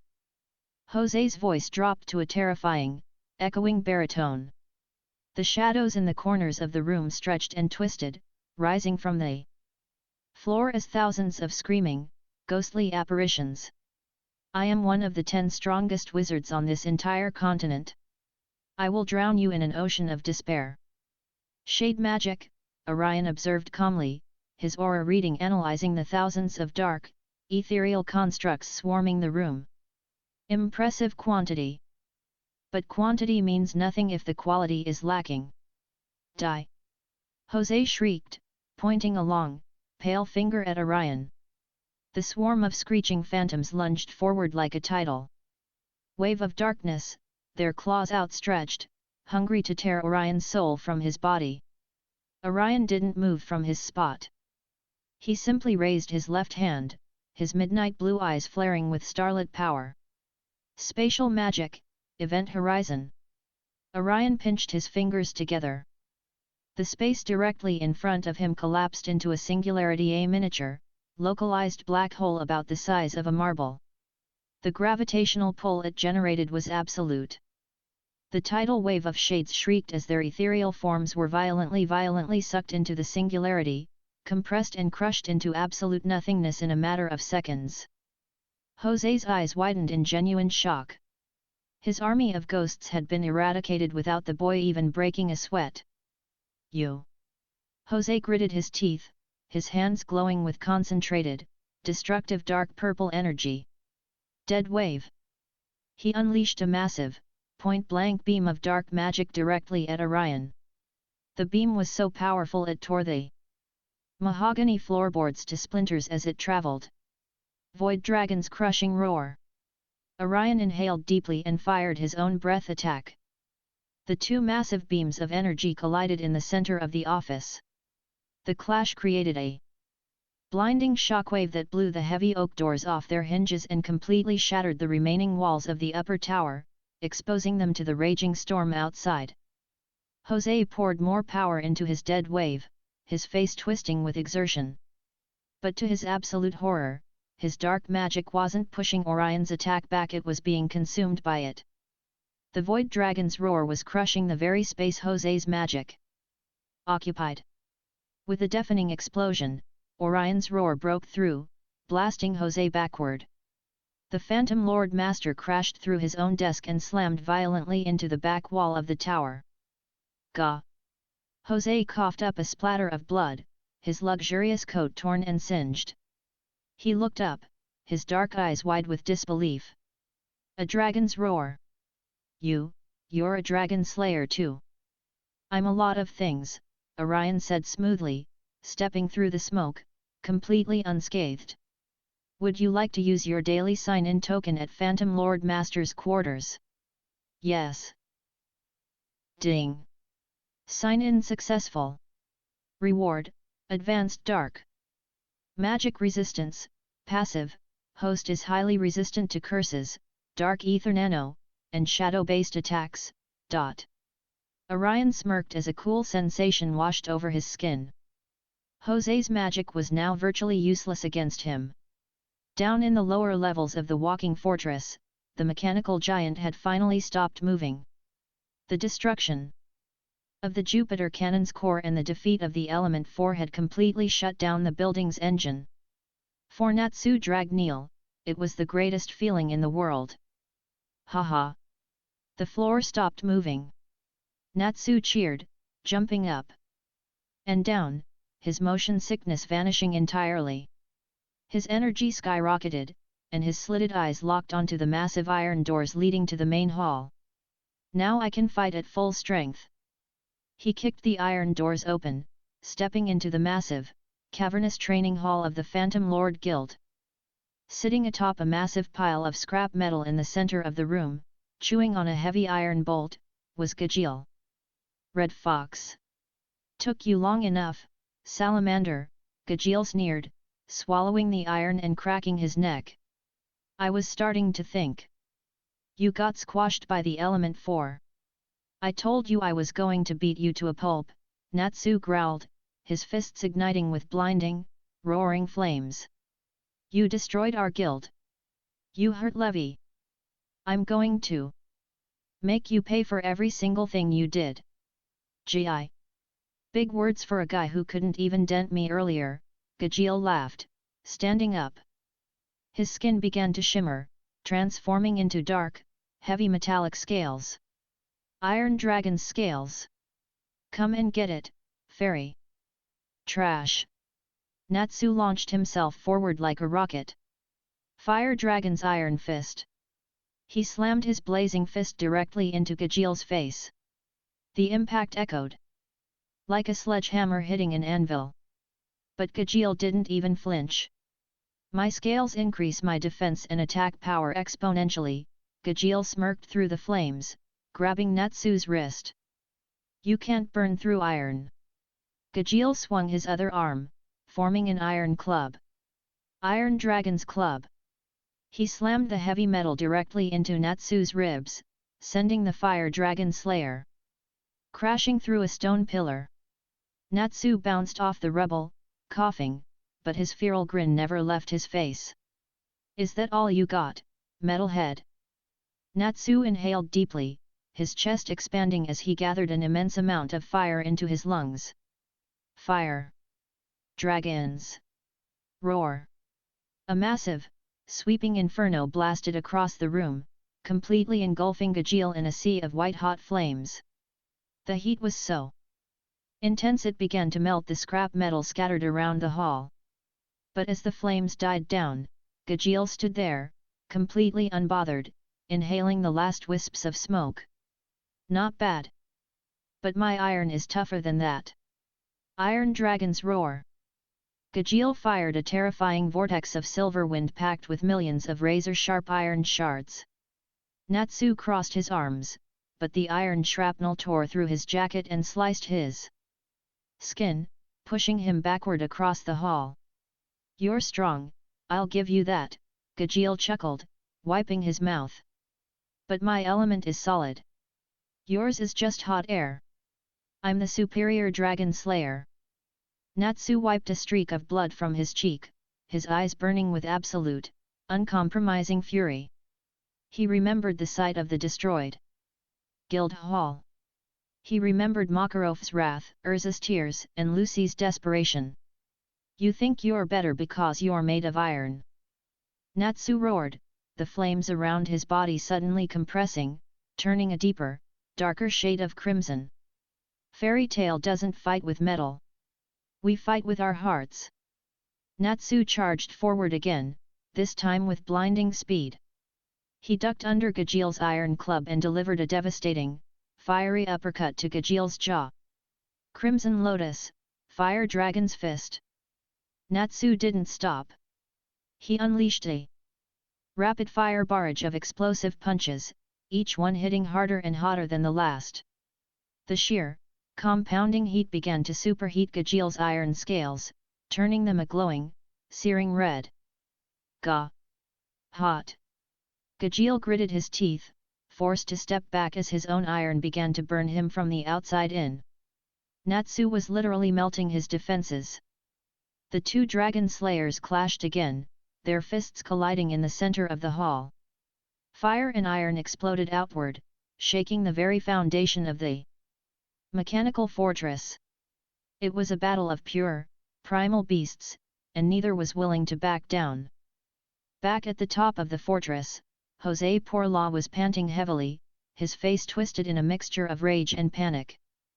He had thrown everything he had at Orion: dead waves, dark bursts, and swarms of shades, but the boy had effortlessly deflected, absorbed, or nullified every single attack. This is impossible! José screamed, his pristine image completely shattered. I am a wizard saint. I cannot be defeated by a nameless brat from Makarov's pathetic guild. Fairy tale isn't pathetic, Orion said, his voice cold and commanding. He slowly levitated off the ground, his flight magic suspending him in the air. You let greed and jealousy blind you, Jose. You forgot what true strength looks like. Orion raised both of his hands, preparing to end the fight. The ambient ether nano in the room violently rushed toward him, swirling into a massive, concentrated sphere of spatial and gravitational energy. Void dragons. Orion began, the terrifying pressure of his secret art causing the iron beams of the tower to groan and buckle. But suddenly, Orion stopped. He blinked, turning his head toward the shattered window. The dark, stormy clouds that had blanketed Oaktown were suddenly parting. A warm, blinding, golden light pierced through the darkness, illuminating the rain. A familiar, overwhelming, and utterly terrifying magical presence washed over the entire battlefield. It was a presence so profound and absolute that even Gajeel and Natsu stopped their brawl in the lower levels, looking up in awe. Ding! System task generated, the Light of Judgment. Description: Master Makarov has returned to the battlefield. Stand down and allow the Guild Master to deliver the final judgment upon Phantom Lord. Reward: Fairy Law, Knowledge, and 1 daily sign-in token. Orion lowered his hands, a genuine smile spreading across his face as he let his magic dissipate. What are you doing?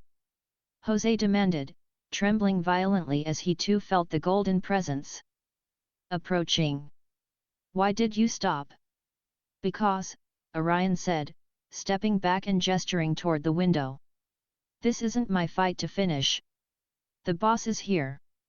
Floating outside the shattered window, bathed in absolute, divine golden light, was Master Makarov. He wasn't pale or frail anymore. Thanks to Orion rescuing him from Erza's draining spell before it could permanently damage his magical container, and poor Lyusika's emergency healing. The third master of Fairy Tale had fully recovered. And he was furious. Jose, Makarov's voice echoed with the weight of a god. It wasn't loud, but it resonated in the very souls of everyone who heard it. Jose stumbled backward, falling to his knees in absolute terror. Makarov. You were drained. You should be dead. Makarov floated into the ruined office, his glowing eyes locked onto his rival. You harmed my children, Jose. You brought war to my home. And for that, there is no forgiveness. Makarov placed his hands together, his fingers forming a complex, ancient sigil. The golden light surrounding him intensified to a blinding degree, completely illuminating the entire town and the lake below. I will show you the true power of Fairy Tale, Makarov declared. The sacred light that purges all darkness and judges the wicked. Orion shielded his eyes, awestruck as he witnessed one of the 3 great fairy magics being cast in person. Fairy Law! Makarov roared. A catastrophic, silent shockwave of pure, golden light erupted from Makarov's hands. It washed over the entire Phantom Lord fortress, passing through the walls and the iron. The spell was absolute. It automatically identified friend from foe, seeking out those the caster deemed as enemies in their heart. To the Fairy Tale wizards Natsu, Grey, Elfman, and Orion the light felt like a warm, comforting embrace. But to the Phantom Lord wizards, to Gajeel, and to Jose Porla, the light was absolute, unforgiving judgment. The golden light stripped Jose of his dark magic, his strength, and his consciousness in a single, devastating instant. The Phantom Lord Master collapsed to the floor, his reign of terror completely extinguished by the brilliant, unbroken spirit of Fairy Tale. The war was over. Fairy Tale had won. Chapter 23, The Heartfilia Estate and the ties that bind. The blinding, sacred golden light of Fairy Law slowly faded from the sky, leaving the ruined upper office of the Phantom Lord Guildhall in absolute silence. Jose Porla lay unconscious on the splintered floorboards, his dark magical aura completely eradicated. The terrifying, oppressive atmosphere he had generated was gone, replaced by the warm, triumphant presence of Fairy Tale's guild master. Makarov floated down, his feet touching the floor. He exhaled a long, weary breath, his glowing eyes returning to their normal state. Casting Fairy Law took a massive toll, but his posture remained unbroken. "It's over," Makarov said softly, looking at his defeated rival. Orion stood near the shattered window, his midnight blue eyes wide with genuine respect. He had seen incredibly destructive magic in this world, but Fairy Law was something entirely different. It wasn't just raw power, it was pure, conceptual judgment. Ding! System task completed, the light of judgment. Rewards distributed, Fairy Law, knowledge, and 1 daily sign-in token. Instantly, a flood of ancient, impossibly complex runic equations and magical theory poured into Orion's mind. He grasped his head as the knowledge of one of the 3 great fairy magics etched itself into his brain. He understood how it worked. It targeted anyone the caster truly perceived as an enemy in their heart. However, the system also provided a stark warning. Utilizing Fairy Law consumed a massive amount of magical power, and if cast recklessly on a large number of targets, it could drain the user's very lifespan. It was a true ultimate trump card. "Orion," Makarov called out, breaking Orion from his thoughts. The old man smiled warmly. "Thank you for holding him off. You did well, my boy." "I just kept him busy, Master," Orion smiled back. "You delivered the finishing blow." Down in the lower levels, the battle had also come to an abrupt halt. Natsu stood in the center of the training hall, his fists still coated in fading flames. Across from him, Gajeel Red Fox lay flat on his back, knocked completely unconscious by the sweeping wave of Fairy Law. "Hey! Wake up, metalhead!" Natsu yelled, poking Gajeel's cheek with his boot. "I wasn't done beating you up yet." "No fair." Grey and Elfman walked into the room, both looking exhausted but victorious. "Give it a rest, Natsu," Grey sighed, wiping a speck of blood from his forehead. "The master finished it. We won. Let's just go home." The aftermath of the Phantom Lord War was chaotic, to say the least. The Magic Council dispatched dozens of Rune Knights to Oak Town to arrest Jose Porla and officially disband the Phantom Lord Guild. Master Makarov had to stay behind to fill out an endless mountain of paperwork and endure a stern lecture from the council members. By the time Orion, Natsu, Erza, Grey, and Elfman returned to Magnolia, the sun was beginning to set.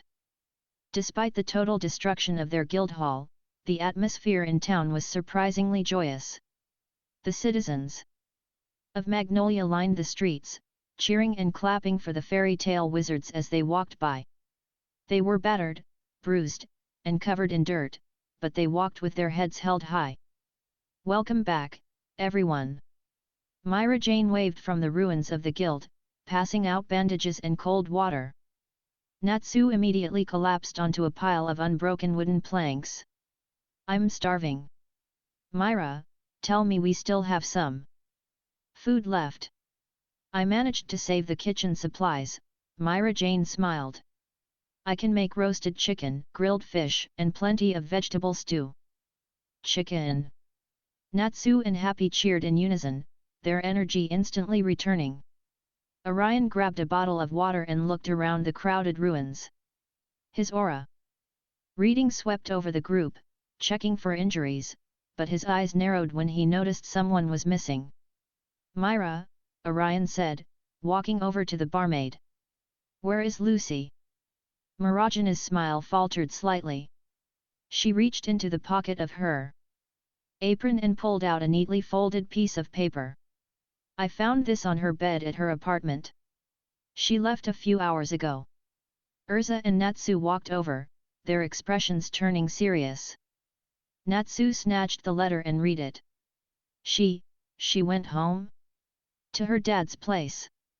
She wrote that she can't let her father keep hurting the guild, Myra Jane explained sadly. She thinks that as long as she's a fairy tale wizard, Jude Heartfilia will keep sending people after us. She went back to sever ties properly, or to surrender. Surrender! Natsu yelled, crushing the letter in his fist. No way! After everything we just fought for, she's going back to that jerk. She's doing it to protect us, Erza said softly, though her fists were clenched tight. It's a noble sacrifice. It's a stupid sacrifice, Natsu growled. He turned toward the train station. I'm going after her. Hold on, Orion commanded, stepping in front of Natsu. We're all going. Lucy is our nakama. We don't let our friends fight their battles alone, especially against their own family. Orion tapped into his Void Dragon Slayer magic. He had memorized the spatial coordinates of the Heartfilia estate from his photographic memory of the map earlier. Everyone grab on. We're crashing a family reunion. The Heartfilia estate was a sprawling, opulent mansion surrounded by manicured gardens, towering fountains, and high iron gates. It was a place of immense wealth, but to Lucy, it felt like a gilded cage. She stood in her father's grand, silent office, wearing a beautiful, restrictive Victorian dress she had been forced to put on upon arriving. Sitting behind the massive desk was Jude Heartfilia. He was a stern, cold man who looked at his daughter not with love, but with calculated annoyance. I heard Jose Porla failed, Jude said coldly, not even looking up from his paperwork. A pity. I paid him a small fortune to drag you back. But I suppose it doesn't matter now. You have returned on your own. You will marry the Duke of Lorden next month to secure our new trade routes. Lucy's hands trembled. Her entire life, this man had dictated her every move, ignored her tears, and treated her like a chess piece. But as she stood there, she didn't feel the suffocating fear she used to. She remembered Natsu's blazing smile. She remembered Erza's unwavering shield. She remembered Orion's calm, protective presence. She had found a real family. I'm not marrying anyone, Lucy said, her voice steady and clear. Jude stopped writing and looked up, his eyes narrowing. Excuse me. I didn't come back to surrender, Lucy said, taking a step forward. She reached up and violently tore the frilly, restrictive collar of her expensive dress, an act of sheer defiance. I came back to tell you to your face. I am Lucy Heartfilia. But more importantly, I am a wizard of fairy tale. Jude stood up, his face turning red with anger. You ungrateful brat! I give you everything, and you choose to roll in the mud with those chaotic thugs. Those thugs shed blood for me. Lucy yelled back, tears springing to her eyes, but they were tears of pride. They protected me when you sent a dark guild to kidnap me. If you ever lay a finger on fairy tale again, the entire guild will come for you. And trust me, father. You do not want to make an enemy out of my family. Jude stared at his daughter, completely stunned. The timid, obedient girl was gone. Standing before him was a fierce, independent woman. Lucy turned her back on him and walked toward the massive oak doors. Goodbye, father. I won't be coming back. She pushed the doors open and walked down the grand staircase, her heart pounding in her chest. She had done it. She was finally free. As she walked out of the front doors of the mansion and into the vast gardens, she wiped a tear from her eye. Now, how am I going to afford the train ticket back to Magnolia? We've got you covered, a familiar, cheerful voice called out. Lucy gasped, her eyes widening. Standing in the center of the garden, leaning casually against a marble fountain, were Natsu, Grey, Erza, Happy, and Orion. You guys! Lucy cried, running toward them. What are you doing here? How did you even get here so fast? Orion teleported us, Natsu grinned, crossing his arms. We came to drag you back if your old man tried to lock you up. You really told him off, didn't you? Gray smirked. We heard the whole thing through the window. You were eavesdropping. Lucy blushed furiously, but the massive, brilliant smile on her face couldn't be contained. Erza stepped forward and pulled Lucy into a tight, armored hug. Welcome back, Lucy. Thank you, Lucy wept, burying her face into Erza's shoulder. Thank you all for coming for me. Orion stood near the back, watching the heartwarming reunion with a soft smile. Would you like to use your daily sign-in token at Heartfilia Estate? Yes, Orion thought. Ding. Sign in. Successful. Reward, Spatial Waypoint. Creation, allows the host to place invisible, permanent spatial anchors anywhere in the world, allowing for instant, unlimited teleportation to those specific locations regardless of distance. Orion's smile widened. That is incredibly useful. No more wasting magic trying to calculate distant coordinates from scratch. He casually tapped his boot against the marble fountain, secretly establishing his first spatial waypoint right in the Heartfilia Gardens, just in case Jude ever tried anything stupid again. He placed a second one on Natsu's scarf and a third on Erza's armor while they were distracted, ensuring he could always jump to his friends no matter where they were. All right, let's head home, Orion said, stepping forward. Myra is cooking up a massive feast, and if we don't get back soon, Natsu is going to eat his own shoes. Hey! I wouldn't eat my shoes. Probably. Natsu argued, making everyone laugh. Orion gathered his magic, the space around them rippling with starlight. In a flash, the fairy tale wizards vanished from the opulent, lonely estate, returning to the loud, chaotic, and loving home they had fought so hard to protect.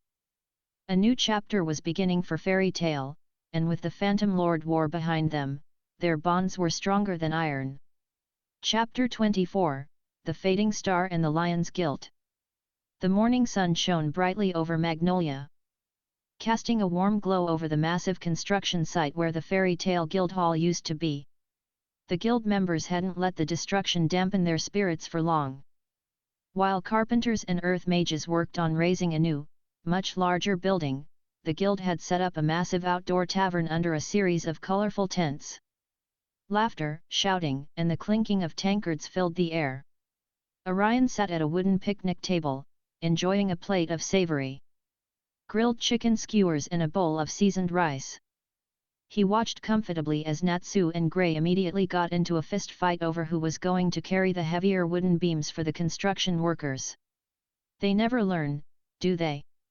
Lucy sighed, taking a seat next to Orion and resting her chin in her hands.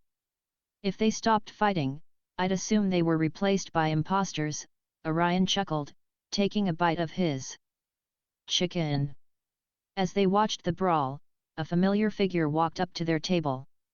It was Loke, the guild's resident playboy, easily recognized by his spiky orange hair and tinted glasses. But today, he wasn't flanked by giggling girls, and his usual confident swagger was completely gone.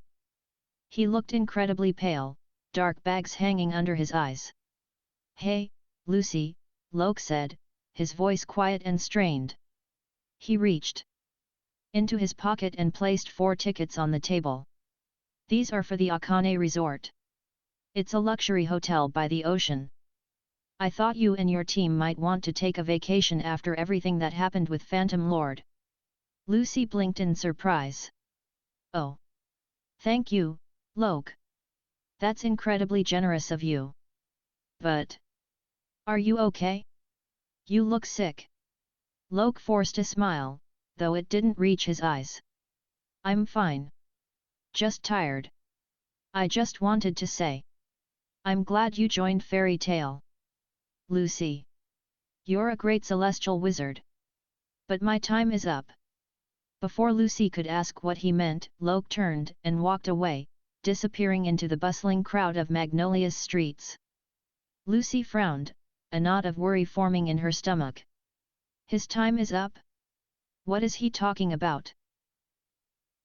Orion set his skewer down, his midnight blue eyes narrowing. He hadn't just been listening to the conversation, he had passively activated his aura reading the moment Loke approached them. He's dying, Lucy, Orion stated, his voice devoid of its usual casual tone. What? Lucy gasped, standing up so fast her chair scraped loudly against the dirt. Dying. Is he sick? We have to tell poor Lyusika. Poor Lyusika can't help him, Orion said, standing up alongside her. Because Loke isn't human. Lucy froze, staring at Orion in utter confusion. Not human? But he's been in the guild for years. What is he? He's a celestial spirit, Orion explained. My eyes can see the flow of magic. Human ether nano flows from a physical container. But Loke's magic doesn't have a container. He's made entirely of condensed magical energy. And right now, that energy is rapidly leaking out of him. He's a spirit who has stayed in the human world for far too long, and his life force is finally giving out. Lucy's eyes widened as the pieces clicked together in her head. A celestial spirit with orange hair, a sharp suit, and magic centered around light and rings. A spirit who was terrified of her celestial keys when she first joined. Leo. Lucy whispered, her hands flying to her mouth. He's Leo the lion. But why is he in the human world? Why hasn't he gone back to the spirit world to heal? There's only one reason a spirit stays here until they die, Orion said grimly. They were banished. Lucy immediately pulled out one of her silver keys. Open, Gate of the Southern Cross. Crux. With a chime of bells, a floating, elderly spirit with a cross-shaped mustache appeared, sleeping soundly. Lucy violently shook him awake. Crux. I need to know about Leo the lion and his previous summoner. Right now. Crux rubbed his head, tapping into the vast database of the celestial spirit world. Ah! Leo the lion. His previous master was a renowned wizard named Karen Lilica. She was a member of Blue Pegasus. Was. Orion caught the past tense. Yes. She died 3 years ago, Crux explained sorrowfully. Karen was known to be incredibly cruel to her spirits, specifically Ares. To protect Ares from further abuse, Leo forcibly opened his own gate and refused to return to the spirit world, anchoring himself in the human realm. A wizard cannot summon a new spirit if one is already summoned. He demanded Karen release their contracts. Lucy covered her mouth. He was trying to protect his friend. But his actions had dire consequences, Crux continued. Because Leo was tying up her magical power, Karen couldn't summon her other spirits to protect herself during a dangerous mission. She was killed by a dark wizard. Because his stubbornness indirectly caused the death of his summoner, the Celestial Spirit King banished Leo from the spirit world forever. He has been slowly fading in the human world ever since. Tears welled in Lucy's eyes. He blames himself. He's been living in our guild for 3 years, smiling and laughing, while carrying the guilt of murder and slowly dying. Crux nodded, fading back into the spirit world. I'm sorry, Lucy. But the king's decree is absolute. Ding. System task generated, the lion's redemption. Description: intervene in the judgment of Leo the lion. Assist Lucy Heartfilia in forcing the celestial gate open and convince the Spirit King to alter his decree. Reward: advanced celestial/stellar magic and 1 daily sign-in token. Orion's eyes glowed with a fierce, starlit determination.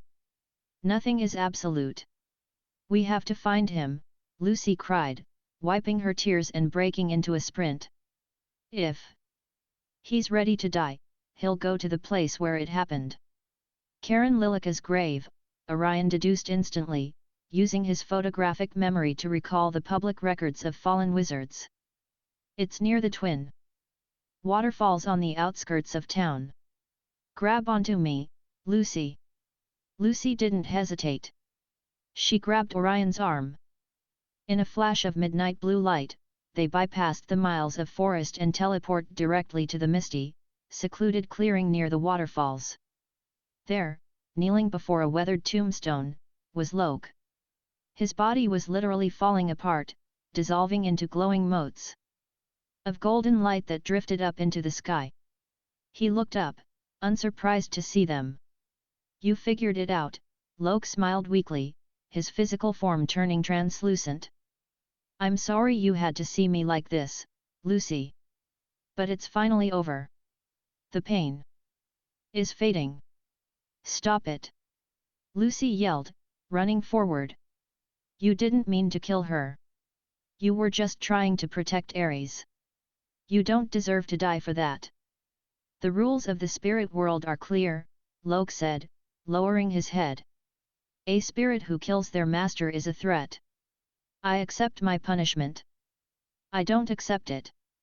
Lucy screamed. She pulled out all of her golden keys at once. If the spirit world won't let you back in, then I'll force the gate. Open myself. Lucy, no. Loke panicked, his eyes widening. You can't open a banished gate.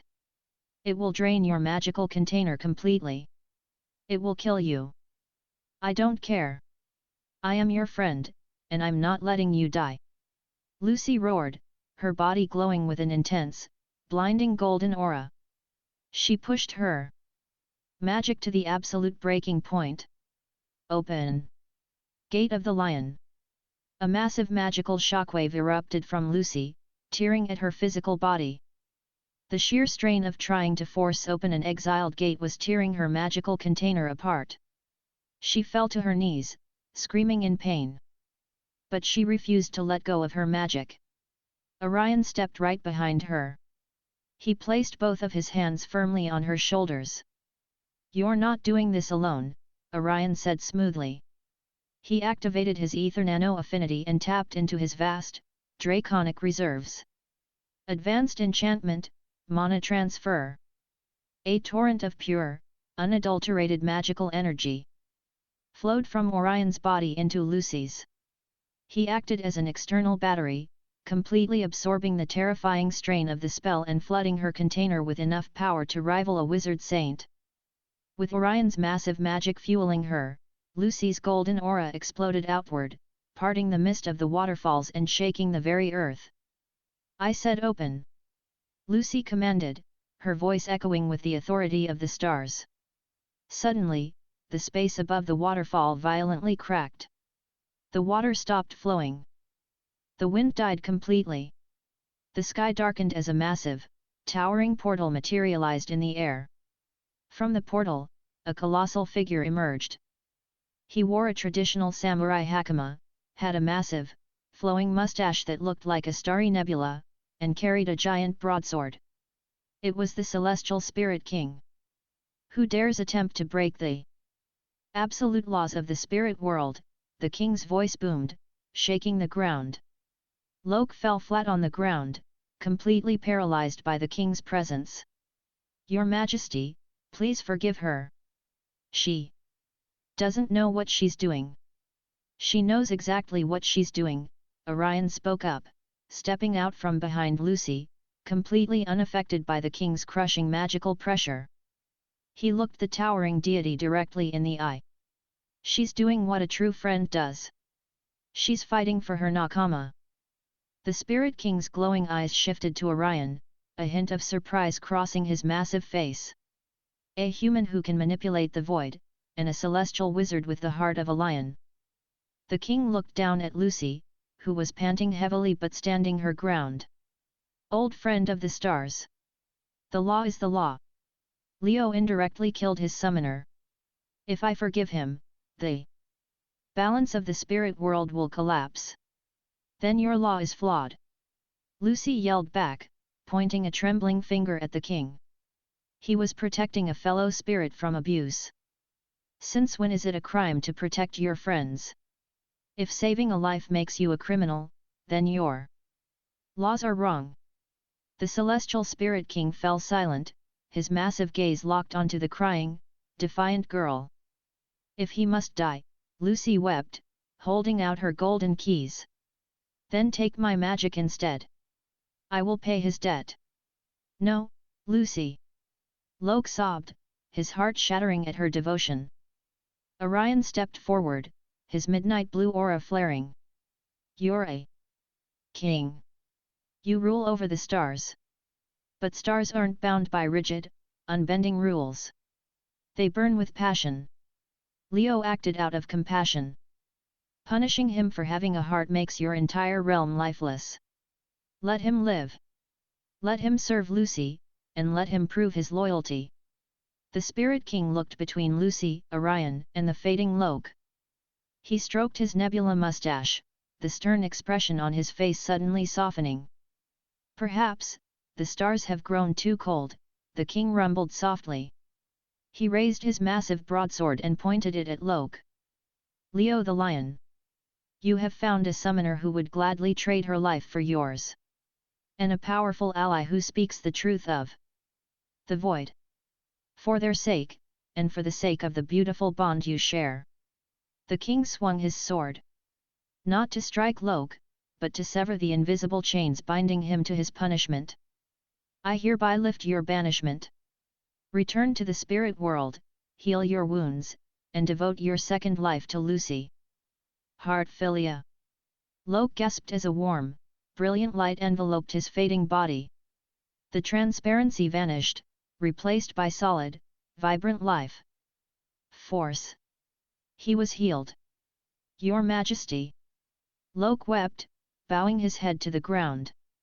Thank you. The Spirit King smiled, his form beginning to fade back into the portal. Grow strong, old friend of the stars. And you, boy of the void, we shall watch your journey with great interest. With a flash of light, the king vanished, and the waterfall resumed its natural flow. Ding! System task completed, the Lion's Redemption. Rewards distributed, Advanced Celestial/Stellar Magic and 1. Daily Sign-In Token. Orion felt a massive surge of cosmic knowledge flood his mind. The power of the stars. The ability to summon meteors, and the manipulation of stellar light became second nature to him. Loke, fully restored to his peak strength, stood up. He walked over to Lucy, falling to one knee and taking her hand like a true knight. Lucy, you saved my life, Loke said, his voice thick with emotion.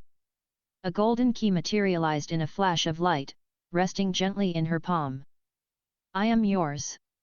From this day until the end of time, I will fight for you.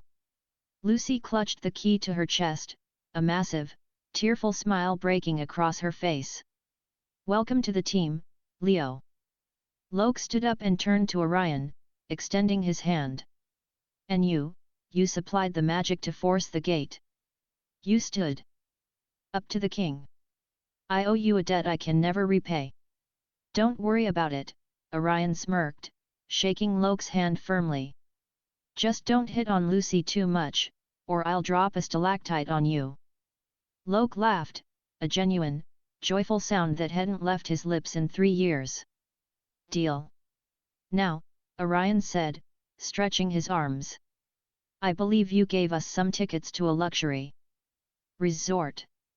I think we've earned a vacation, don't you? Lucy's face lit up instantly. The Akane Resort. Real beds.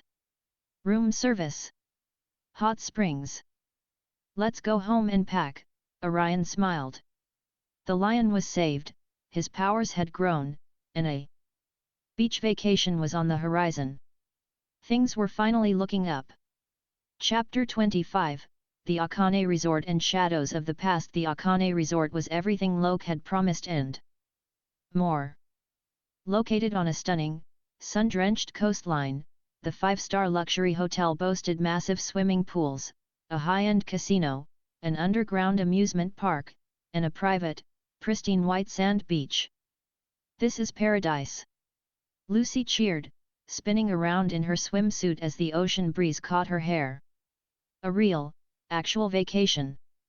No fighting, no dark guilds, just pure relaxation. I'm gonna eat everything! Natsu yelled, having finally recovered from the grueling train ride.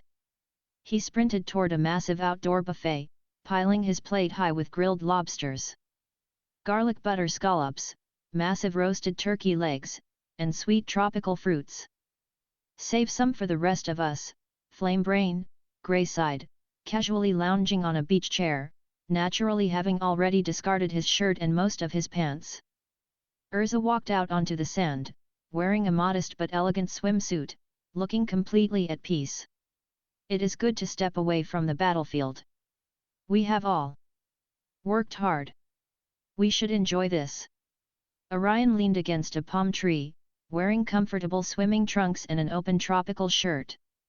He took a sip of a cold coconut drink, his midnight blue eyes scanning the horizon. The ambient ether nano here was calm and soothing, a stark contrast to the chaotic battlefields they had recently left behind.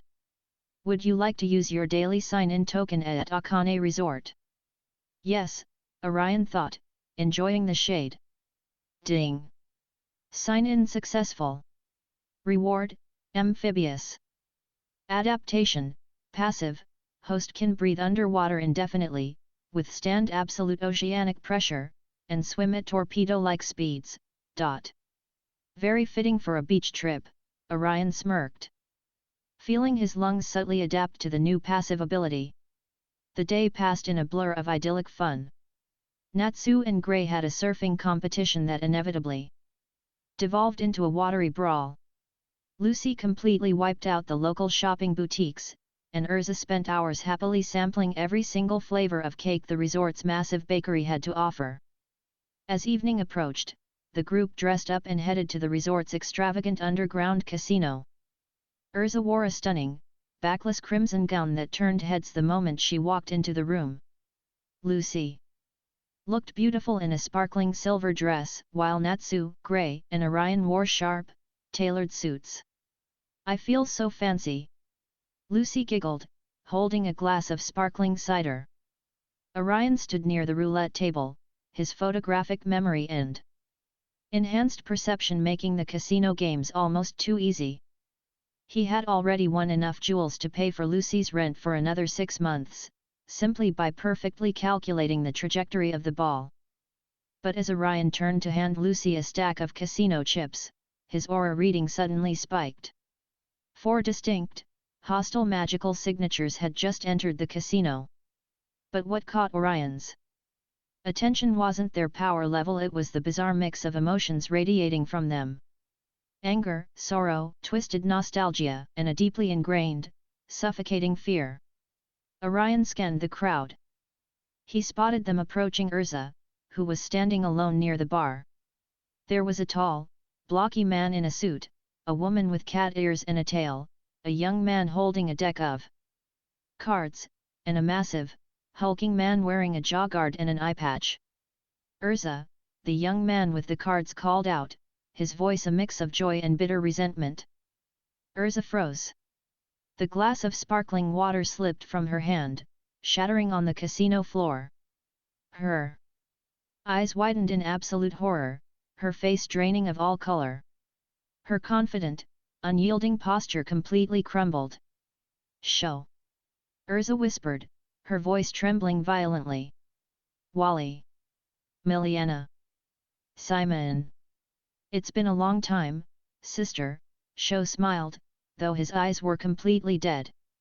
Natsu, hearing the glass shatter, immediately pushed through the crowd. Hey! Erza! What's wrong? Do you know these guys?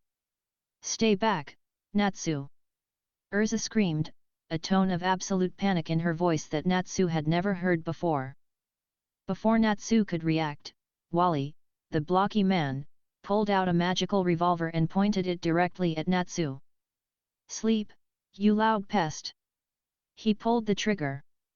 A bullet made of condensed sleeping magic shot toward Natsu. Gravity magic, deflect, Orion murmured, stepping between them with blinding speed. The space in front of him warped, and the bullet harmlessly ricocheted into the ceiling. What? Wally gasped, his blocky face twisting in shock. Who are you? Orion's midnight blue eyes narrowed, his void dragon slayer magic humming in his veins. He prepared to crush all four of them in an instant. But as he looked at Erza, he hesitated. Erza wasn't summoning her swords.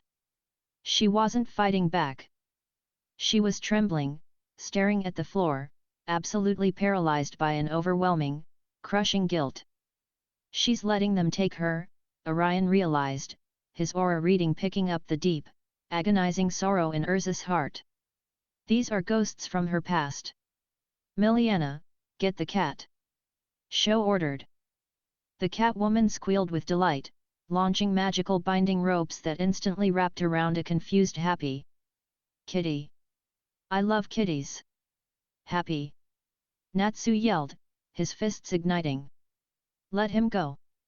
We're taking Erza back, Simon, the hulking man with the eye patch, said in a deep, sorrowful voice. He raised his hands, his magic flaring. To the Tower of Heaven. Absolute darkness. A terrifying, impenetrable wave of pure black magic erupted from Simon, instantly swallowing the entire casino in a blinding, suffocating darkness. It wasn't just an absence of light, it was a sensory deprivation spell. Natsu, Gray, and Lucy were completely blinded. Show. Now. Simon commanded. In the darkness, Sho threw a magical card. It struck Erza, who still refused to raise her defenses. In a flash of light, Erza's physical body was sucked into the two-dimensional card, trapping her inside. We have her. Let's move. Wally shouted. Orion stood perfectly still in the darkness. Simon's spell didn't affect him. His aura reading allowed him to see the flow of magic perfectly clearly. He watched as the four kidnappers grabbed the card containing Erza and the bound Happy, sprinting out of the casino through a side exit. Orion could have stopped them. A simple telekinetic pull or spatial lock would have ended the kidnapping instantly.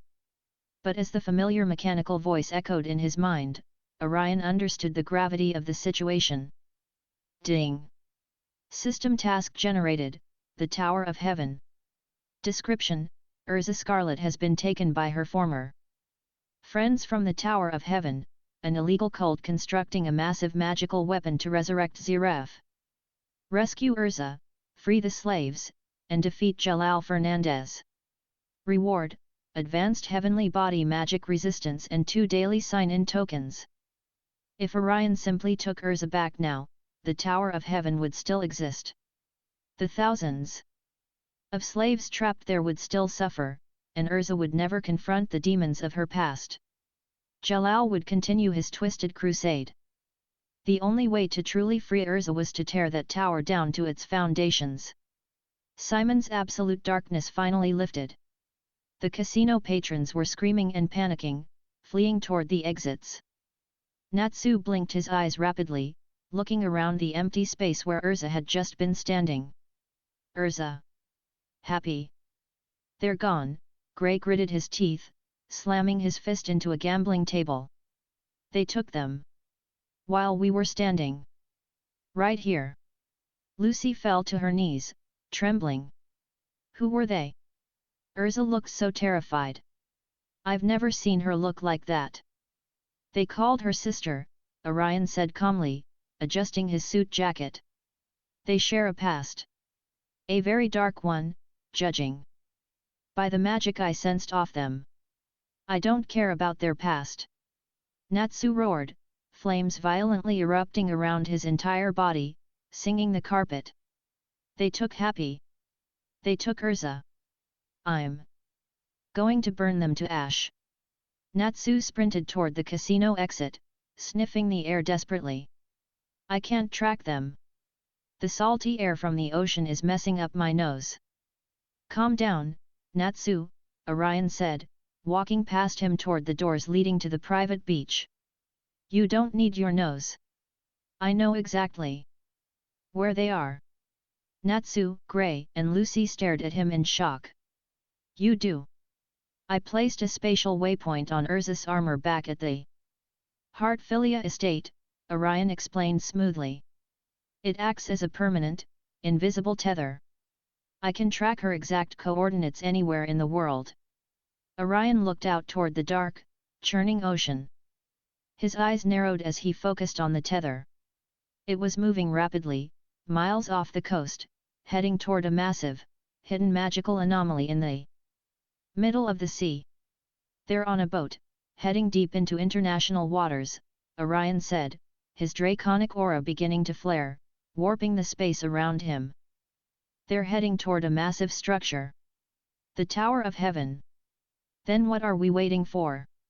Natsu yelled, punching his fists together. Teleport us there, Orion. I can't teleport us directly onto the tower without knowing the internal layout. The spatial interference from that structure is massive, we could end up trapped in solid stone, Orion explained, pulling off his suit jacket and tossing it aside. But I can get us close. From there, we assault the tower from the outside. I'll summon Aquarius, Lucy said determinedly, pulling out a golden key. She can speed up whatever boat we find to get us there faster. Good, Gray cracked his knuckles, ice forming on his breath despite the warm night air. Nobody kidnaps our friends and gets away with it. Orion raised his hands, channeling his Void Dragon Slayer magic. The air rippled with starlight, forming a massive, swirling portal of midnight blue energy. Erza didn't fight back because she felt guilty, Orion said, his voice cold and resolute. Whatever happened in her past broke her spirit. But we're fairy tale. We don't let the past dictate our future. Let's go get our family back. Natsu gave a feral, fiery grin and leaped into the portal. Gray and Lucy followed immediately. Orion stepped through the spatial rift, the portal snapping shut behind him. The relaxing vacation was officially over. The true nightmare of the Tower of Heaven awaited. Chapter 26, The R System and the Death Game. The spatial portal snapped shut, leaving Natsu, Gray, Lucy, and Orion standing on a jagged, isolated rock formation in the middle of the pitch-black ocean. The wind howled, whipping salty spray against their faces. Looming in the distance, piercing the stormy night sky, was a colossal, jagged structure that looked like it was made entirely of dark, crystalline spikes. It radiated an oppressive, suffocating magical pressure that made the very air feel heavy. What is that? Lucy whispered, shivering as she looked at the monstrous building. The Tower of Heaven, Orion stated, his midnight blue eyes narrowing as his aura reading analyzed the structure. It's a massive, illegal magical construct. And the sheer amount of dark ether nano gathered inside it is staggering. Natsu growled, his slitted eyes locked onto the tower. Erza and Happy are in there. Let's go. We need a way across, Gray said, looking at the treacherous, churning waters separating them from the tower's base. Lucy pulled out her golden key. Leave it to me. Open, gate of the water bearer. Aquarius. With a splash of light, the beautiful, mermaid-like celestial spirit appeared in the dark water, holding her signature urn. For once, she didn't look completely furious, she sensed the absolute seriousness of the situation. Aquarius, Lucy said firmly. We need to reach that tower as fast as possible. But keep it quiet. We can't let them know we're coming. Aquarius clicked her tongue but nodded. Hold on tight, girl. She swung her urn, manipulating the ocean currents to create a rapid, completely silent underwater slipstream that carried their small rocky platform forward like a torpedo. Within minutes, they reached the base of the tower. A massive, hidden iron gate served as the loading bay. Orion didn't bother breaking it. He placed his hands on the metal. Absolute iron nullification. The thick iron simply turned to rust and washed away in the tide, allowing the team to slip inside the damp, dimly lit lower caverns. Would you like to use your daily sign-in token at Tower of Heaven lower levels? Yes. Ding. Sign-in successful. Reward, Dark Ether Nano. Purification, passive, host's body automatically neutralizes and purifies malevolent or corrupted magical energy in the surrounding environment.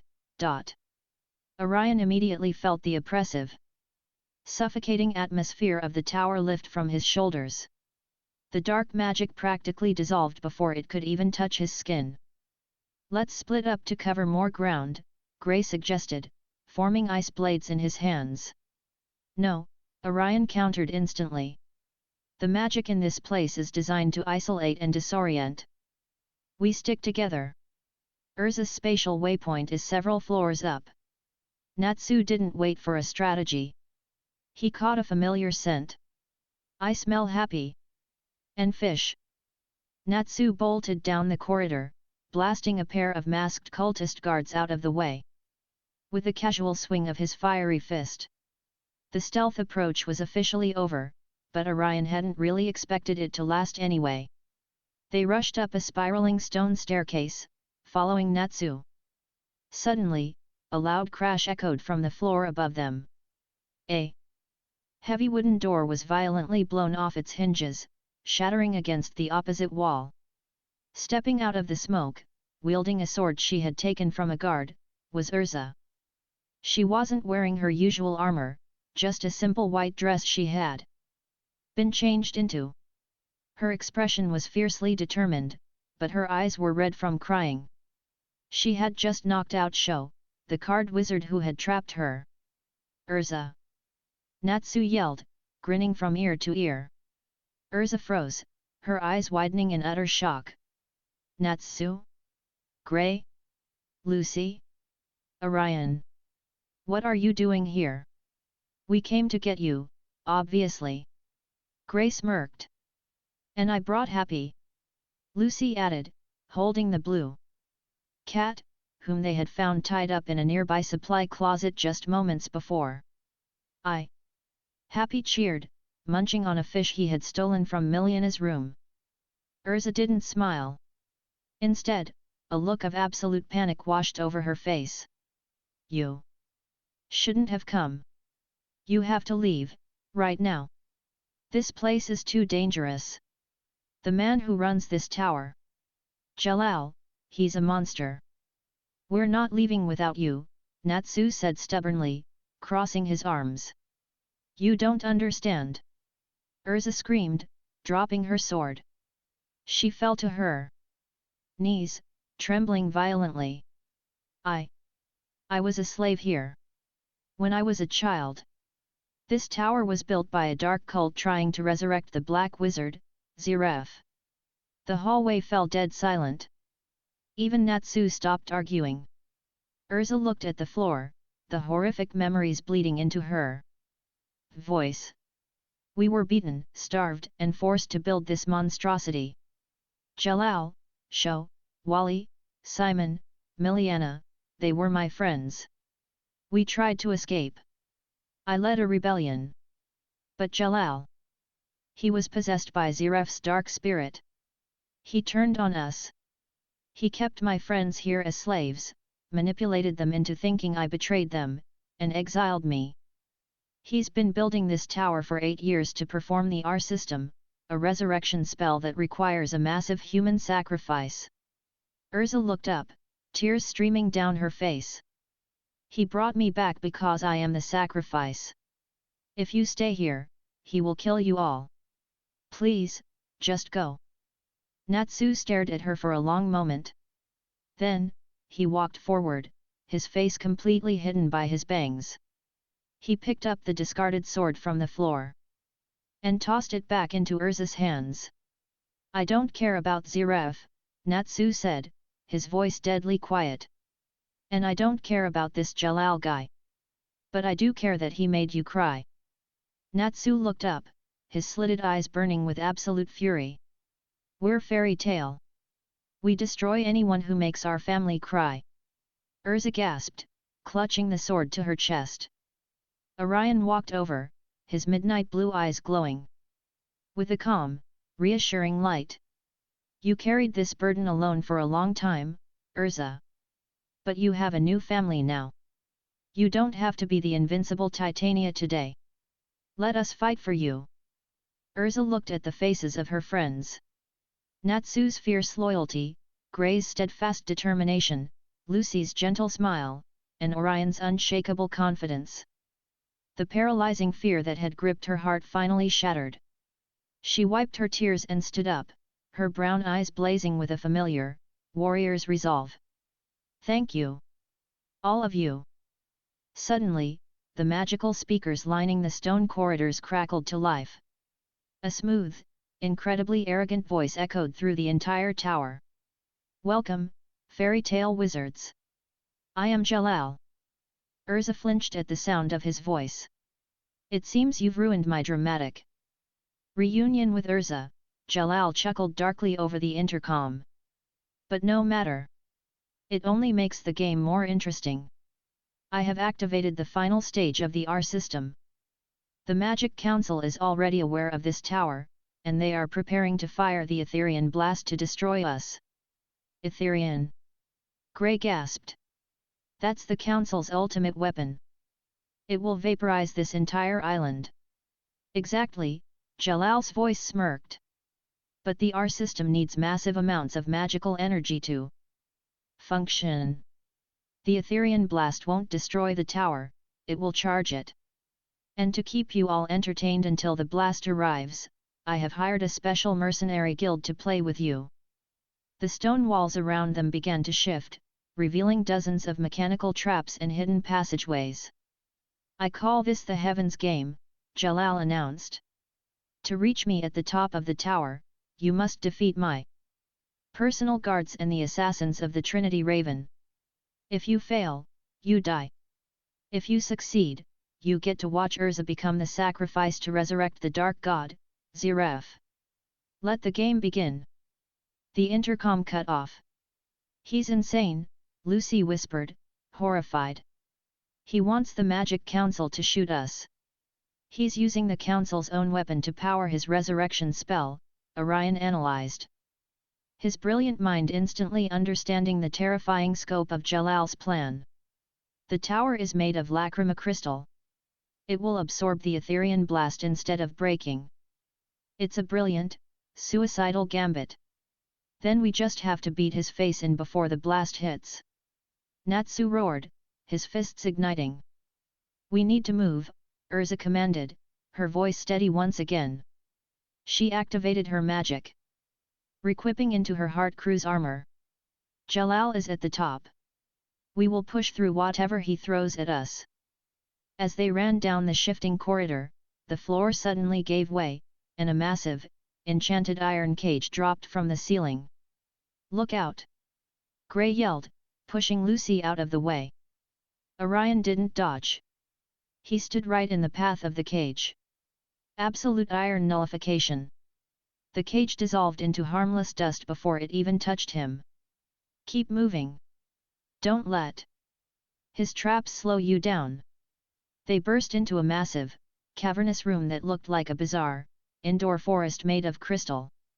Standing in the center of the room, blocking their path, was a tall man with wild, spiky hair, wearing a rock and roll outfit and carrying an electric guitar that doubled as a weapon. Yeah! The man screamed, striking a power chord that sent a destructive soundwave rippling through the crystal trees. Welcome to my stage. I am Vidaldus Taka of the Trinity Raven. And I'm gonna rock you to death. Sound magic, Orion narrowed his eyes. He remembered Lullaby. Annoying, but easy to counter. Before Orion could cast his sound nullification, a torrent of water violently erupted from the ground, completely blasting Vidaldus off his feet and soaking his electric guitar. What the? Natsu blinked. Stepping out from behind a crystal pillar, holding her pink parasol, was Juvia. She looked at Gray, her cheeks flushing bright red.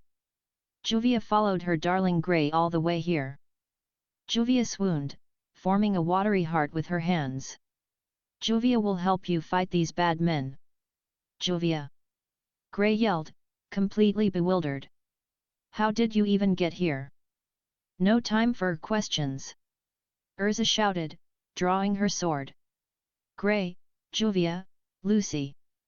Handle the guitar player. Natsu, Orion, with me. We're going straight to Jalal. Natsu grinned fiercely, and Orion nodded. They sprinted past the drenched, furious rock star, leaving Grey and his new, aggressively affectionate ally to handle. The first boss of the death game. The path to the top of the tower had officially been breached. Chapter 27, The Owl, the Sword and the Clear Heart. The crystal corridors of the Tower of Heaven seemed to stretch on forever, twisting and turning like a massive, glowing labyrinth. Erza, Orion, and Natsu sprinted up the spiraling staircases, the oppressive magical energy of the R system pressing down on them with every step. We have to hurry, Erza urged, her boots clicking rapidly against the crystal floor. If the Magic Council fires the Etherian blast before we stop Jalal, this entire tower will absorb the energy, and the resurrection will be complete. Then let's just smash the whole place right now. Natsu suggested, his fists smoking. Before Orion could point out that destroying the tower while they were inside it was a terrible idea, a bizarre, loud hooting sound echoed from the ceiling. Hoo hoo! Intruders detected. Justice must be served. Dropping from the shadows of the high ceiling was a massive, incredibly round man wearing a green owl costume, complete with a jetpack strapped to his back. It was Fukuro, the self-proclaimed champion of justice and a member of the Trinity Raven Assassins. What the heck is that? Natsu yelled, ducking as Fukuro swooped down, his jetpack flaring. I am Fukuro. The Owl of Justice, the strange assassin hooted, landing heavily in front of them. He opened his mouth, revealing a terrifyingly large, dark void. I will swallow you whole and use your magic for the sake of heaven. Fukuro lunged at Natsu, his mouth expanding to an impossible size. Natsu barely managed to roll out of the way, retaliating with a blazing kick to the owl's stomach. You guys go on ahead. Natsu shouted, grinning as he clashed with the bizarre assassin. I've been wanting to roast a giant bird all day. I'll catch up after I pluck his feathers. Don't let him swallow you, Natsu. Erza warned. His magic allows him to steal the abilities of anyone he consumes. He's not eating me. Natsu roared, unleashing a fire dragon's roar directly at Fukuro's face. Orion placed a hand on Erza's shoulder, guiding her past the brawl. Natsu can handle the oversized pigeon. We need to reach Jalal. Erza nodded firmly, and the two of them continued their sprint up the tower, leaving the fiery clash behind them. As they ascended higher, the architecture of the tower suddenly changed.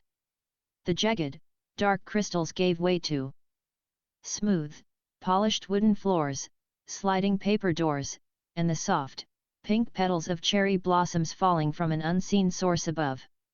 They stepped into a massive, traditional Japanese-style room. The peaceful, serene atmosphere was a jarring contrast to the mechanical nightmare of the rest of the tower. Sitting in the center of the room, gracefully playing a traditional biwa lute, was a woman dressed in a beautiful, elaborate kimono. Her long pink hair was tied up, and a long, curved katana rested by her side. Welcome, Titania, the woman said softly, the last note of her lute fading into the air.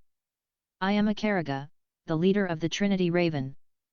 It is an honor to cross swords with the strongest woman in fairy tale. Erza's expression hardened. She summoned her swords, stepping forward. I do not have time to play your games. Step aside. I am afraid I cannot do that, Akariga smiled, standing up and drawing her blade. My blade, the Mujitsuryu, cuts through all things. Even the space between us. Akarika didn't dash forward. She simply drew her sword from a distance and swung it at the empty air. Orion's aura reading immediately flared. He saw a razor-sharp wave of spatial distortion completely invisible to the naked eye shooting toward Erza. It wasn't a wind blade, it was a literal tear in the fabric of space. Erza, block! Orion warned sharply. Erza reacted instantly. Requip, heavens! Wheel armor!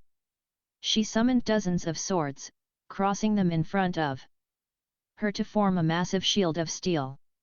But as Akarika's invisible strike hit, the steel swords were effortlessly sliced clean through, falling to the floor in pieces. The invisible blade continued, carving a deep gash right through the incredibly durable armor on Erza's chest. Erza gasped, stumbling backward as blood dripped from her shoulder. She cut through the heavens wheel without even touching it. My Mujitsuryu can cut through the very dimensions, Akarika stated calmly, adjusting her kimono. No armor can protect you. Orion's midnight blue eyes narrowed. He could easily step in. His Void Dragon Slayer magic was the absolute master of space. He could nullify Akarika's dimensional slashes with a single thought or crush her sword with a gravity field. But as he looked at Erza, he saw something crucial. Erza was gritting her teeth, looking at her broken armor with a mixture of frustration and fear. Her armor wasn't just magic, it was her psychological shield. Ever since she was a slave in this very tower, she had worn armor to hide her heart, to make herself feel safe from the trauma of her past. If Orion fought this battle for her, she would never break free from that fear. She needed to win this on her own. I won't interfere, Erza, Orion said, taking a step back and leaning against the wooden doorway, though his hands remained in his pockets, ready to instantly intervene if a lethal blow was struck. This is your fight. But remember, armor is just metal. Your true strength doesn't come from what you wear. Erza looked back at him, her brown eyes widening slightly at his words. Akarika chuckled. The boy is wise to stay out of my range. But his advice will not save you. No matter what armor you equip, I will cut it down. We'll see about that, Erza declared. Requip, Flame Empress armor. Erza charged forward, wielding a massive, fiery greatsword. But Akarika was blindingly fast. She sidestepped the heavy swing and delivered 3 rapid, invisible spatial slashes. The Flame Empress armor shattered like glass. Requip, Purgatory armor. Erza shouted, refusing to yield, summoning her heaviest, most destructive set of black armor. Useless, Akarika sighed, swinging her katana once more. The impenetrable Purgatory armor was sliced cleanly in two, falling from Erza's body in heavy, useless chunks. Erza fell to her knees, panting heavily, her body covered in superficial cuts. She looked down at the shattered pieces of her strongest armors. Nothing was working. Akarika's spatial slashes bypassed physical durability entirely. Orion watched closely, his magical aura coiled like a spring. Come on, Erza. Let it go. You don't need the armor to be strong. Erza closed her eyes. Orion's words echoed in her mind. She thought about her time in the tower as a helpless child. She had always believed that if she just wore enough armor, nothing could ever hurt her again. But the armor had become a cage, closing off her heart. Fairy tale had accepted her. Natsu, Grey, Lucy, Orion. They didn't care about the armor. They cared about the woman underneath it. Erza opened her eyes. They weren't filled with fear anymore. They burned with absolute, unyielding clarity. You are right, Akarika, Erza said softly, standing up. My armors are useless against you. Because I was using them to hide my own weakness. A brilliant, blinding light enveloped Erza. But she didn't summon a massive shield or a heavy breastplate. When the light faded, Erza stood in the center of the room wearing nothing but a simple white sarashi, wrapped tightly around her chest, and loose red hakama pants. She held a single, unadorned katana in both hands. The clear heart clothing. She had discarded all of her defenses, funneling every single ounce of her magical power directly into her sword and her offensive speed.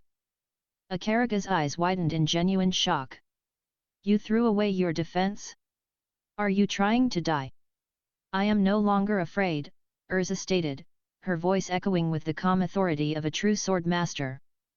She lowered her stance, her magical aura flaring to its absolute peak. Akaraga gritted her teeth. Foolishness.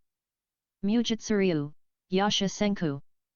Akaraga unleashed a flurry of devastating spatial slashes, aiming to cut Erza into ribbons. But Erza didn't try to block. With blinding, imperceptible speed, she dashed forward. Because she wasn't weighed down by heavy armor, and because all of her magic was concentrated into her physical speed and her blade, she moved faster than the very fabric of space could tear. She slipped perfectly between the invisible slashes. What? Akaraga gasped, raising her katana to defend herself.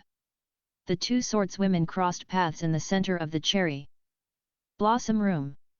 A single, sharp metallic clang echoed through the air. For a moment, both women stood perfectly still, their backs to one another. Then, Akaraga's unbreakable katana, the blade that could slice through dimensions, cleanly snapped in half. A moment later, Akaraga's kimono tore open, and she collapsed to the wooden floor, completely defeated by a single, perfect strike. Erza stood victorious, slowly sheathing her sword. Orion smiled, his midnight blue eyes glowing with profound respect. Brilliant! You focused your magic into pure, cutting velocity, bypassing the spatial distortion before it could even fully form. Ding! System task update, Akaraga defeated. Erza Scarlet has overcome her mental barrier. Rewards distributed, spatial severing, sword skill, and 1 daily sign-in token. Knowledge of how to infuse his own void magic into any bladed weapon to replicate. Akaraga's dimension-cutting attacks flooded Orion's mind, making him incredibly dangerous even in close-quarters armed combat.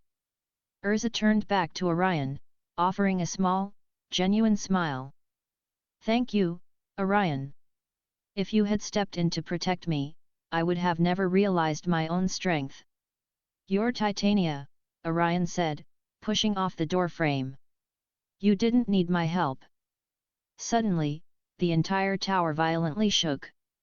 The magical speakers crackled to life, but this time, it wasn't Jalal's voice.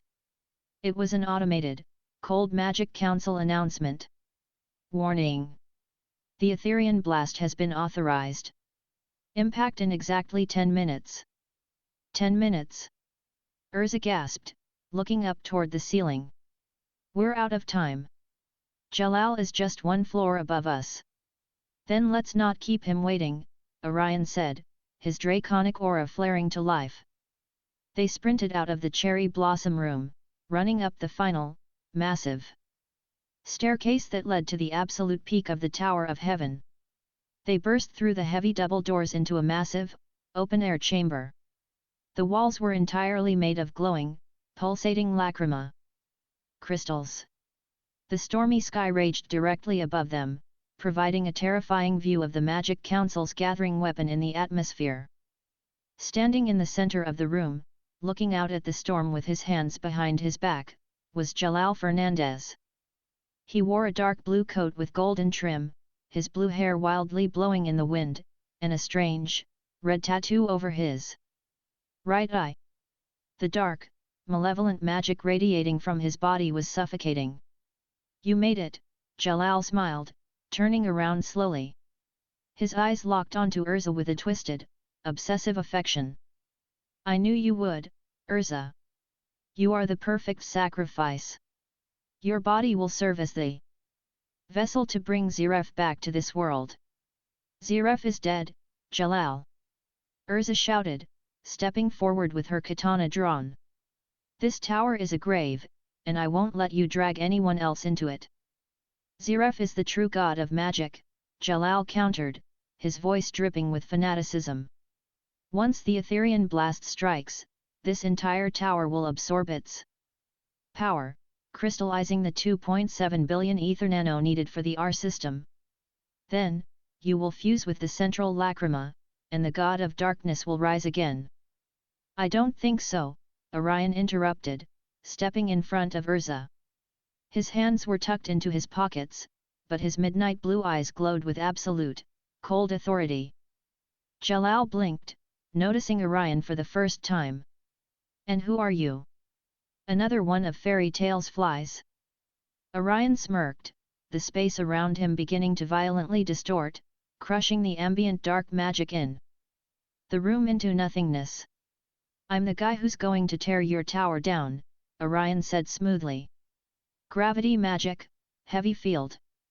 Without any chanting or warning, Orion unleashed a massive, crushing wave of localized gravity directly onto Jalal.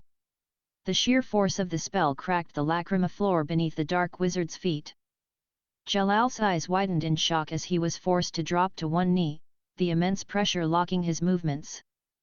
Impressive magic, Jalal gritted his teeth, his body glowing with a bright, golden stellar energy. But I command the power of the cosmos.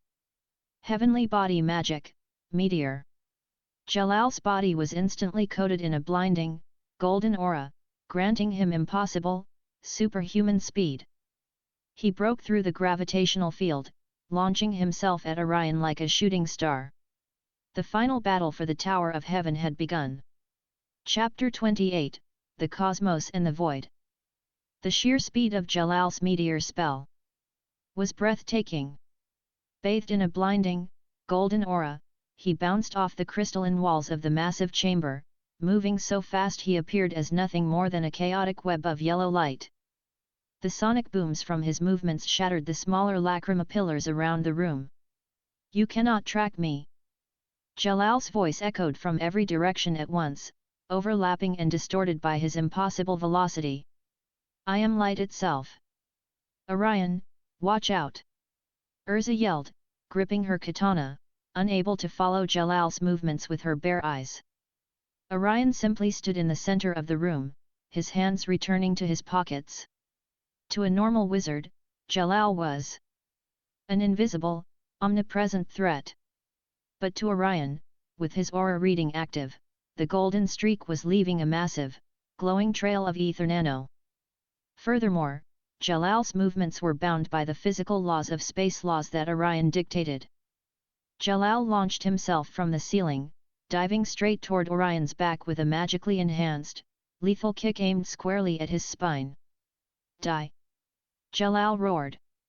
Spatial disruption. Orion murmured casually, not even turning around. The air 2 feet behind Orion's back suddenly folded, snapping at a 90-degree angle. Jalal, moving too fast to alter his own trajectory, slammed face first into the warped pocket of space. His momentum was instantly redirected, sending him violently crashing into the far wall instead of Orion. The impact shook the room. Jalal grunted, pulling himself out of the cratered crystal, a trickle of blood running down his chin. His golden aura flickered. What did you do? Jalal demanded, his arrogant composure beginning to crack. You didn't even look at me. I don't need to look at you, Orion said, turning slowly. His midnight blue eyes glowed with a terrifying, calm authority. You're fast, Jalal. But speed requires distance. And distance is just space. Against someone who controls the void, you're just a fly bouncing around inside a jar. Jalal's face twisted with pure rage. The red tattoo over his right eye seemed to pulse with dark, malevolent energy. You arrogant fool! I am the chosen emissary of Zeref. I command the power of the heavens. Jalal raised both of his hands toward the stormy sky above the open-air chamber. The dark clouds parted, revealing 7 massive, glowing magical circles aligned in the shape of the Big Dipper constellation. Magical pressure descending from the sky was apocalyptic, crushing the breath out of Erza's lungs. This spell holds the destructive power of a falling meteor.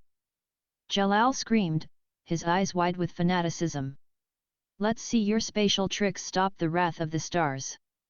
True heavenly body magic, grand chariot. 7 colossal pillars of blinding, destructive starlight rained down from the heavens, converging directly on Orion. The sheer heat and kinetic force of the attack were designed to vaporize anything they touched. Orion! Erza cried out, stepping forward to shield him. Stay back, Erza, Orion commanded, his voice slicing through the roar of the descending magic. Orion didn't dodge. He didn't even raise a barrier. A confident smirk crossed his face as he remembered the reward he had received from the Celestial Spirit King just days prior. He possessed advanced stellar magic himself. He understood the cosmos just as well as Jalal did. Orion raised his right hand toward the 7 falling pillars of starlight. You claim to rule the cosmos, Jalal. But you don't even understand the void that holds it all together. Orion tapped into his Void Dragon Slayer magic, merging it seamlessly with his newly acquired stellar knowledge. Void Dragons. Celestial consumption. The space above Orion violently spiraled into a massive, midnight blue vortex. As the 7 pillars of the Grand Chariot struck the vortex, they didn't explode. Instead, the blinding starlight was violently stretched, warped, and sucked directly into the void. Jalal watched in absolute, mind-shattering horror as his ultimate spell was effortlessly swallowed whole. Orion lowered his hand, his draconic aura flaring to a blinding intensity as he literally digested the stellar magic, instantly restoring any minor magical stamina he had spent. He exhaled a small puff of starlit mist.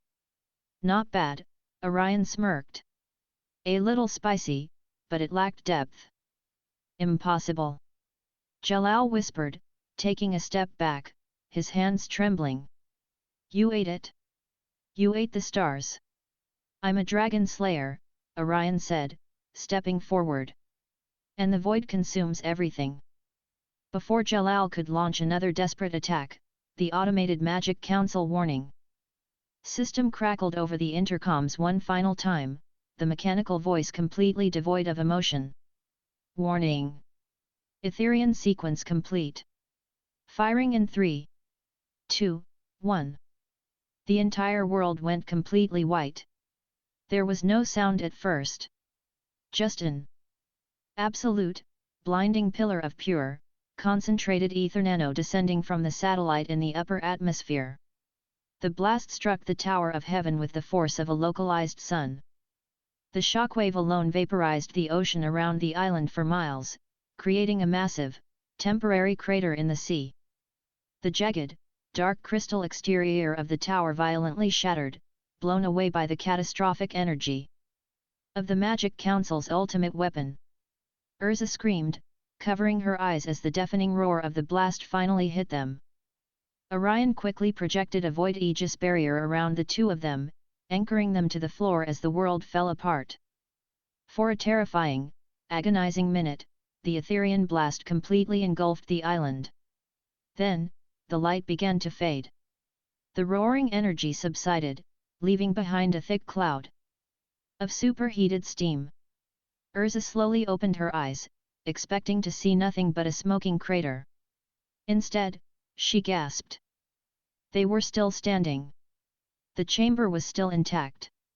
But the dark, jagged walls of the tower were gone. The Etherian blast had burned away the entire outer shell of the structure, revealing its true form. The Tower of Heaven wasn't made of stone or dark crystal. It was a single, colossal, perfectly cut lacrima crystal, glowing with a terrifying, vibrant purple energy. It hadn't been destroyed by the Etherian blast. It had absorbed every single drop of it. Ha, ha ha ha. Ha ha ha ha. Jalal's manic, unhinged laughter echoed through the glowing crystal chamber. He stood near the edge, his arms spread wide, bathing in the residual energy. It worked. Jalal screamed, his eyes completely wild. The Magic Council fools actually did it. They provided the 2.7 billion ether nano required. The R system is fully charged. Jalal turned toward Erza, his red tattoo pulsing aggressively. The stage is set, Erza. The energy is ready. All that is missing is the human vessel to fuse with the central lacrima. Jalal raised his hand. The crystal floor beneath Erza suddenly liquefied, turning into magical restraints that snapped around her ankles, binding her in place. You won't lay a finger on her, Orion said coldly, preparing to sever the crystal bindings with a spatial slash. But before Orion could move, the heavy crystal double doors leading into the chamber were violently kicked off.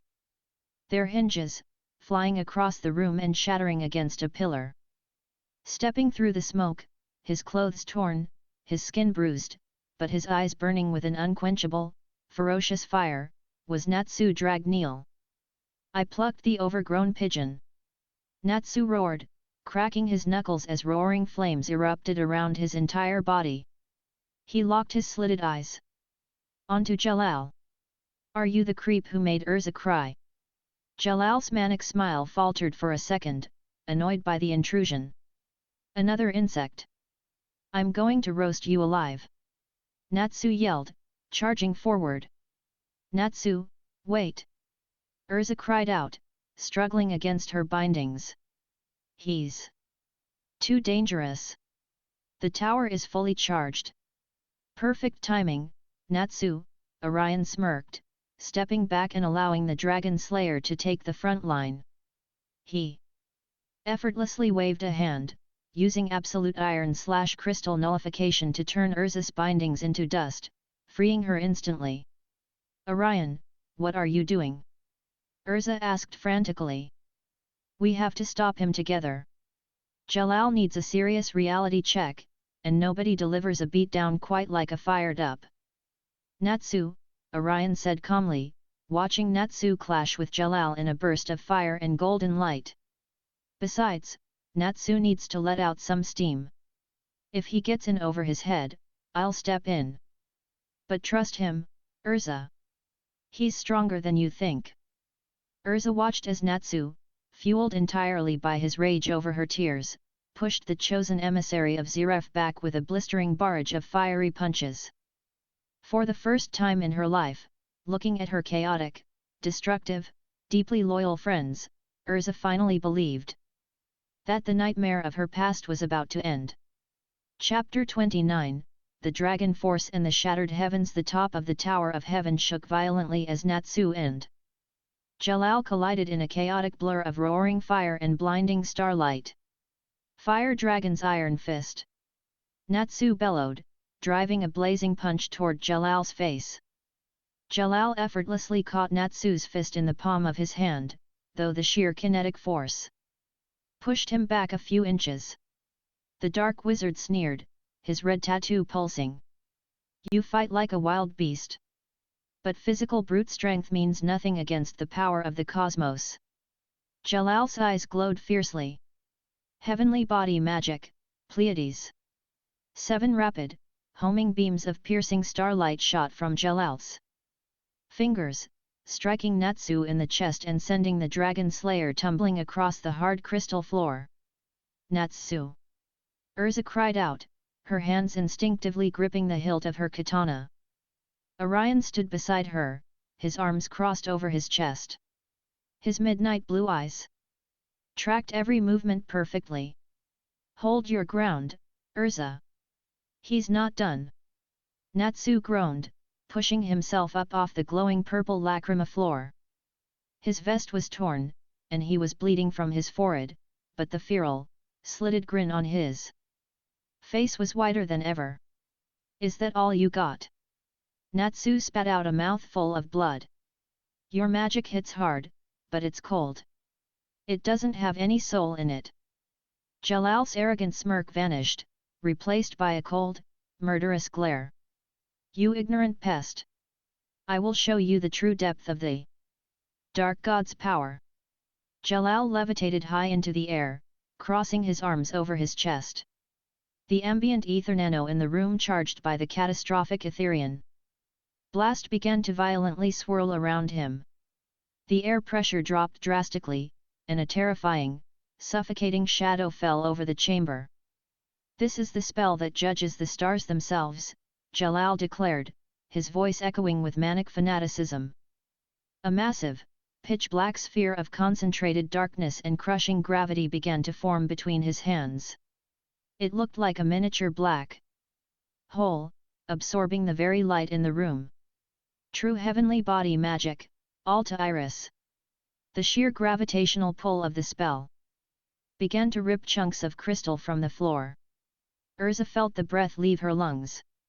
If that sphere hit the ground, it wouldn't just kill Natsu, it would obliterate everything in the room. "Orion!" Erza yelled in panic. Orion's eyes narrowed. He could easily step in and crush Alta Iris with his void magic, but his aura reading detected something incredible happening across the room. Natsu wasn't running away. Natsu was looking down at the crystal floor beneath his feet, his slitted eyes widening with a crazy, desperate idea. "This whole tower is made of magic now, right?" Natsu muttered to himself. "If it's magic, I can eat it." Without a second of hesitation, Natsu dropped to his hands and knees and violently bit a massive chunk out of the glowing, Etherian-charged lacrima floor. "What is he doing?" Jalal shouted in absolute disbelief. "That is pure, concentrated Etherian. It contains all elemental magic. A fire wizard cannot consume it. Your body will explode." Natsu swallowed the crystal. Instantly, his entire body seized. He screamed in pure, unadulterated agony as the volatile, multi-elemental energy violently rejected his physiology. His veins bulged, glowing with a chaotic mix of purple, blue, and red light. Erza covered her mouth, tears springing to her eyes. "Natsu, stop!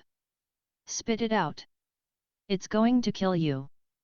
"He's overriding his own magical container," Orion watched, genuinely impressed. "He's forcing the raw ether nano to conform to his draconic nature. The sheer willpower, it's incredible."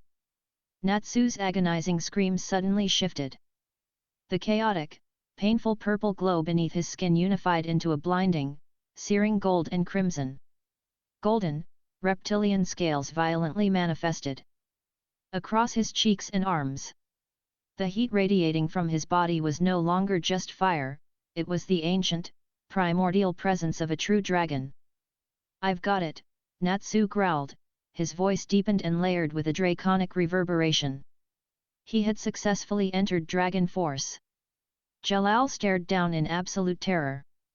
The pressure radiating from Natsu was completely overriding the magical atmosphere of the room. Impossible! A mere human achieving the power of a dragon. Perish! Alta Iris! Jalal threw the massive, black sphere of crushing gravity down toward Natsu. Natsu didn't dodge. He planted his feet, looked up at the descending black hole, and unleashed a massive, golden-red roar. Fire Dragon's roar. The blast of dragon force. Flames was catastrophic.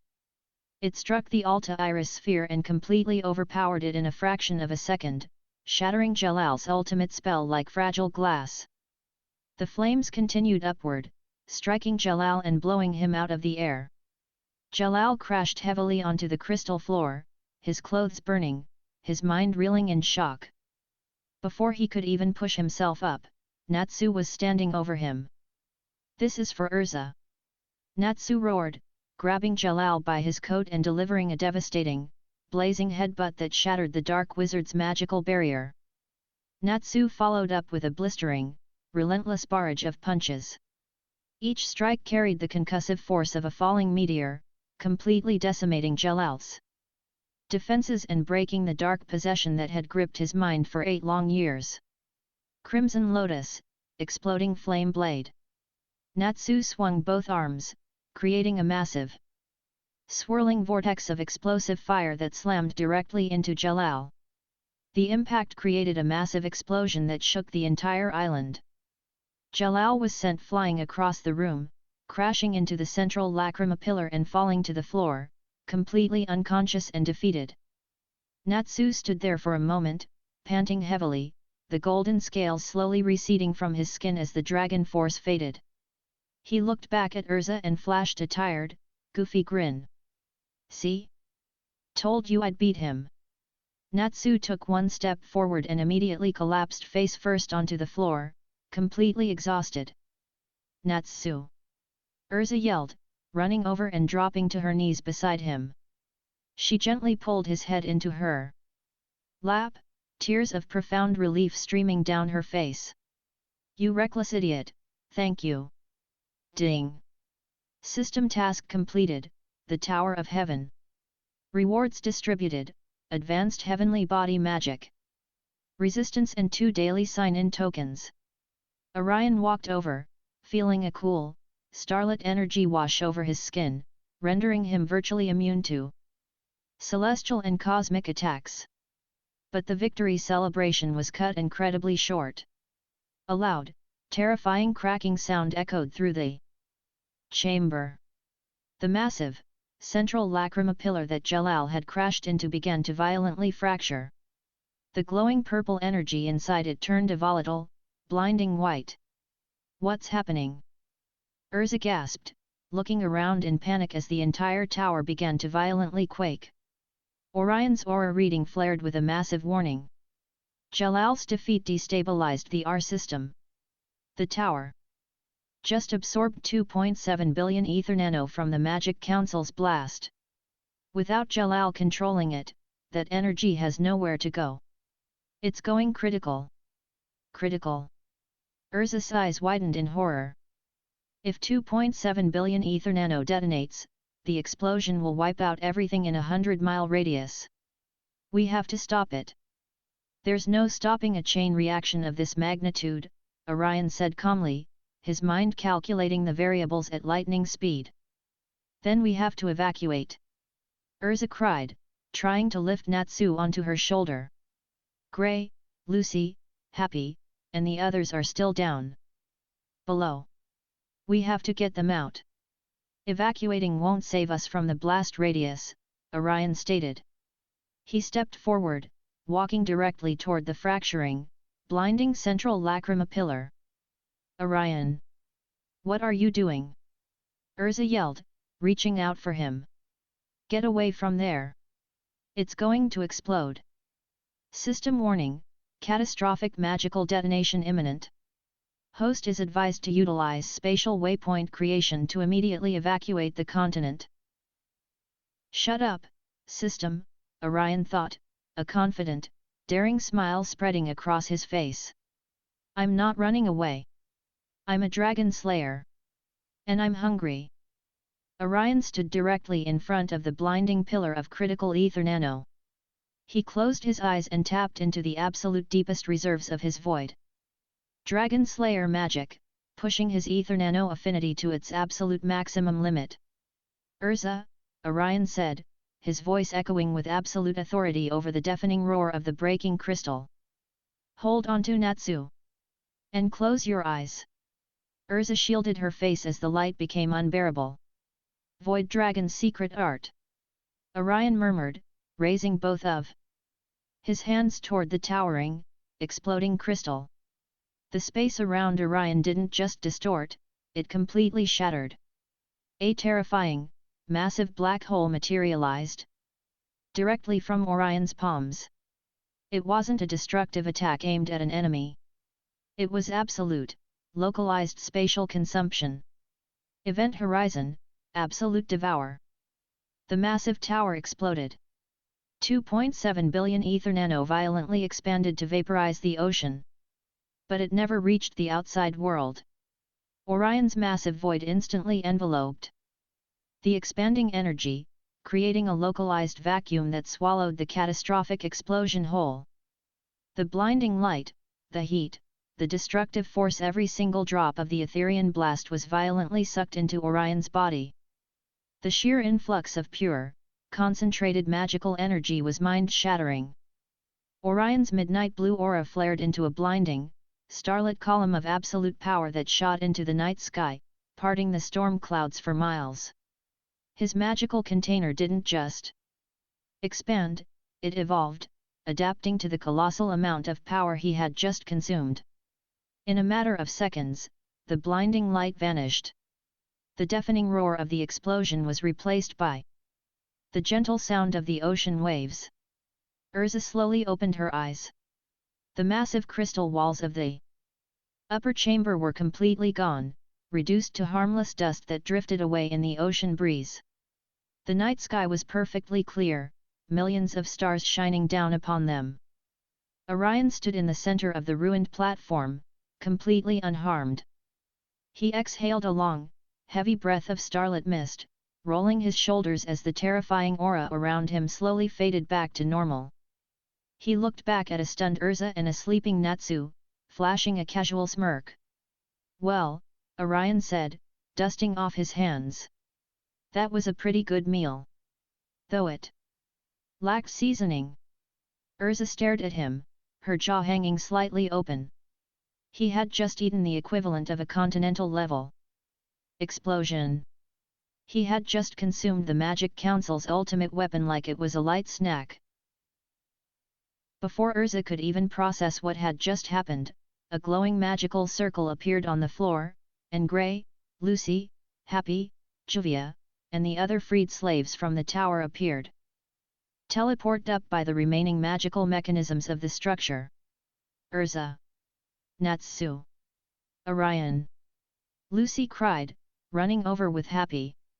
"We felt a massive earthquake. What happened to the tower?" "It's gone," Erza said softly, looking up at the stars. A tear of pure, unadulterated joy and relief rolled down her cheek. The nightmare was finally over. "It's completely gone." Orion smiled, looking out over the dark ocean. The Tower of Heaven was destroyed, Jalal was defeated, and Erza was finally free from the chains of her past. "Would you like to use your daily sign-in tokens at ruins of the Tower of Heaven?" "Use both," Orion thought, feeling absolutely fantastic. Ding! Sign-in successful. Reward 1, Grand Chariot. True Heavenly Body Magic, host has acquired the cosmic spell utilized by Jalal Fernandez. Reward 2. Ether Nano Container Expansion, Legendary, host's magical reserves have been permanently increased by 500%. Elevating the host to the realm of the wizard saints. Orion stretched his arms, feeling the boundless, thrumming power coursing through his veins. Fairy Tale had survived another disaster. And Orion Valen Thorne was rapidly becoming one of the most terrifyingly powerful wizards on the entire continent. Chapter 30, The New Guildhall and the Thunder's Roar. The morning sun reflected brilliantly off the calm ocean waters, a stark contrast to the apocalyptic storm that had raged just hours before. The Tower of Heaven was gone, replaced by a peaceful horizon. Standing on the sandy shores near the Akane resort, Erza Scarlet wore a gentle, unburdened smile. Before her stood Sho, Wally, and Miliana, carrying small travel packs. With Jalal defeated and the tower destroyed, they were finally free to explore the vast world they had been denied for so long. "You're sure you won't come to Fairy Tale with me?" Erza asked softly. "We love you, sister," Sho smiled, adjusting his hat. "But we need to find our own path first. We need to see the world with our own eyes." "We'll miss you, Erza," Miliana cried, hugging her tightly. As the three of them boarded a small ferry to begin their new journey, Erza waved, a single tear of happiness rolling down her cheek. "Let's give them a proper send-off," Orion smiled, stepping up beside Erza. He raised his hand toward the sky, tapping into the stellar magic he had acquired. "Grand Chariot, festival form," Orion murmured. Instead of destructive pillars of force, 7 massive, brilliant bursts of golden starlight erupted high in the daytime sky, cascading down like a breathtaking meteor shower of harmless, glowing confetti. The stunning display reflected in the ocean, a beautiful, magical farewell that made Sho, Wally and Miliana cheer from the deck of their departing ship. "Thank you, Orion," Erza said, her heart completely at peace. "Anytime," Orion smirked. "Now, let's go home. I have a feeling the old man has a surprise waiting for us." A few days later, the team finally returned to the bustling town of Magnolia. As they walked down the familiar cobblestone streets, Natsu sprinted ahead, eager to see the progress on their ruined guild hall. "I bet it's gonna be awesome," Natsu cheered, turning the final corner. He stopped dead in his tracks, his jaw dropping to the floor. Lucy, Gray, Erza, and Orion caught up to him, their eyes widening in equal shock. The fairy tale guild hall wasn't just rebuilt. It was a sprawling, multi-story castle. It featured a massive outdoor cafe, a merchandise shop selling fairy tale souvenirs, a towering spired roof, and a courtyard that was easily 3 times the size of their old property. "Whoa!" Lucy breathed. "It's like a palace." "Welcome back, everyone." Marajana's cheerful voice called out. She was standing at the front doors, wearing a lovely new dress. "Do you like it?" Master Makarov spared no expense. The interior was even more spectacular. The main hall was massive, filled with long, sturdy oak tables, a colossal job board, and a beautifully polished bar. At the back of the hall was a large stage for performances.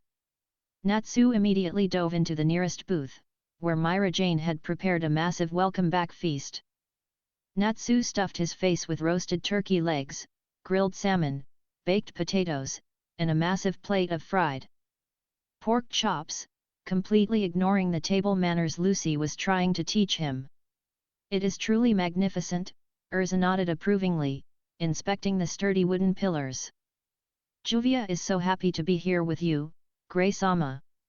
Gray nearly choked on his drink as Juvia suddenly appeared beside him, clinging to his arm.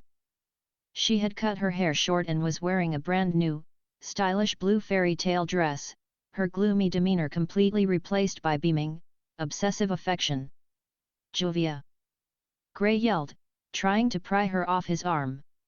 "When did you get a fairy tale mark?" Master Makarov approved Juvia's application yesterday, she swooned, a pink guild mark stamped proudly on her thigh.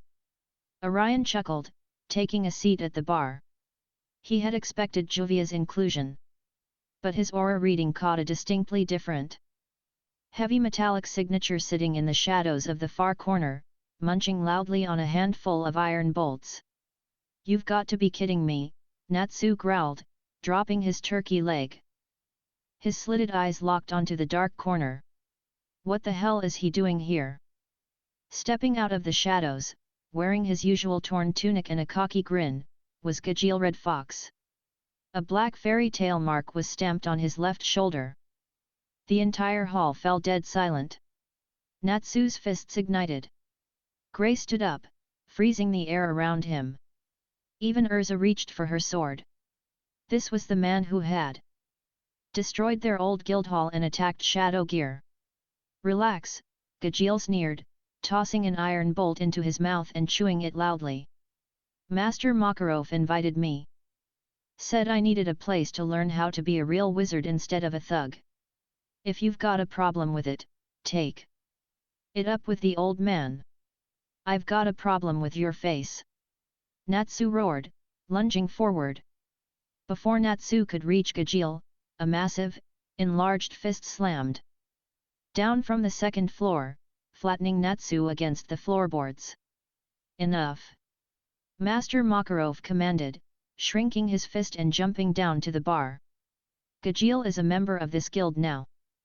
What happened in the past stays in the past. We forgive, and we move forward. That is the fairy tale way. Anyone who starts a fight with a guildmate will answer to me."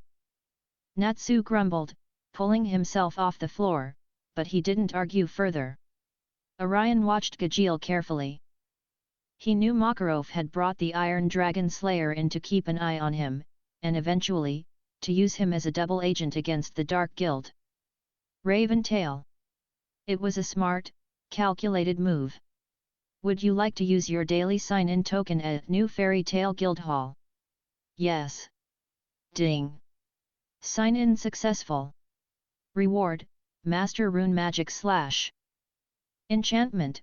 Host possesses absolute knowledge of magical runes, capable of rewriting, bypassing, or creating absolute barriers and rules. Orion smirked. That is going to be incredibly useful very soon. Now then. Makarov smiled warmly, his stern demeanor vanishing. With the new Guildhall finished, we have a lot to celebrate. Especially since the annual Magnolia Harvest Festival is only a week away. And you all know what that means. The Fantasia Parade. Lucy gasped, her eyes sparkling. She had read all about the beautiful, magical parade fairy tale put on for the town every year. Exactly. Makarov cheered. And to kick off the festivities, we will be hosting the annual Miss Fairy Tale contest. The guild erupted into loud cheers. Kana immediately began chugging a barrel of cider in celebration, while Macau and Wakaba practically wept tears of joy. Over the next week, the guild was consumed by festival preparations. Floats were built, magical routines were practiced, and Magnolia swelled with tourists eager to see the famous wizards of fairy tale perform. Finally, the day of the harvest festival arrived. The Guildhall was packed to the brim with cheering townsfolk. On the massive stage at the back of the hall, Max stood with a magical microphone, acting as the announcer. Welcome, everyone, to the Miss Fairy Tale contest. Max shouted, pointing to the curtain. Let's welcome our beautiful contestants. One by one, the female wizards of fairy tale stepped onto the stage to show off their magic and charm. Kana strutted out in a dazzling swimsuit, performing a stunning card magic routine. Juvia followed, putting on a beautiful water dance performance. Erza received a standing ovation by requipping into an elegant, gothic Lolita armor. Lucy stepped out in a cheerleader outfit, nervously waving to the cheering crowd. And last but not least, our current reigning champion, the beautiful Myra Jane. Max announced. Myra Jane stepped onto the stage, waving sweetly. Thank you all so much. For my talent, I'll be using transformation magic. In a puff of smoke, Myra Jane transformed her head to look exactly like Happy, complete with his voice. Sir. The crowd burst into laughter, the jovial atmosphere reaching its peak. But Orion wasn't laughing. He was sitting at a table near the back, his midnight blue eyes narrowed into cold, calculating slits. His aura reading had just detected 4 incredibly hostile, powerful magical signatures approaching the Guildhall. Something's wrong, Orion murmured, standing up. Suddenly, a woman with brown hair, wearing a green dress and thick glasses, materialized on the stage right next to Myra Jane. She held a fan over her mouth, a cruel smile playing on her lips. Evergreen. Makarov gasped from the audience. What is she doing here? Evergreen, a member of the elite Thunder Legion, lowered her fan and removed her glasses. This contest is over. I am the only fairy in this guild. She locked eyes with Myra Jane, Lucy, Erza, Juvia, and Kana. Her magic, stone eyes, activated instantly. A horrifying, petrifying grey light washed over the girls on the stage. In a matter of seconds, all the contestants were completely turned into solid, lifeless stone statues. The crowd screamed in terror, realizing this was no longer a performance. Lucy! Erza! Natsu yelled, jumping onto a table. What did you do to them? A violent, deafening crack of yellow lightning struck the center of the stage. shattering the floorboards. As the smoke cleared, 3 men stood beside Evergreen. Big Slow, sticking his tongue out wildly, freed Justine, wielding a rapier, and standing in the center, radiating a terrifying, crackling aura of pure electrical power. Laxus Driar.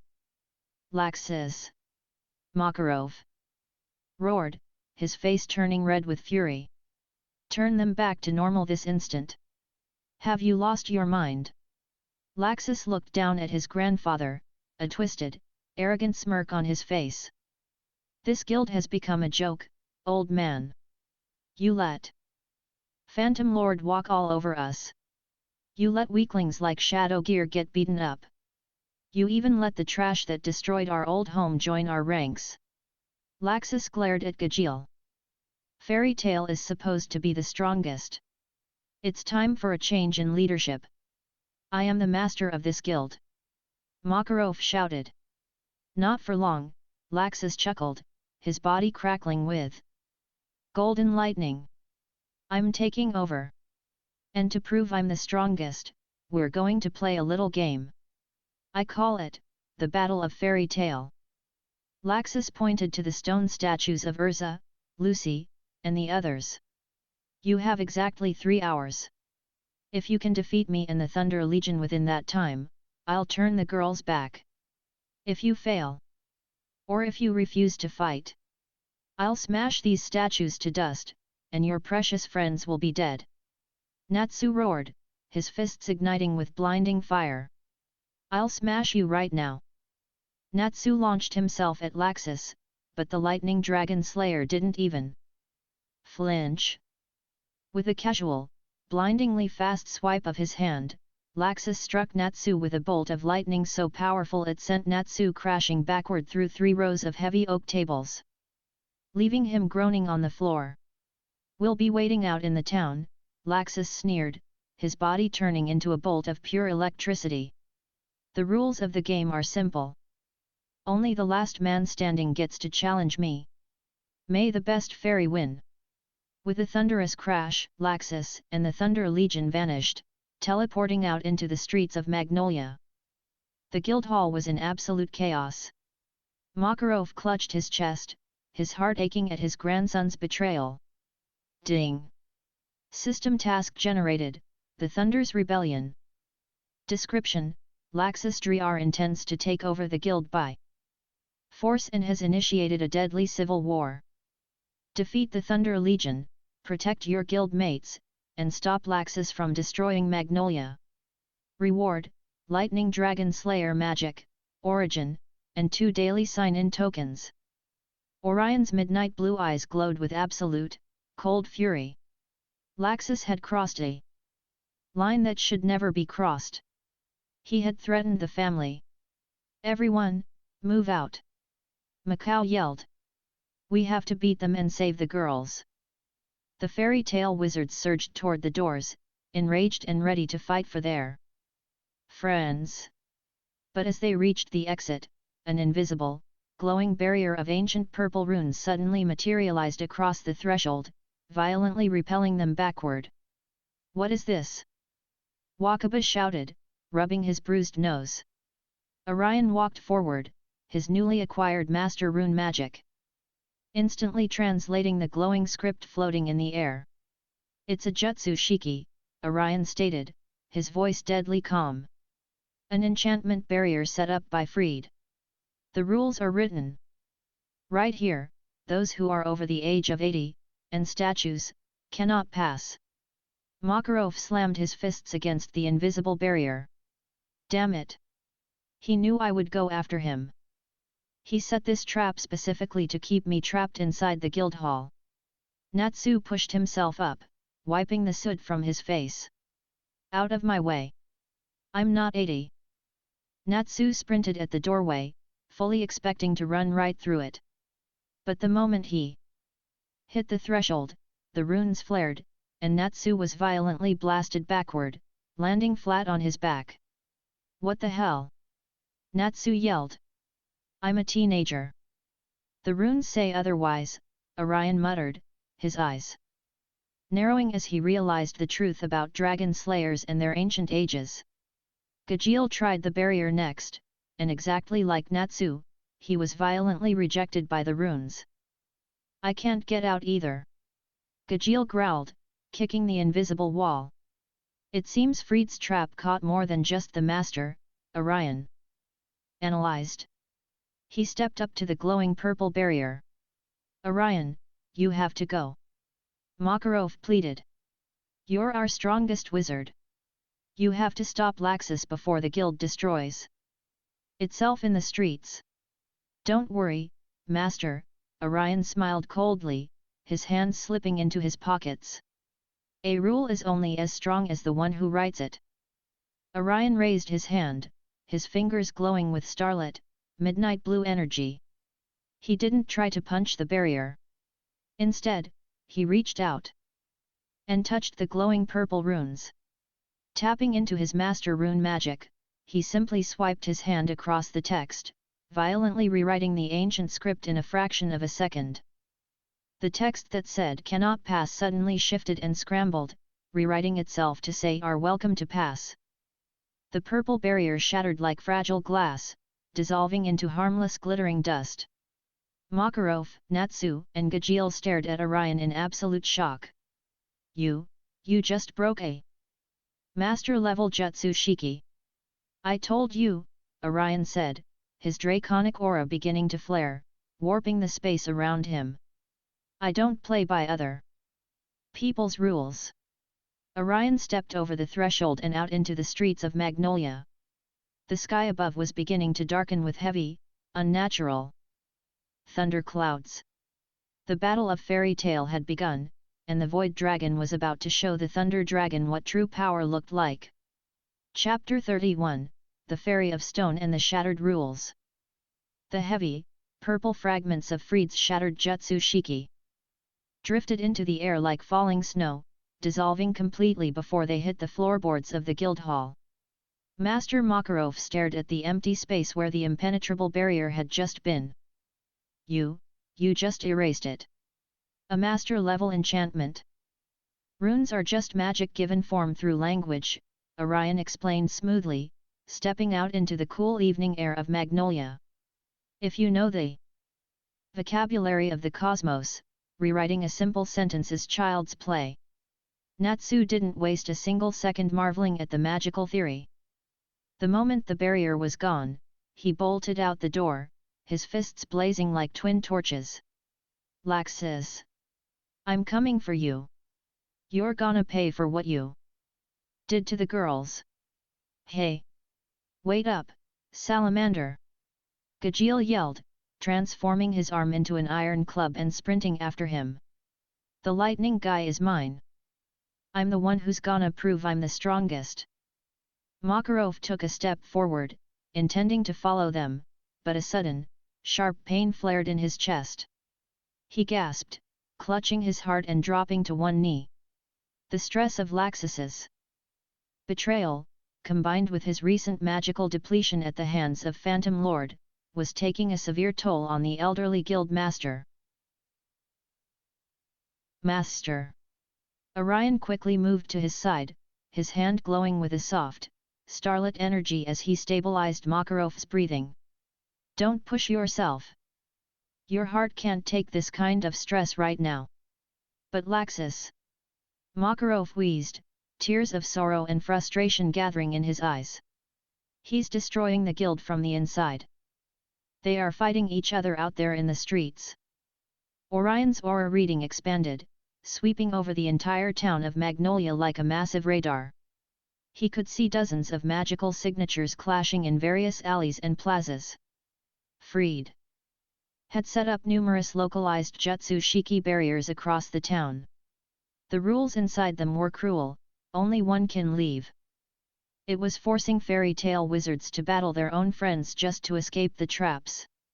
I can see the traps, Orion said, his voice hardening into a cold, dangerous tone. Laxus wants to play games. But I'm going to flip the board. Orion stood up, looking toward the eastern sector of the town. Rest here, Master. I will handle your grandson and his legion. With a burst of spatial distortion, Orion vanished from the Guildhall entrance. High above the rooftops of Magnolia, Orion materialized in mid-air, utilizing his flight magic to hover silently over the chaotic streets.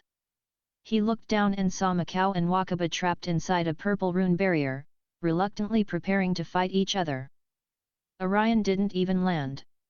He simply raised his hand, tapping into his master rune magic, and snapped his fingers. A pulse of midnight blue magical energy rippled across the town. Down in the alleyway, the purple barrier trapping Macau and Wakaba instantly flickered and shattered. Across the street, a trap holding Loke and Elfman broke apart. In the town square, another barrier trapping Kana and Juvia dissolved into dust. Orion was remotely rewriting every single Jutsu Shiki in a 2-mile radius, completely dismantling Freed's elaborate game in a matter of seconds. What happened? Macau blinked, lowering his flaming fists as the runes vanished. The traps are gone. Wakaba cheered. Someone broke the rules. With the forced infighting stopped, Orion shifted his focus to his primary objective. The civil war didn't matter if the hostages were destroyed. He needed to free Erza, Lucy, Myra Jane, Juvia, and Kana from their petrification. To do that, he needed to crush Evergreen. Orion's aura reading instantly locked onto her signature. She was waiting in the Central Park, expecting the fairy tale wizards to come to her one by one. Orion descended from the sky like a falling star, landing softly on the cobblestone path of the park. Evergreen was sitting on the edge of a large stone fountain, admiring her own reflection in a hand mirror. She wore a green dress with fairy-like wings attached to the back.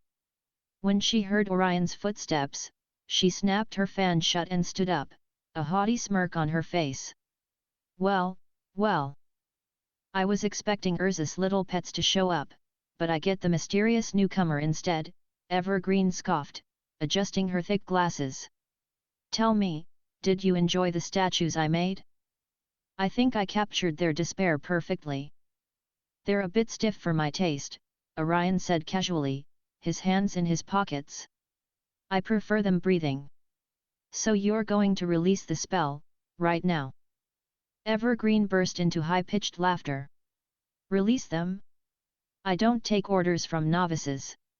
I am the queen of the fairies. I am the most beautiful and powerful woman in this guild. If you want them back, you'll have to defeat me. But I'm warning you, one look into my eyes, and you'll join them in the Garden of Stone. Is that so? Orion took a step forward. Evergreen smirked, raising her hand to her glasses. You're too confident, boy. Stone eyes. She whipped her glasses off, exposing her glowing, petrifying eyes directly to Orion. A flash of horrifying grey light shot across the park, designed to instantly turn any living tissue into solid rock upon eye contact. Orion didn't blink. He didn't look away. He stared directly into her stone eyes. The grey light hit him, and absolutely nothing happened. Evergreen's confident smirk froze. She poured more magic into her eyes, the grey light intensifying. What? Why aren't you turning to stone? Look into my eyes. I am looking, Orion said, his midnight blue eyes glowing with a calm, starlit power. Thanks to his advanced dark magic resistance, the curse-like nature of her petrification was completely neutralized before it could even interact with his ether nano. Furthermore, his Void Dragon Slayer magic passively warped the space around his retinas, refracting the magical light away from his actual vision. Impossible! Evergreen shrieked, backing away. Her ultimate weapon was completely useless. You must have some kind of trick. Fine. If I can't turn you to stone, I'll tear you to shreds. Fairy machine gun. Evergreen leaped into the air, her fairy wings fluttering rapidly. She unleashed a massive, continuous barrage of glowing, needle-like magical projectiles, raining them down on Orion like a storm of lethal hail. Gravity magic, orbit, Orion murmured. Orion didn't dodge. A swirling, invisible gravitational field activated around him. As the thousands of magical needles closed in, they were instantly caught in the gravitational pull. Instead of striking him, the needles violently curved, orbiting around his body in a chaotic, glowing halo. What is this? Evergreen gasped, landing back on the ground in disbelief. My magic. You call yourself a fairy, Orion said coldly, raising his right hand. But you're just a bully with a parlor trick. Orion snapped his fingers. The gravitational field instantly reversed. The thousands of glowing needles that Evergreen had just fired at him were violently launched right back at her at double their original speed. Evergreen screamed, throwing her arms up to protect her face. The barrage of her own magic slammed into her, tearing her dress and blowing her off her feet. She crashed heavily into the stone fountain, the water splashing over her bruised, battered body. She groaned, trying to push herself up, but she was completely out of energy. The sheer concussive force of her reflected attack had knocked her out cold. Ding! System task update, Evergreen defeated. The Stone Eyes curse has been broken. Orion looked down at the unconscious fairy. Checkmate. Back at the newly built Fairy Tale Guildhall, Master Makarov was still resting near the bar, watching over the 5 stone statues of his female guild members. Suddenly, the grey, rocky texture covering the statues began to crack and glow. With a sound like shattering glass, the petrification spell violently broke apart. Color returned to their skin, and breath returned to their lungs. Gasp! Lucy inhaled sharply, stumbling forward and catching her balance on a table. I can move. We're alive. My body feels so heavy, Kana groaned, rubbing her stiff shoulders. Juvia was so scared, the water mage cried, hugging herself. Myra Jane looked around frantically. The festival, what happened? Where is everyone? Makarov stood up, a massive wave of relief washing over him. Evergreen's spell is broken. Someone defeated her. It must have been Orion. But while the others were relieved and confused, Erza Scarlet stood perfectly still. Her head was bowed, her fists clenched so tightly her knuckles were white. Erza? Lucy asked tentatively. Erza slowly raised her head. The look in her eyes was terrifying. It wasn't the calm, collected gaze of Titania. It was the absolute, unyielding wrath of a warrior whose family had been threatened. Laxus, Erza's voice was a low, dangerous whisper that made the entire room drop 10 degrees. He dared to attack his own guild mates. He dared to hold us hostage. A blinding light enveloped Erza. She didn't requip into a fancy dress or a casual outfit. She instantly summoned her Lightning Empress armor, a specialized set designed entirely to resist and redirect electrical attacks. She grabbed her spear and marched toward the Guildhall doors. Erza, wait! Makarov called out. The town is a battlefield. I know, Erza said, not looking back. And Laxus is about to find out exactly why they call me the Queen of the Fairies. High above the town, standing on the roof of the massive Cardia Cathedral, Laxus Driar looked down at Magnolia with a scowl. A glowing purple rune communication circle hovered near his ear. Fried's voice crackled through the magic. Laxus, we have a massive problem. My Jutsu Shiki traps are being systematically dismantled across the entire town. And Evergreen's magical signature has completely vanished. She's been defeated. Laxus's golden eyes narrowed, a spark of yellow lightning violently arcing across his cheek. Evergreen lost? That means the statues are back to normal. The hostages are gone. We've lost our leverage, Fried reported, sounding uncharacteristically panicked. Erza is awake, and her magical signature is heading straight for the center of town. And worse. Whoever is breaking my runes is doing it with zero effort. We are losing control of the game. Laxus crushed a stone gargoyle beneath his boot, the stone exploding into dust. His grand plan was falling apart before it even truly began. Fairy Tail wasn't supposed to be this resilient. They were supposed to turn on each other, beg for his leadership, and acknowledge his absolute supremacy. Fine, Laxus growled, his voice vibrating with raw, electrical fury. The sky above Magnolia completely darkened, the thunderclouds rolling in with terrifying speed. If they want to play the hero, if they refuse to accept me as their master, then they don't deserve this town. Laxus raised both of his hands toward the dark, swirling storm clouds. If the game is ruined, I'll just clear the board. Laxus roared. High in the sky above Magnolia, massive, glowing orbs of volatile lightning began to materialize inside the dark clouds. There weren't just a few of them. There were hundreds. A ring of floating, highly charged lacrimospheres surrounded the entire town, pulsing with enough electricity to vaporize every building and civilian within the city limits. Down in the park, Orion looked up at the sky. His eyes narrowed as he saw the floating lightning orbs. The Thunder Palace, Orion recognized instantly. It was Laxus's ultimate, suicidal failsafe. If the lacrima spheres were triggered, millions of volts of lightning would rain down on the innocent people of Magnolia. And worse, they were enchanted with body link magic. Anyone who attacked a sphere would be hit with the same amount of magical damage they inflicted upon it. You're a coward, Laxus, Orion murmured into the wind, his starlit aura blazing to life.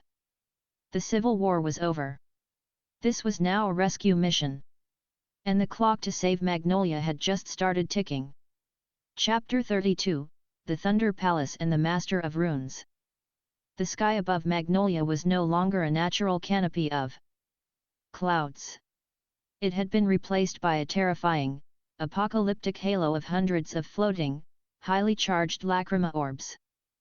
The Thunder Palace pulsed with millions of volts of raw electrical energy, humming with a sound that vibrated in the teeth of every citizen trapped below. Down in the central park, Orion stared up at the deadly array. His aura reading illuminated the invisible, magical tethers connecting each lacrima to the others, creating a massive, interconnected web of destruction. But there was a secondary, far more sinister enchantment layered over the floating bombs. Organic link magic, Orion murmured, his eyes narrowing into cold slits. A reflection ward. If anyone attacks one of those spheres, the exact amount of magical damage dealt to the lacrima will be instantly reflected directly back into the attacker's body. It was a brilliant, cruel trap. Laxus had effectively taken the entire town hostage, daring Fairy Tail to either sacrifice their own lives to destroy the bombs or sit back and watch their home be vaporized. Suddenly, a voice echoed directly inside Orion's mind. Can anyone hear me? This is Warren. Orion recognized the magical signature. It was Warren Rocco, Fairy Tail's resident telepathy wizard. He had successfully linked the minds of every conscious guild member in town. Warren! We hear you. Macau's voice echoed in the mental network. The master is safe in the guild hall, but he's having chest pains. Marajana's panicked voice chimed in. And those floating lacrima, what are they? It's the Thunder Palace, Erza's voice cut through the panic, sharp and authoritative. She was already sprinting across the rooftops. Laxus intends to level the town. We have to shoot them down immediately. Don't touch them, Erza, Orion's calm, commanding voice resonated through the telepathic link, instantly silencing the chaotic chatter. They are enchanted with body link magic. If you break one, the magical feedback will electrocute you. If you try to destroy enough of them to save the town, the accumulated damage will kill you. Then what do we do?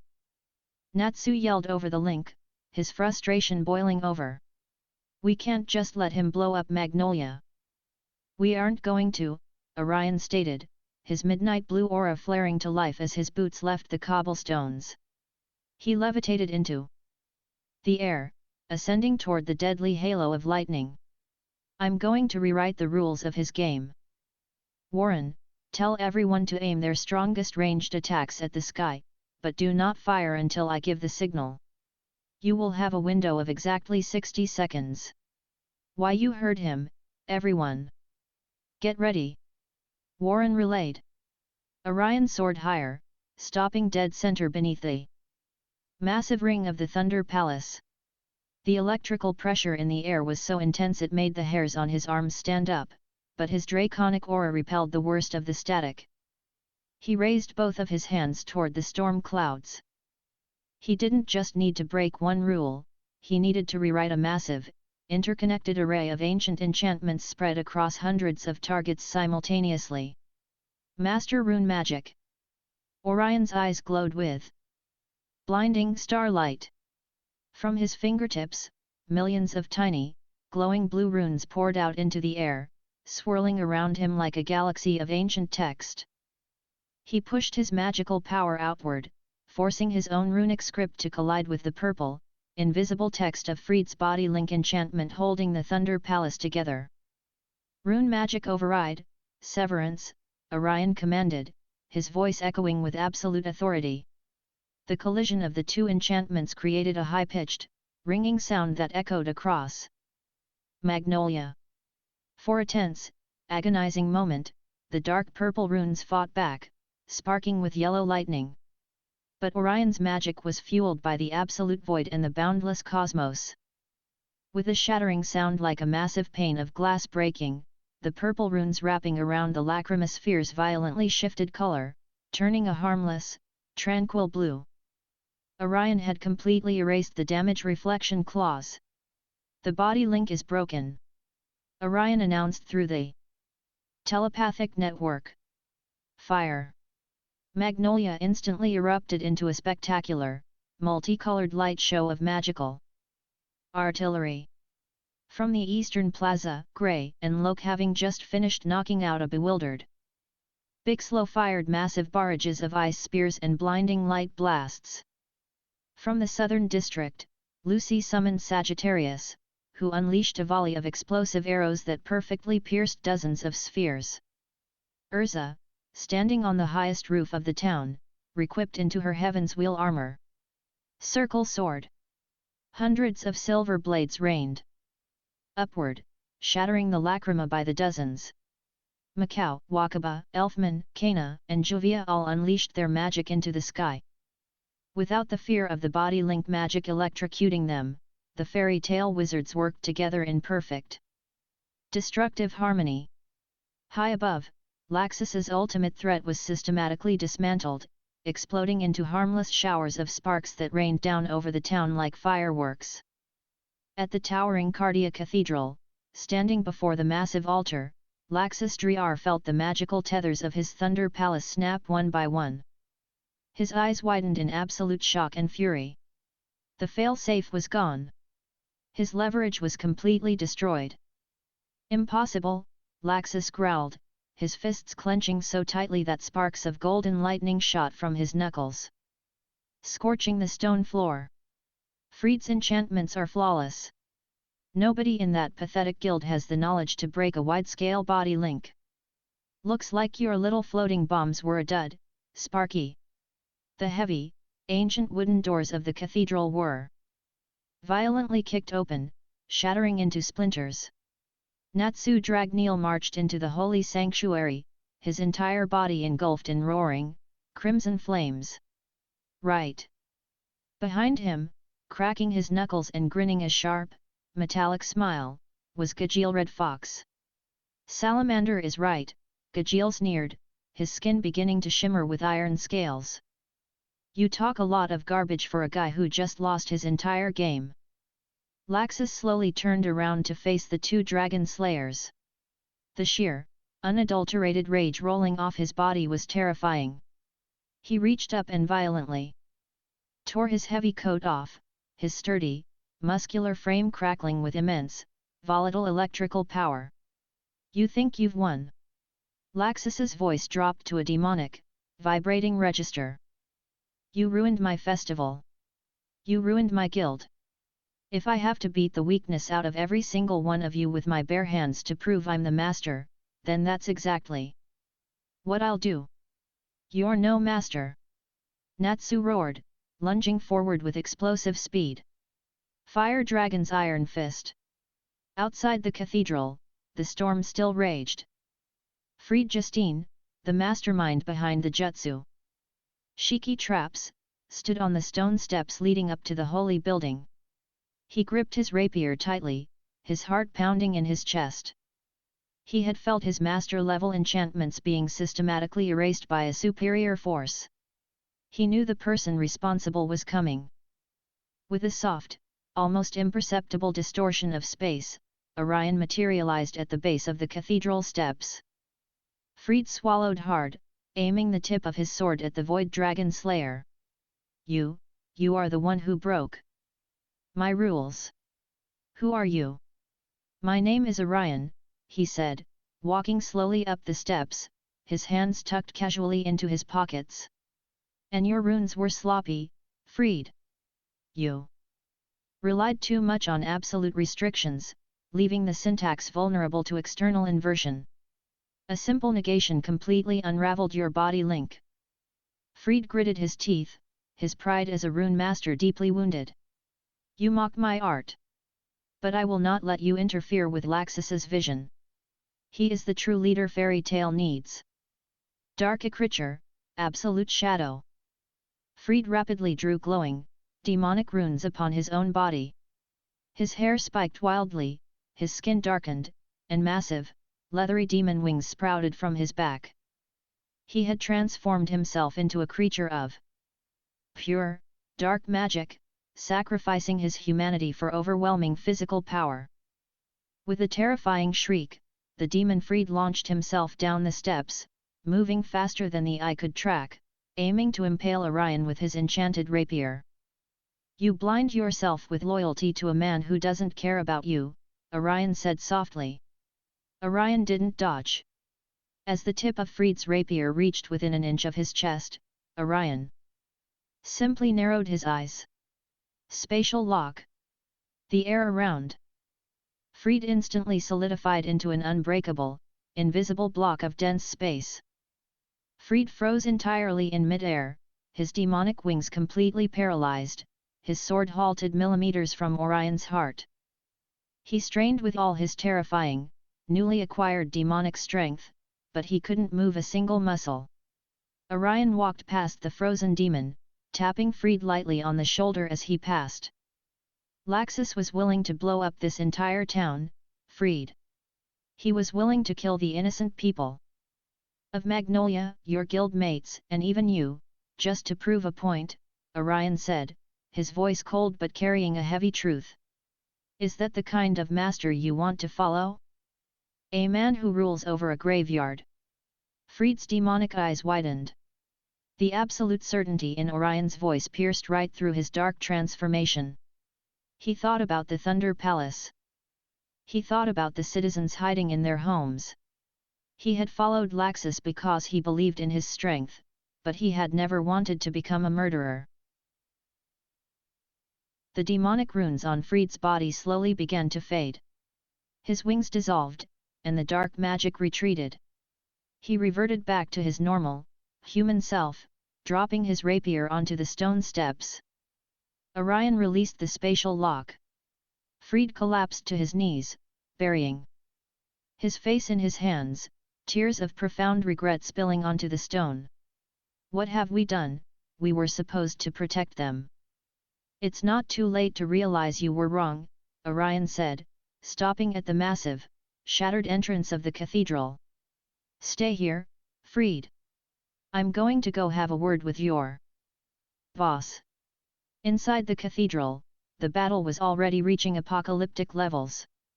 A massive, blinding bolt of lightning struck the center of the room, blowing Natsu and Gajeel backward through the wooden pews. Laxus stood near the altar, completely untouched. The golden lightning swirling around him was growing denser, sharper, and far more violent. Is this the best you can do?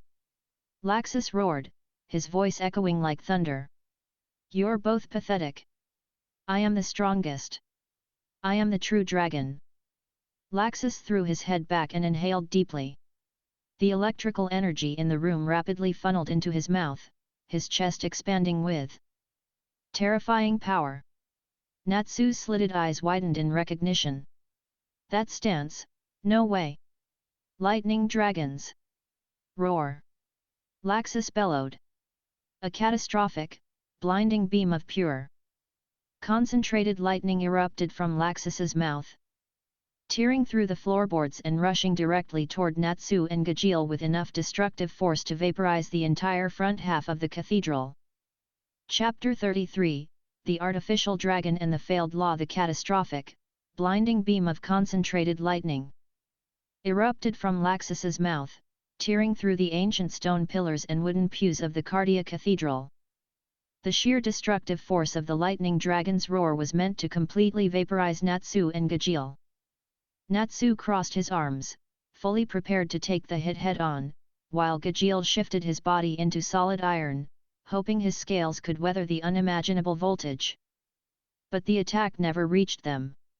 Spatial magic, wormhole. A swirling, midnight blue rift tore open in the fabric of space directly in front of the two dragon slayers.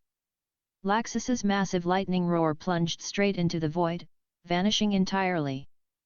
A second later, a corresponding spatial rift opened high up near the vaulted ceiling of the cathedral, violently expelling the lightning blast harmlessly through the roof and into the stormy sky. Laxus cut off his breath attack, his golden eyes narrowing in absolute fury as he stared at the cathedral entrance. Orion Valen Thorne walked slowly up the center aisle, the shattered remnants of the wooden doors crunching beneath his boots. His hands were tucked casually into his pockets, but the starlit aura radiating from his body was suffocatingly dense. "You've got a loud voice, Laxus," Orion said, his tone entirely devoid of fear. "But your aim is terrible." Natsu lowered his arms, his slitted eyes wide with shock, not at Orion's entrance, but at what he had just witnessed. "Laxus, you breathed lightning. Are you a dragon slayer too?" "Not a real one," Gajeel grunted, pulling himself up from the rubble. He spat a tooth onto the floor, his iron scales shimmering. "I don't smell any dragon on him. He smells like copper and ozone. It's artificial." Laxus sneered, his body crackling with a terrifying, golden aura. "Perceptive for a piece of trash. My pathetic father implanted a dragon lacrima into my body when I was a child. It granted me the power of the lightning dragon. I possess all the strength of a dragon without any of the primitive weaknesses. I am the absolute peak of evolution."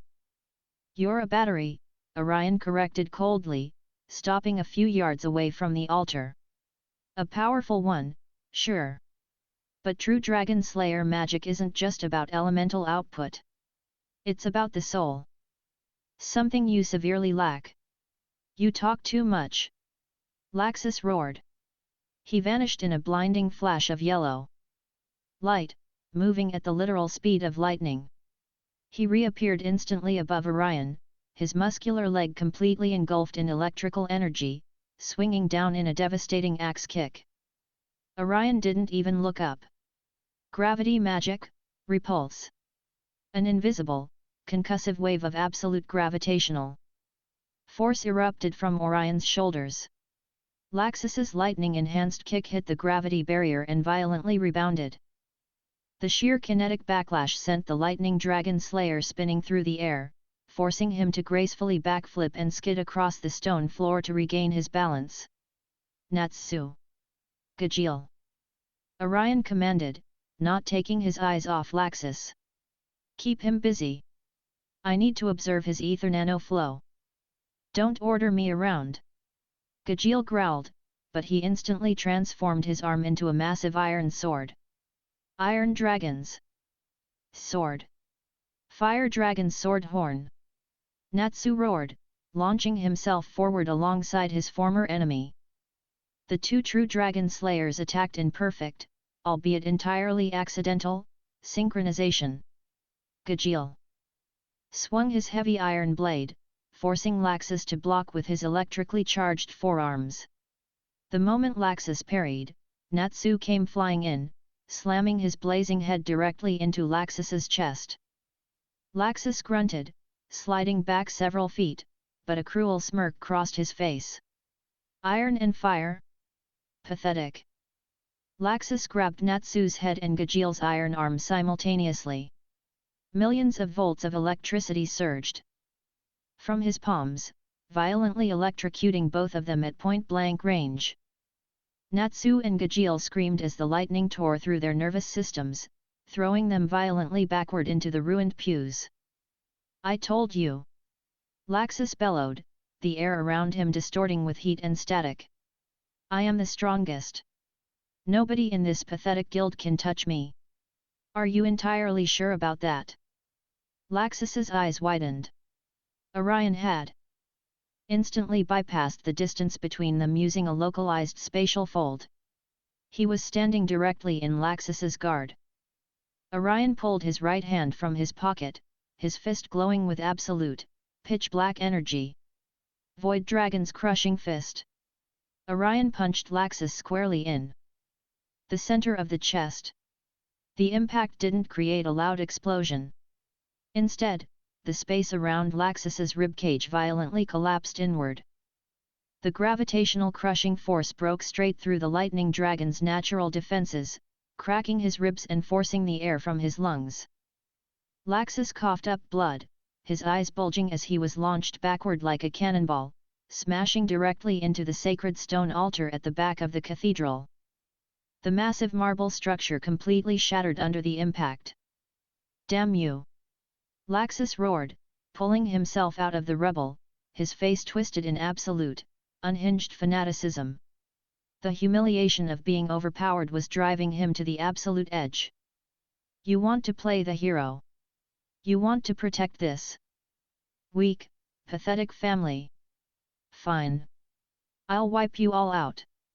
Laxus raised his hands, clasping them together. The golden lightning surrounding his body suddenly shifted, turning into an unbearably bright, pure, divine light. Orion's eyes narrowed. He recognized that stance. He recognized that ancient, overwhelming magical pressure.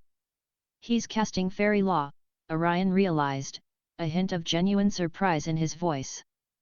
Natsu and Gajeel struggled to their feet, their eyes wide with terror as the suffocating, divine pressure pressed down on the cathedral. They remembered the absolute devastation that spell had caused to Jose Porla and the Phantom Lord Guild. "Laxus, stop!" Natsu yelled, coughing violently. "If you cast that, it won't just hit us. It'll wipe out everyone in town." "That's the point!" Laxus screamed, a manic smile stretching across his bruised face. "I'll erase the weak. I'll purge fairy tale and start over. Only the strong will survive my rule. Fairy law." A catastrophic, blinding wave of golden light erupted from Laxus's hands. It washed over the entire cathedral, passing through the stone walls, flooding the streets of Magnolia, and enveloping every single citizen, wizard, and building in its absolute, unyielding judgment. Natsu and Gajeel closed their eyes, bracing for their souls to be ripped from their bodies. The light burned with the intensity of the sun for several agonizing seconds. Then, it slowly faded.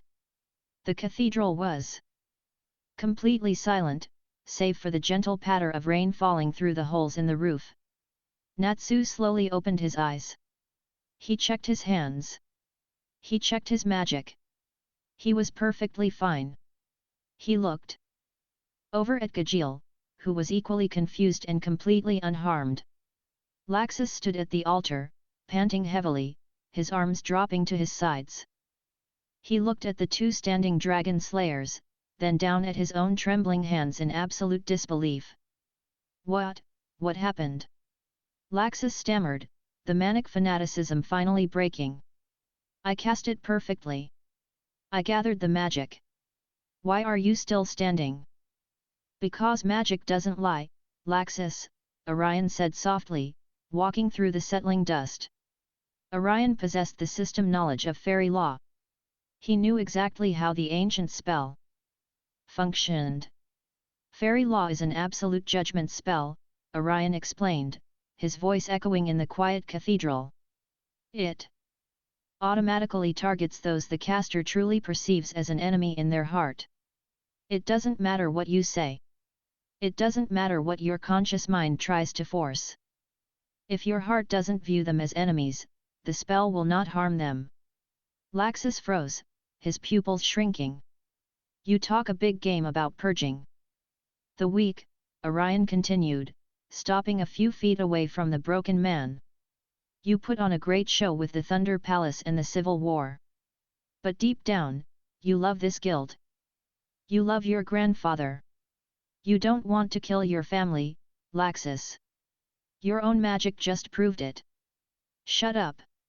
Laxus screamed, tears of sheer frustration and denial gathering in his eyes. He refused to accept it. He refused to accept that he was still the same soft-hearted child who just wanted his grandfather's approval. I am the master! Laxus roared, channeling every last drop of his remaining magic into his right fist, creating a massive, highly unstable halberd of pure, volatile lightning. Lightning Dragon's heavenward halberd. He threw the massive spear of lightning directly at Orion. Let's end this, Orion said coldly. Orion didn't dodge. He raised his hand. The midnight blue void swirling around his fingers. As the lightning halberd struck his palm, Orion's magical container violently flared, absorbing the electrical energy directly into his void. Natsu! Now! Orion commanded. Natsu didn't hesitate. Fueled by his unwavering loyalty to his guild, Natsu pushed his physical body past its absolute limits. Roaring flames erupted around him, swirling into a massive, concentrated vortex of draconic power. Crimson Lotus, exploding lightning blade. Natsu launched himself into the air, spinning rapidly and delivering a devastating, full-power strike directly to Laxus's jaw. The fiery explosion shattered the last remnants of Laxus's electrical barrier. As Laxus was sent flying upward by Natsu's strike, Orion raised his hand, his eyes glowing with the infinite weight of the stars. Gravity magic, planetary crush. A localized, immense pillar of gravity slammed down on Laxus mid-air. He was violently forced to the ground, crashing into the stone floor with enough force to shatter the cathedral's foundation.